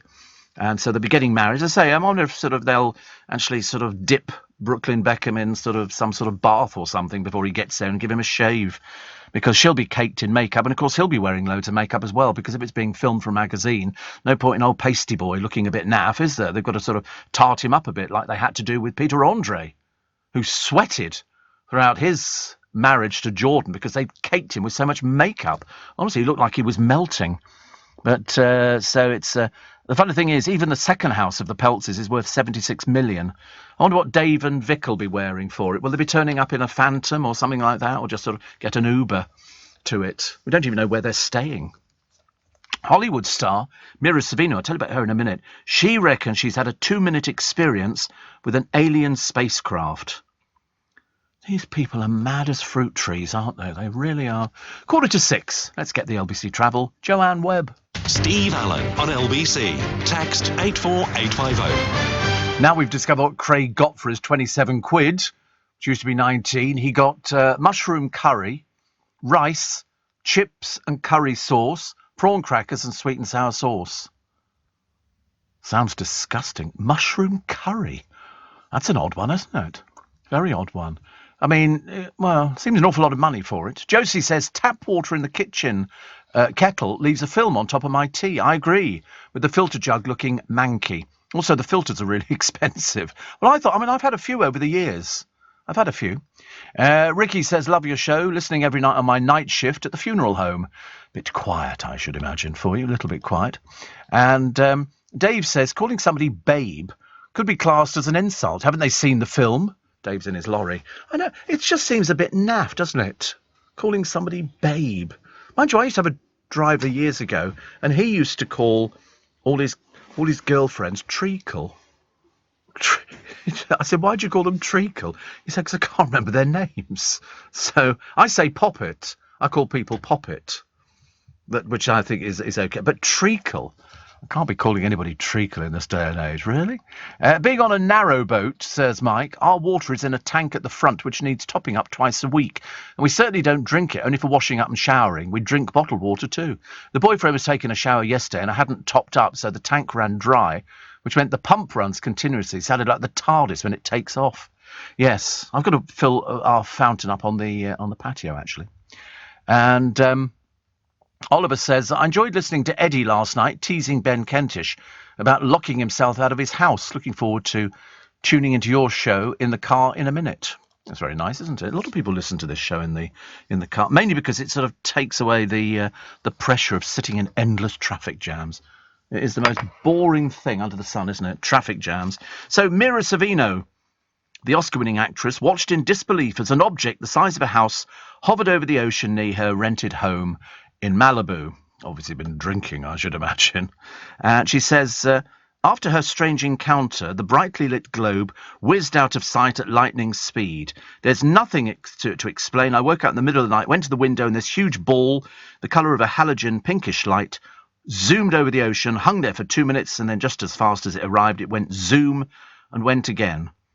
She doesn't believe the E.T. craft tried to contact her, but she added it was weird that it hung there. No, there wasn't anything, dear. OK, let me just explain to you now. There was nothing. OK? There was no ball hanging in the sky. It didn't try to contact you. OK? You're mad. Simple as that. Uri Geller. We all know about Uri Geller, the man who claims to change the molecular structure of metal. So fantastic is it, he comes up with a brilliant idea of bending a spoon, as opposed to doing anything that could sort of benefit mankind. And so, you know, we watched children bending spoons, and all you had to say was bend, bend, bend. And of course, most of the kids just cheated. And a spoon of his choosing, yeah, we've had all of that before. And then they checked it and discovered that under one of these microscope things, they could see that the spoon had been bent a little bit beforehand, so it had weakened the metal. But he claimed he was chased and hit by an alien ball of light when he was 5. So he's believed in space creatures ever since. Uri Geller is 75. I think that kind of explains it. He revealed his close encounter on Instagram after reports that strange lights chased a US warship last year. No, they didn't. I mean, really, you'd have to explain all these things. He said, Uri also said John Lennon told him strange insect... So John Lennon's dead, dear. We can't explain, you know, you can't believe anything. You just, you know, I was talking to Princess Diana only the other day, and she was telling me she thought Prince Charles was an alien. But he said that insect-like creatures once visited him in his apartment. Yes, John Lennon smoked a lot of cannabis. I think he probably saw all sorts of things, but, you know, there you go. A student, I wish they'd do it in this country, caught using a stolen disabled parking badge. They've started this in America. It's big business. Do you know if you park on a disabled bay, even if somebody gets out and to run over the road, the moment you enter that disabled bay, if you're not disabled, $1,600 they charge you now. Oh, yes. And a lot of people using their mothers and then lying, going, oh, she's just gone shopping. Where, ma'am, has she gone shopping? Because the person who has the badge has to be in the car to use the badge. But a student caught using this one. This is somebody who is from... He's a university student, a business management student. Chima Asuda's BMW was impounded when a warden found the blue badge was not his. He said he found it. He was a liar, of course, because he paid 20 quid for it. At Portsmouth Magistrates Court, he admitted fraud. He was given a 2-year conditional discharge, ordered to pay £2,500 cost to Portsmouth City Council. What an embarrass. Chima Asuda. The one who bought a disabled badge so he didn't have to pay anything. Really disgusting, really disgusting. I thought when I saw, you know, £2,500, I thought, oh, it'll be America or something like that. But no, in this country. That'll teach you, won't it? How embarrassing. Steve, I call everybody mate, says Shane in Sydney. I'm an old Aussie. Oh, right. Robert says, I know you like scampi. Have you ever tried Smith's scampi? No, that's ghastly. Ghastly. That's not proper scampi at all. It's just a created thing in a laboratory, isn't it? Yeah, they're crisp. It's just got no, definitely not. I'm not really a big into these sort of things, you know, like sugar puffs. I was never that bothered about sugar puffs either. And yet as a kid, I used to adore them. Forgive me, says Julie, but I missed yesterday morning. What do you mean you missed yesterday? How is this possible to miss yesterday morning? But I got you on catch-up. Oh, thank goodness. And you were referring to fish and chips. Please tell me you finished with a pickled onion and a wally. What's a wally? We don't know what a wally... We know what a pickled onion is, but I'd never have that with fish and chips. Because it's got vinegar on, and I don't like vinegar anywhere near my chips. So, a wally... Oh, it's a gherkin. Oh, no, I wouldn't have a pickled gherkin. It's an old Cockney London slang, isn't it, for olive? Wally, olive. Doesn't kind of rhyme, but that's what it is. No, I've never had a gherkin. Or I've never had roll mop, pickled herrings. Oh, no, definitely not. And I definitely wouldn't have a pickled onion, although I do have a jar of pickled onions in the kitchen at the moment. And occasionally, if I'm feeling particularly decadent, I will have a pickled onion. Not with anything, though. Not particularly. Sometimes, I mean, I don't like pickled eggs, no. I think that's just unnatural. Well, an egg is something you either fry, or I could have it if it was hard-boiled and cut up and put into a salad, but I wouldn't have it any other way. Daniel Craig ditches his suave dinner jacket for a lumberjack look after retiring as James Bond. I think people expect him, because he plays James Bond, to be dressed like James Bond all the time. Whereas, in fact, of course he doesn't. Of course he doesn't. My horse in the National, the runners, it's called Enjoy d'Allen, currently running at 10-1. There's all sorts of horses. I mean, there's good field, but we will lose a few beforehand. And they will have all sorts of, people say this is the favourite, and then the prices drop all over the place. If you go for Commodore, they're currently offering 66-1, Caribbean Boy goes for 40-1, and Coke Beach 100-1. So I think Enjoy d'Allen it's got my name on it. Goodness sake, honestly, why not? So I might risk a couple of shillings on that one. I should go to the betting shop today and then write down. I think I'll probably go each way, just in case. Should I not go each way? I can't be bold. I'm not. I don't like taking risks. I'm not very good at doing risk taking. And there's a story from a reporter called Danielle Sheridan, who's in Andriivka. And after the Russians are forced to retreat from the town outside Kyiv, villager 69 reveals their chilling threats. "What is this pit?" she said to them. They said, "This is a graveyard for you." These are the Russian soldiers. And, it's just, we seem to have kind of pushed it to one side. I've not. I think about it all the time. I see these horrendous pictures. But, I don't want to hear from Putin's daughters. I really am not interested. Or the socialites in Moscow who are suffering because their favourite shops are not open and they can't buy anything. Tell you what, why don't you go to Ukraine, see what you can buy over there? Really, it does annoy me. See, best way to get rid of film on top of a cup of tea, put a splash of milk in first with the tea bag, then the hot water. I promise it works. Don't ask me why. Tony says our water's terrible, hard and full of limescale, and it works every time. A scampi fry, says Sean in St Albans, is one of the best things in a pub. Have you ever tried a cheese moment? Small breaded pillow-shaped morsel filled with creamy cheese. Oh, God, it sounds disgusting. You're eating some rubbish, aren't you, in pubs? The only thing you should ever eat in a pub is a packet of crisps. None of these other things that have been made up, pork scratchings and stuff like... No, you don't touch any of these. I've seen these cheese-flavoured moments. It's a cereal snack. I mean, I wouldn't like to imagine what the fat content is. I should imagine it must be horrendously high. Horrendously high. Flavour cheese, brand, savoury selections. It's currently unavailable. Good. Because I was never going to eat it. A heartbroken mother has found the body of her 4-year-old son 26 days after he went missing trying to escape Russian airstrikes. Little Sasha was on a boat with his grandmother Zoya, which capsized from suspected gunfire while crossing a reservoir. The body of his gran was found shortly afterwards. It's just dreadful. It is just dreadful. The infamous moment that Will Smith slapped Chris Rock at the Oscars is turning into a tattoo. People having it done as stupid people, I can imagine. Artist John Arton thought it was hilarious. A man wanted to immortalise the image on his leg. The Birmingham tattooist, who specialises in portraits, created the inking on Sunday. What they've done is they've lifted the photo, and he said it's quite small and discreet. If it wasn't, I probably wouldn't have done it. What sort of odd person has something like that done? Some very peculiar people. I mean, yeah, it's actually got the moment where Chris Rock is leaning away and he's gone. I don't quite understand it at all. What else have we got? Conservatives promising a £3 billion bus revolution, but in Wakefield, angry travellers face delays and cancellation. I feel sorry for people out in the countryside. Your bus service is terrible in lots of places. People have to wait. We get a bus 3 times a week. You go, oh, good. Tend to forget about that, don't you, really? And a man admitted criminal damage after vandalising the Manchester Arena Memorial.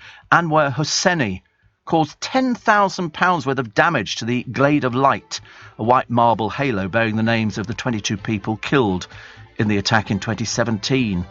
The magistrates told him the case was too serious for them to sentence. He's going to appear at Manchester Crown Court He was bailed on condition he goes nowhere near the memorial. £10,000 worth of damage.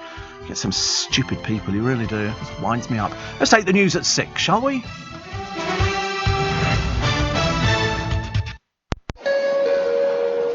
This is a passenger announcement. You can now book your train on Uber and get 10% back in credits to spend on Uber Eats, so you can order your own fries instead of eating everyone else's. Trains, now on Uber. T's and C's apply. Check the Uber app. This is LBC from Global, leading Britain's conversation with Steve Allen.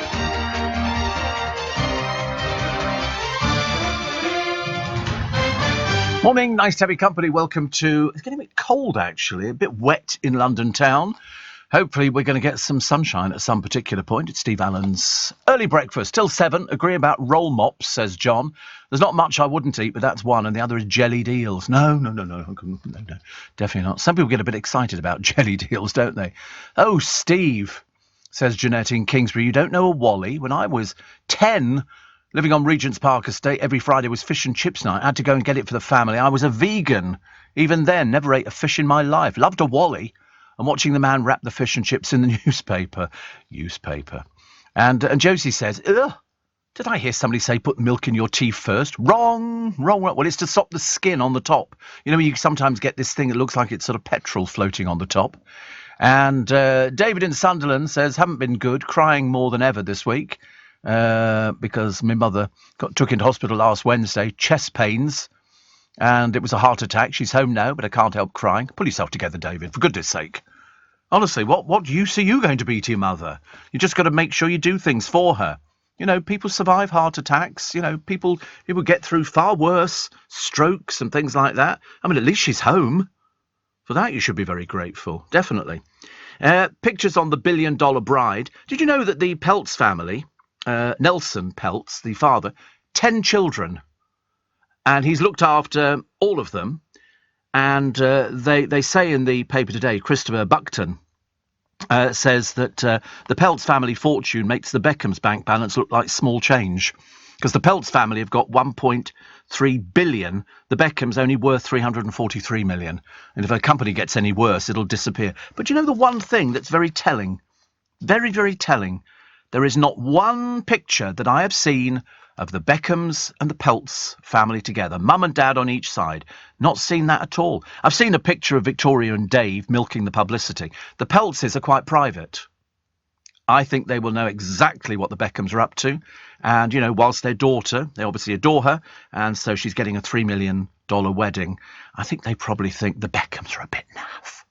Little bit naff, because, you know, they don't know how to behave. You know, they're into the publicity, whereas the Peltzes are not into the publicity.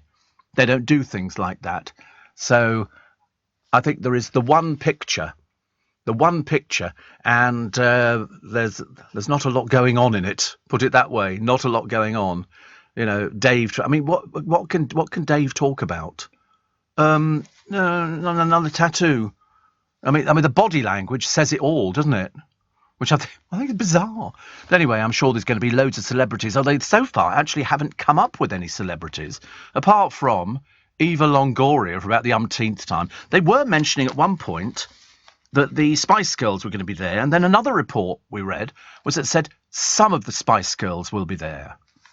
You know, because I think they're just going to be paraded around. I think what they're trying to do is prove that, you know, Brooklyn has sort of got friends, but I don't think he has.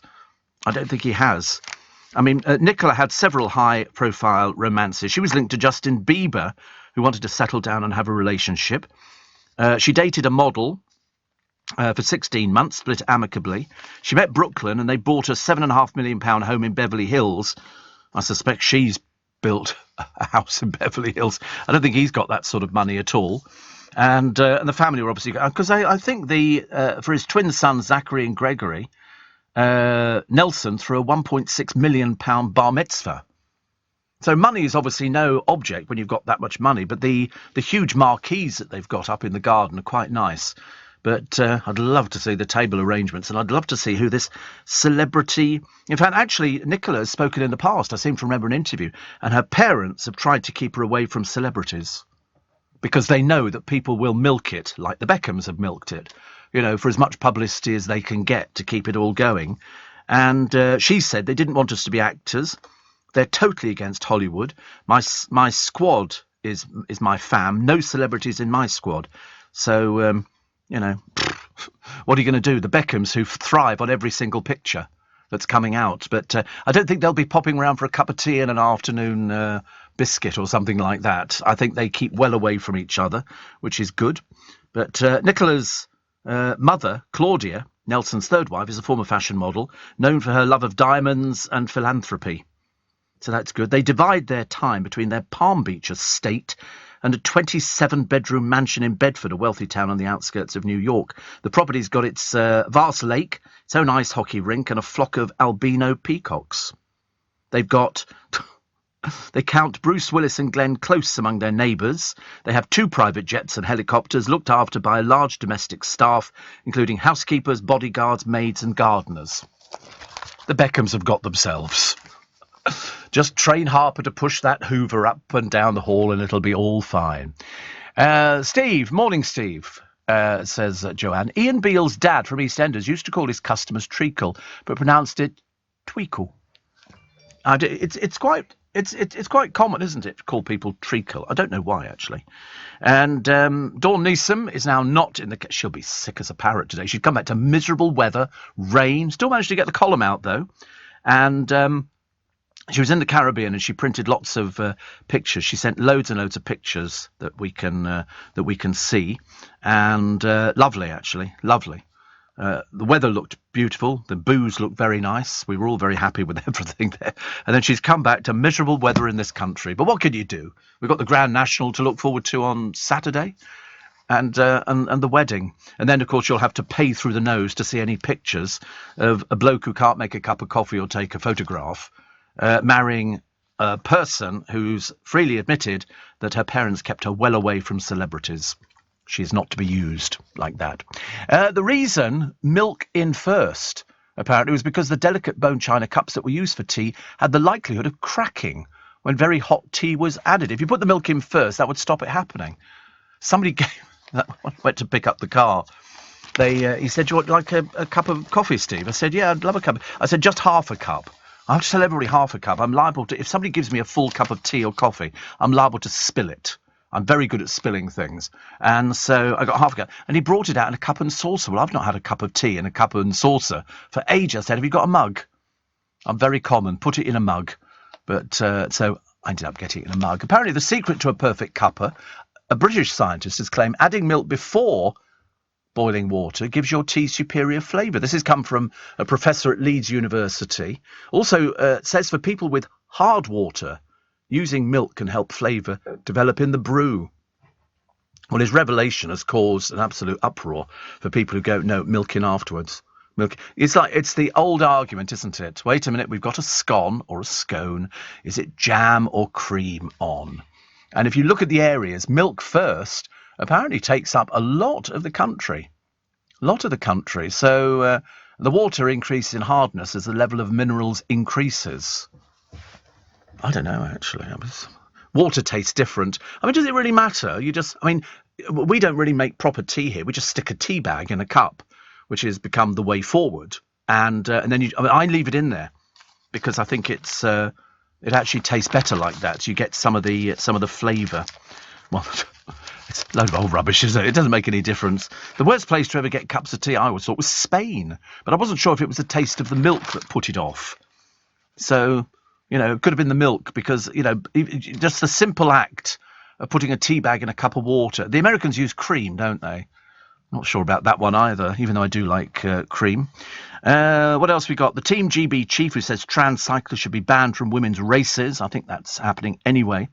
And Rishi Sunak's wife has been claiming non-dom status, which means she could save on her UK tax bill whilst living in Downing Street. She's the daughter of an Indian billionaire. She could have saved millions of pounds over several years. So she's not doing anything wrong. It's just that people don't like the idea. She says she pays all UK taxes and they've done nothing wrong. Yeah, but she's saved a small fortune because she's non-dom. Popularity for poor old Rishi Sunak with voters has plunged as the cost of living crisis bites, because he's not going to be worried. I think she's worth about 400 million. They're not going to be worried about getting the gas bill in, are they? I don't think so. Richer than the Queen. But yeah, I mean, I don't know. Steve, I'm at the Pret at Waterloo Bridge, end of the Strand. They have bacon rolls, says Angela. Stop it. I'm still here for another 45 minutes. I can't get there. That's at the Waterloo Bridge end of the Strand. They've got bacon. Oh, dear, don't. I might have to get... No, I can't get off the bus. No, don't get off the bus. I mean, we have a Pret in Twickenham, but it just doesn't seem to have anything. It doesn't seem to have it. It's small. It's tiny. Seriously, it really is. And making food and drink outlets put calorie counts will not make a big dent on obesity levels. Remember we talked about this the other day, that if they put on the menu of the restaurant that you were frequenting, this is how many calories, would you change what you were going to eat so that you were eating, healthily? Well, Henry Dimbleby, who's advising Boris Johnson, called it a small intervention and says, I doubt it'll have much effect. Since yesterday, chains of cafes, restaurants, takeaways and pubs with 250 plus staff in England have to show calorie counts of non-pre-packed food and soft drinks. Nearly 8 in 10 consumers back the move, but the hospitality industry has condemned the cost. I wouldn't take a blind bit of notice of it. I really wouldn't. I mean, if somebody says to me, oh, steak and chips, so-and-so calories, I think, if I want steak and chips, I'm going to have steak and chips. I'm not going to start, I'm going out to eat, to enjoy myself, not to start going, oh, maybe, I wouldn't have things like chocolate pudding or anything that sounded as if it was absolutely full of cream. I wouldn't do anything like that. But if it was just sort of something normal, I know roughly what I can eat and what I can't eat. I don't want to be patronised by somebody going, well, I think actually, if you ate this salad, it would be a lot better for you. And you go, oh, have you got any salad cream? Oh, you can't have salad cream. Have you seen the calories in salad cream? They're going to be putting it all over the place. Yeah, 88 calories in one little squeeze. No, thank you very much indeed. I prefer to eat my food without worrying about how many calories are in it. Just eat smaller portions. That's why the Americans are so huge, because their portions are massive. People sitting on the pavement, you get people, we've got a family back in Twickenham again, the family that begs, but they arrive in a motor car. And it's a case of people in America, they give the people begging food. Well, they've got so much food there, they could open their own restaurants. And they start to go, no, I don't want any more. Because when you order Chinese food in America, each little thing, like sweet and sour pork, is enormous. Sounds quite nice, though, doesn't it? I know. 6:15, let's get the LBC News headlines with Simon Conway. Steve Allen on LBC. Text 84850. Morning, nice to have your company. Coming up 20 minutes past 6, Steve Allen's early breakfast. So over in Moscow, the spoilt socialites, the ignorants, as I prefer to call them, have started protesting. They filmed themselves cutting up their Chanel handbags as they accuse the fashion house of being Russophobic. The French giant shut its stores in Russia last month amid growing concerns about the war in Ukraine. This week, Chanel also said it would not sell any luxury goods to Russian customers abroad if they plan to take them back home, in line with European Union sanctions. The move has sparked a backlash amongst wealthy Russians, with influencers uploading the bizarre protest videos. Literally, I'm looking at one now, actually. And she's literally ripping the bag to pieces. A rather stupid-looking woman, if you ask me. And the reason there's a model, Victoria Bonia, who posted a video saying, if Chanel House does not respect its clients, do we have to respect Chanel? Bye-bye. And she then takes a pair of scissors to her bag. One of them, DJ Katya Guseva, said, I'm against Russophobia and against segregation by nationality. Actress Marina, 28, said, if owning Chanel means selling my motherland, I don't need Chanel. Well, they don't want you either. We're not against Russia, we're against Putin. Perhaps you need to open your eyes. We know models are a bit thick, but dear God, fancy actually online cutting up with one of them. She's got a pair of shears cutting up her Chanel bag. How thick do you have to be, dear? How thick do you have to be? The protest is at your so-called ruler, who's basically going to ruin your lives completely, and you're too stupid to see it. What an embarrassment. I still can't work out how a Hand of God shirt goes for $6 million. It's not been sold yet, and it's not an item of sporting history that will be remembered fondly by England football fans. But for for one of the nation's team's former stars, that doesn't matter, Steve Hodge, stands to make, they reckon, $6 million from this blue number 10 shirt in which Diego Maradona scored his notorious Hand of God goal. The Argentina captain broke English hearts at the 1986 World Cup in Mexico by punching the ball, which had flicked off Hodge, away from goalkeeper Peter Shilton and into the net. His cheating, long before the days of video referees, went unspotted by match officials. So Hodge is married with 3 children and works on radio as a football pundit. He lent Maradona's shirt to the National Football Museum in Manchester. It's been on display for 20 years. And now I can't work out where he got it from, actually. But whatever it is, they've estimated, and this is going up at Sotheby's, between £4 and £6 million. Over 20 years it's languished. And then somebody said to him, do you know how much that shirt is worth? And they've gone, no. Well, Sotheby's have valued it at between 4 and 6 million. I mean, it could make it the most expensive match shirt ever, beating $4.3 million paid in 2019 for one of baseball legends Babe Ruth's New York Yankee jerseys. Now, I have heard of Babe Ruth. I remember we went to New York years and years ago, and they were queuing round the block for somebody. And again, it was another huge baseball star. Steve Hodge is a former England midfielder who played against Maradona in the match. They swapped shirts, little realising Maradona. Can you imagine? How much is it worth now? About £6 million. I think it could go more. You always have to say in these sort of situations, if 2 people want something desperately, I'm like, what the hell do you do with it? I've got no idea. It's just got, because it was a shirt worn by Maradona, and because he's got it. In fact, actually, Steve Hodge with his son Elliot wearing it in 1997. And it sort of dwarfs his son Elliot. It was a little tiny thing at the time. But when something's worth that much money, why would you keep it in a museum? Sell it. Nobody can afford to buy it over here in museums. They wouldn't spend that sort of money, so it will go to a private buyer, perhaps somebody from Argentina. I don't know. It could be somebody over there who goes, I want that shirt, and we want it at any cost. And if 2 people want it, if only one person wants it, they're going to get it dirt cheap. If 2 people want it, or even 3, heaven help us all, you need a bidding war.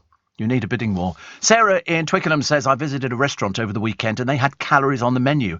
A Sunday roast was 2,678 calories, more than my daily allowance. You see, I just think that ruins your life, because I want to go out there. If I wanted a Sunday roast, I'm going to have a Sunday roast, because I'm not eating all the time. And also, you wouldn't eat that every day. So I think you can afford to have that, even if it's more calories. They go, oh, well, that's more than my daily allowance. And you go, but you're not having it every day. The next day you can have something else, cheese and pickle sandwich, and it spoils the experience. What's the point of going out and going, oh, I can't have that, I'm up to my daily allowance already? You think, well, what did you come out for a meal for? That's the whole idea. No, exactly, you just go without pudding. John says, hope you're well. Aintree Racing Festival starts today, culminating in the Grand National on Saturday. Are you more excited about this? I know you didn't fancy the Cheltenham Festival much. I didn't actually, John. I didn't fancy Cheltenham at all. You know why? Because I worried there were so many people who were crammed into the stands. I just kept thinking, COVID. That's all I kept thinking was loads and loads of people. And I've been horse racing before. In fact, I've been quite a number of times. The Grand National, because it's, as I said before, it's traditional in this country. You have a flutter on something. I don't think it's going gambling mad, even though we're rumoured to be spending apparently about 300 million quid on it. I think it's just a fun day out, and you watch and you just take a punt. And some people will make a lot of money, and they'll be the bookmakers, and some people won't make a lot of money, and that'll be me. But it doesn't matter, because I sort of don't look on it as sort of losing the money out. I mean, now I'm a pensioner. I can spend my pension on it. You know, if I spend, I don't know. I was saying the other day, people said, how much are you going to spend? I said, I don't know, 30 quid, 40 quid. I don't know. I just want to, I'll probably get about 4 horses out, I should imagine. And then see how we go. And if we make some money on it, we make some money. My friend Graham's very good. He lives in Thailand. And, he was very good. He was always very good at doing the National. I mean, some people spend ages studying form. You know, you work out, where's the horse won before? Has it done this? Has it done that? You know, is it better on going good to soft or good to hard or whatever it happens to be? And then you go by the name or the outfit, if you like the colour of the outfit. But I go by names. I'm strangely drawn to certain names. And I think that the winner this year will be an unusual name. That's what I think. I mean, I suppose you could say that they're all fairly unusual. Yeah, Mystic Meg. I have a feeling, I just see in my mind, I see an unusual name, not something that you would go, oh, that, like Beauty Boy or, Happy Girl or something like that. I think it'll be something more interesting. Treacle is rhyming slang, says Adam. Treacle tart, sweetheart. Yes, I don't think so, actually. I think you start making it up after that one. Adam's in Enfield, so, not much of that going on over there. You think it's true? Oh, don't say that. Makes me look silly. I'm supposed to know everything. I'm supposed to be an oracle. I'm supposed to know all about that. Treacle tart, sweetheart. Why don't you just say sweetheart? It's only one word as opposed to two. There you go. Cockney rhyming slang for sweetheart. As featured in the British... they call it a British fantasy film, Chitty Chitty Bang Bang. Yeah, the villainous child catcher. Children. Because in that one, Benny Hill played the toy maker. He was the toy maker, and they didn't want children there at all. And he was trying to get the kids out of the basement. 3 sweets and all today, lollipops, pink ice cream, and all this kind of stuff. It was really brilliant. And they went inside. He's inside the shop, and then all of a sudden the shutters came off his, and it was a prison cell, and he got the children. Still a good thing. And the windmill's genuine. It actually exists. It's in I forget where it is now, actually, but somebody was telling me all about it. I loved the film. I thought it was great. No, it wasn't on a set. No, it was a proper windmill that they used. Oh, it was great. Have you not seen it? You don't get out much, do you? My producer does not watch films. He's taking some holiday. Well, it's enforced. And I said, well, you need to watch certain films. So he's going to watch Pat and Margaret. And I'm trying to persuade him to watch Steel Magnolias. He might think it's a bit girly, but I've told him it's a great... There you go. There is the windmill. Cobstone Mill. That's right. It overlooks the village of Turville. Turville was used for Vicar of Dibley, Went the Day Well, loads of things. It's a village that is stuck in time. The machinery was previously used in another mill in the village of Lacey Green. It was a working mill until 1873. Later, squatters living in it caused a fire which damaged the central post. Ghastly people. And then Chitty Chitty Bang Bang, it was cosmetically restored. And the mill and the cottage were purchased by Hayley Mills and her first husband, Roy Bolting. And, oh, how wonderful. They've used lots of things there. I'll tell you what's been filmed there. Goodnight, Mr. Tom, New Avengers, Midsummer Murders, Bride and Prejudice, The Large Rope, Went the Day Well. That's a very good film. German soldiers invading this country pretending to be English. And this village gets held up. It's very good. Chitty Chitty Bang Bang, Little Britain, Daffyd Thomas outdoor scenes, Dead of Night, Jonathan Creek, and The Day of the Triffids. All of those filmed using that. But fancy being purchased by Hayley Mills. Love Hayley Mills. In fact, the whole Mills family I love. I'm just one of those people. I'm obviously a showbiz lovey, which is good. 6:30. Let's get your LBC News headlines for you this morning with Simon Conway. Are you receiving tax credits? If so, this message is for you. Tax credits are coming to an end, and most people will be asked to apply for universal credit instead. The Department for Work and Pensions is writing to tax credit claimants. You won't be moved automatically, so look out for your letter explaining what you'll need to do and by when. And there's also lots of support to help you make the move. Get ready for your universal credit switchover. Search Understanding Universal Credit today. Eligibility criteria apply. Leading Britain's conversation. LBC with Steve Allen. Morning, 25. No, it's not. It's 26 minutes to 7. Panic over. Steve, says Holly, a woman I work with really wanted to eat a banana and then realised it was more calories than a chocolate bar, so she picked up the chocolate bar instead. Is it? A banana. A banana's got potassium in it, I seem to remember. So you can eat banana. It's about 90 calories, I think, in a banana. What's a bar of chocolate then? How much is a bar of chocolate? Would that be about similar? Or something? Dairy. Find out a dairy milk bar. That's the good thing about the internet. It's absolutely fantastic, actually. Absolutely fantastic. So banana is 90 calories. I like a banana. I didn't buy any, actually, the other day, mainly because the fruit shop wasn't open, which didn't really help, actually. Paul Cooper. So I have to nip along today and get some things. And I've got to go to Costco because I've got to buy golf balls for my godson because he's obsessed with golf. Why? I mean, he must lose loads of them. So I don't know. Are they all the same golf balls? Do they sort of? Are they? You don't have to buy different numbers or something like that, do you? You just go golf. So dairy milk 200. Oh, right. Oh, no. Dairy milk, 200 calories. And a banana's only 90. It depends on the size of the banana. So if the banana's 6 foot across, forget it. You're not going to be eating that anytime soon. And Steve says, Johnny, if your producer needs to watch some classic films, he needs to watch 12 Angry Men. Listen, I'm trying, Johnny, to get him through, standard stuff at the moment. And it's not happening. I mean, he needs to take the week off. He needs to see Pat and Margaret, which is Victoria Wood at her very best. And I think that'll be a good one to get him going. And then what he'll just give up. He'll just end up going to Wetherspoons. He won't bother watching any of these films at all. So when he comes back, I'll be saying, so what did you watch? He'll be going, nothing.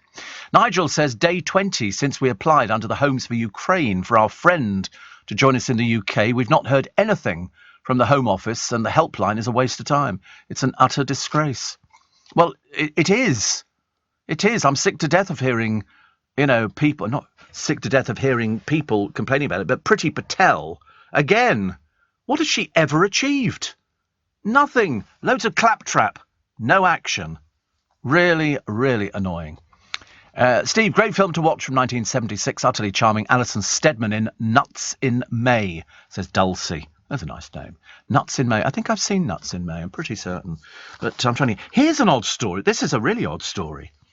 This is an actress called Carrie Hope Fletcher. I love people with double-barreled names. Anyway, on stage, she's insulted and browbeaten by the Ugly Sisters and wicked stepmother night after night. And Cinderella star Carrie Hope Fletcher has now admitted that the constant hounding of her character has begun to affect her offstage as well. So she's been in since August in Andrew Lloyd Webber's West End musical. She split with her boyfriend in January. She's found it increasingly difficult to cope mentally with the abuse for her character received. Now, it is an acting role, isn't it? But I do remember something not similar to this, but Arthur Fowler, the guy who played Arthur Fowler, he had a breakdown in EastEnders, and it affected him, Bill Treacher. He was having, and we all went through it, and he was found sitting on his allotment and everything. He was deeply affected by the filming of it. And so she's obviously gone the same way. She says she's found it very difficult to cope mentally with the abuse. She says, someone I loved left me at the start of the year. I'd be worried about myself, but I wasn't thrown off track. On top of that, I'm in a show where my character is constantly put down. Well, if you're in character all day, it might actually get to you. But I mean, to be honest with you, if this being bullied by the Ugly Sisters harmed your mental health, don't do pantomime, for God's sake. It'll be a nightmare. A nightmare. But I remember seeing Arthur Fowler's breakdown. It happened on the 25th of December, 1986. I think it was episode 2. He just completely lost it. And it was some of the best acting I think we'd ever seen. Some of the best acting. We cried and wept with him as he went through this.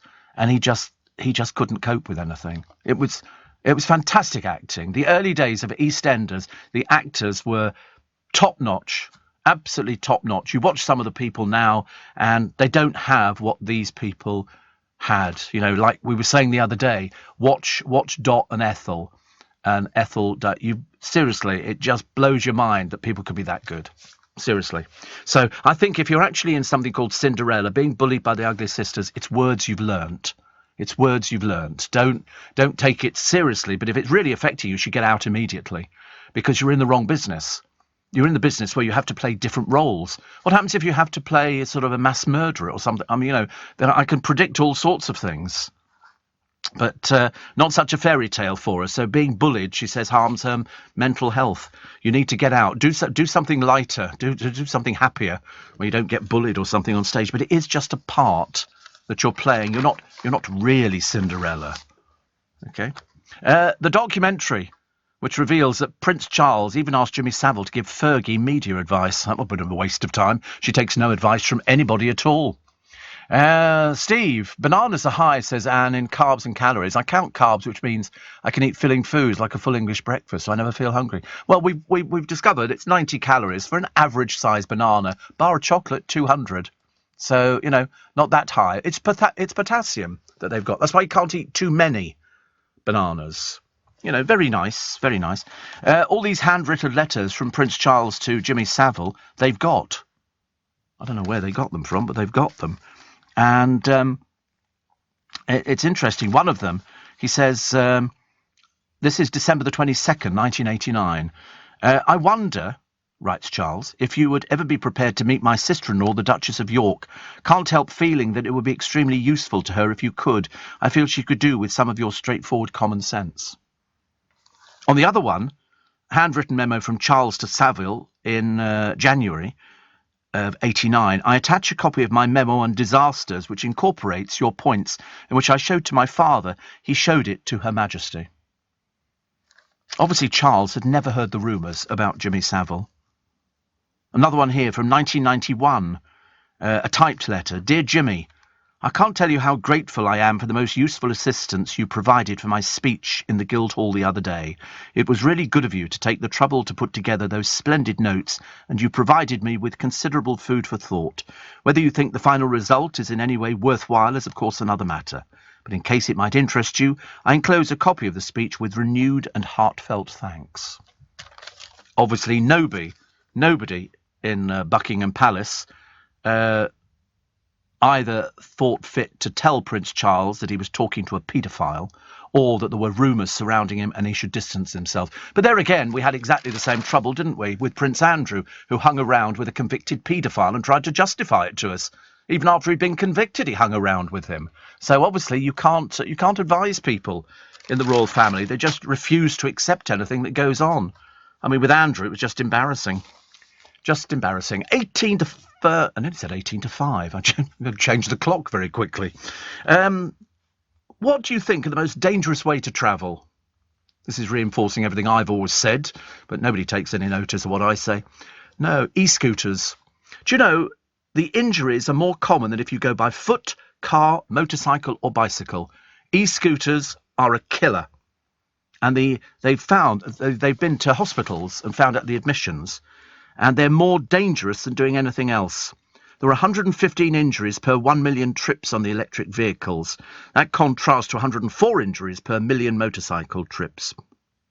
I mean, a TV presenter and YouTuber, Emily Hartridge, was killed in July, and after an underinflated tyre on her e-scooter made her lose control. She was hit by a lorry. Thought to be the first death of an e-scooter rider.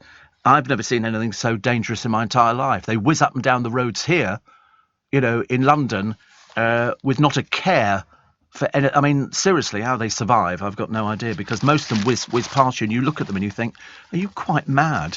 This thing is dangerous. They don't appear to know how to slow them down. They whiz on and off the pavements, totally illegal.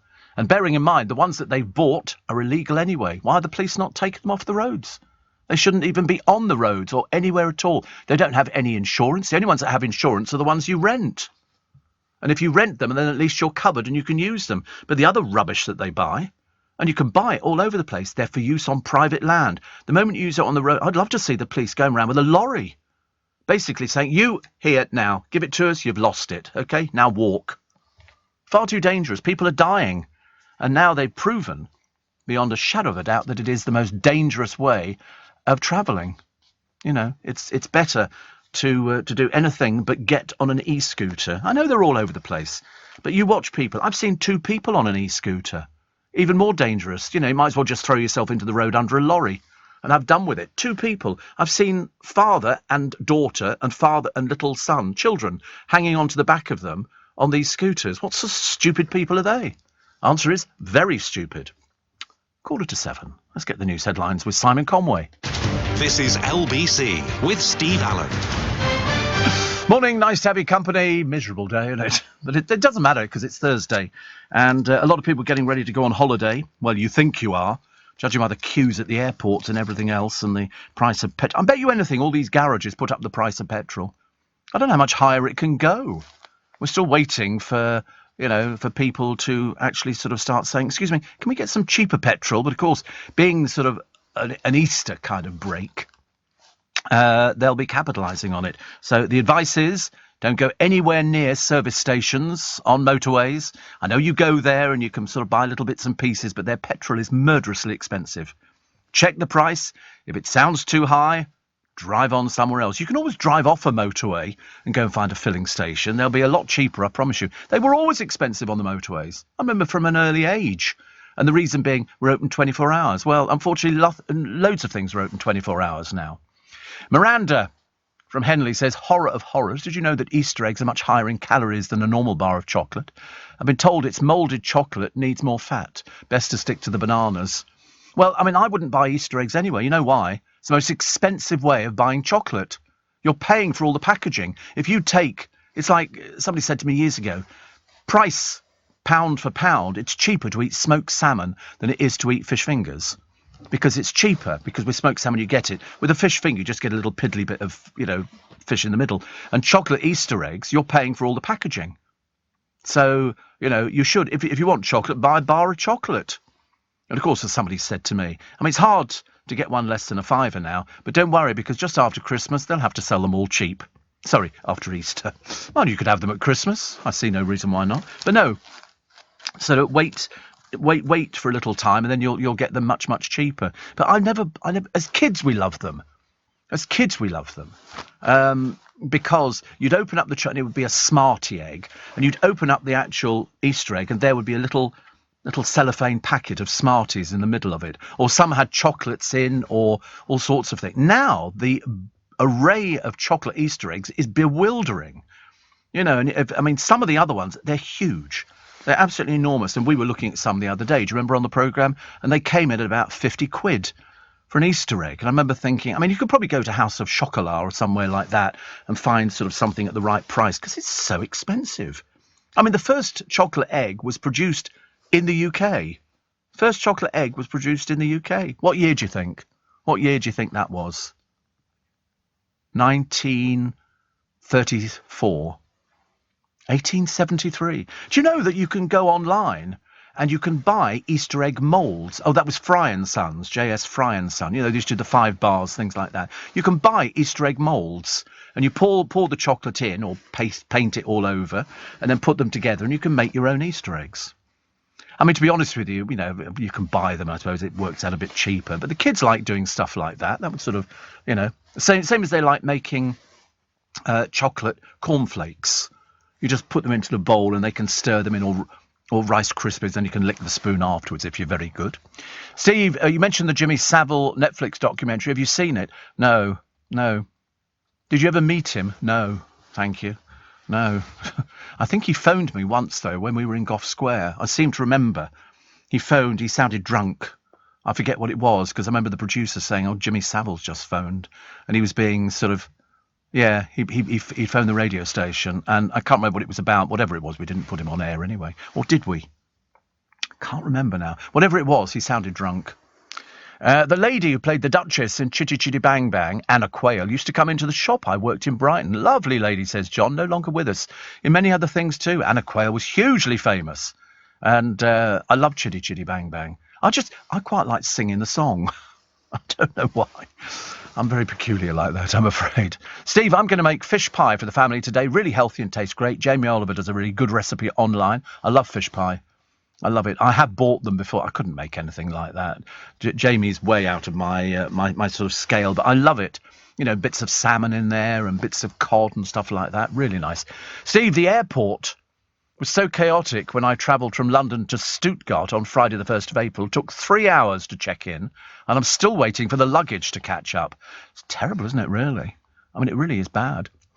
Trucker Chris says, just used a service to fill up £1.94 a litre. £670 to fill up my lorry. Sadly, don't have any other option. We need to find out where this diesel's gone to that was nicked from the Royal Navy. 25,000 gallons or something, or litres or whatever it was. Certainly an awful lot. And they just drove out.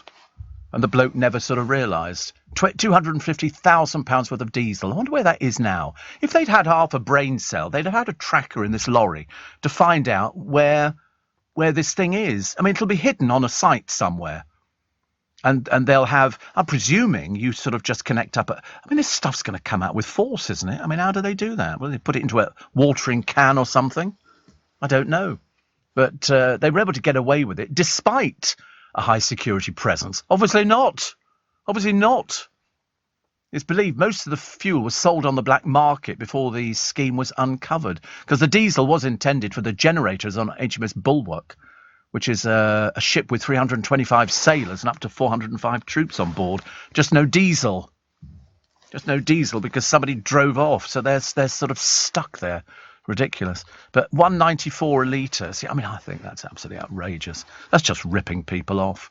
I wouldn't mind if you got some sort of service in these garages, but you don't. You have to fill it up yourself.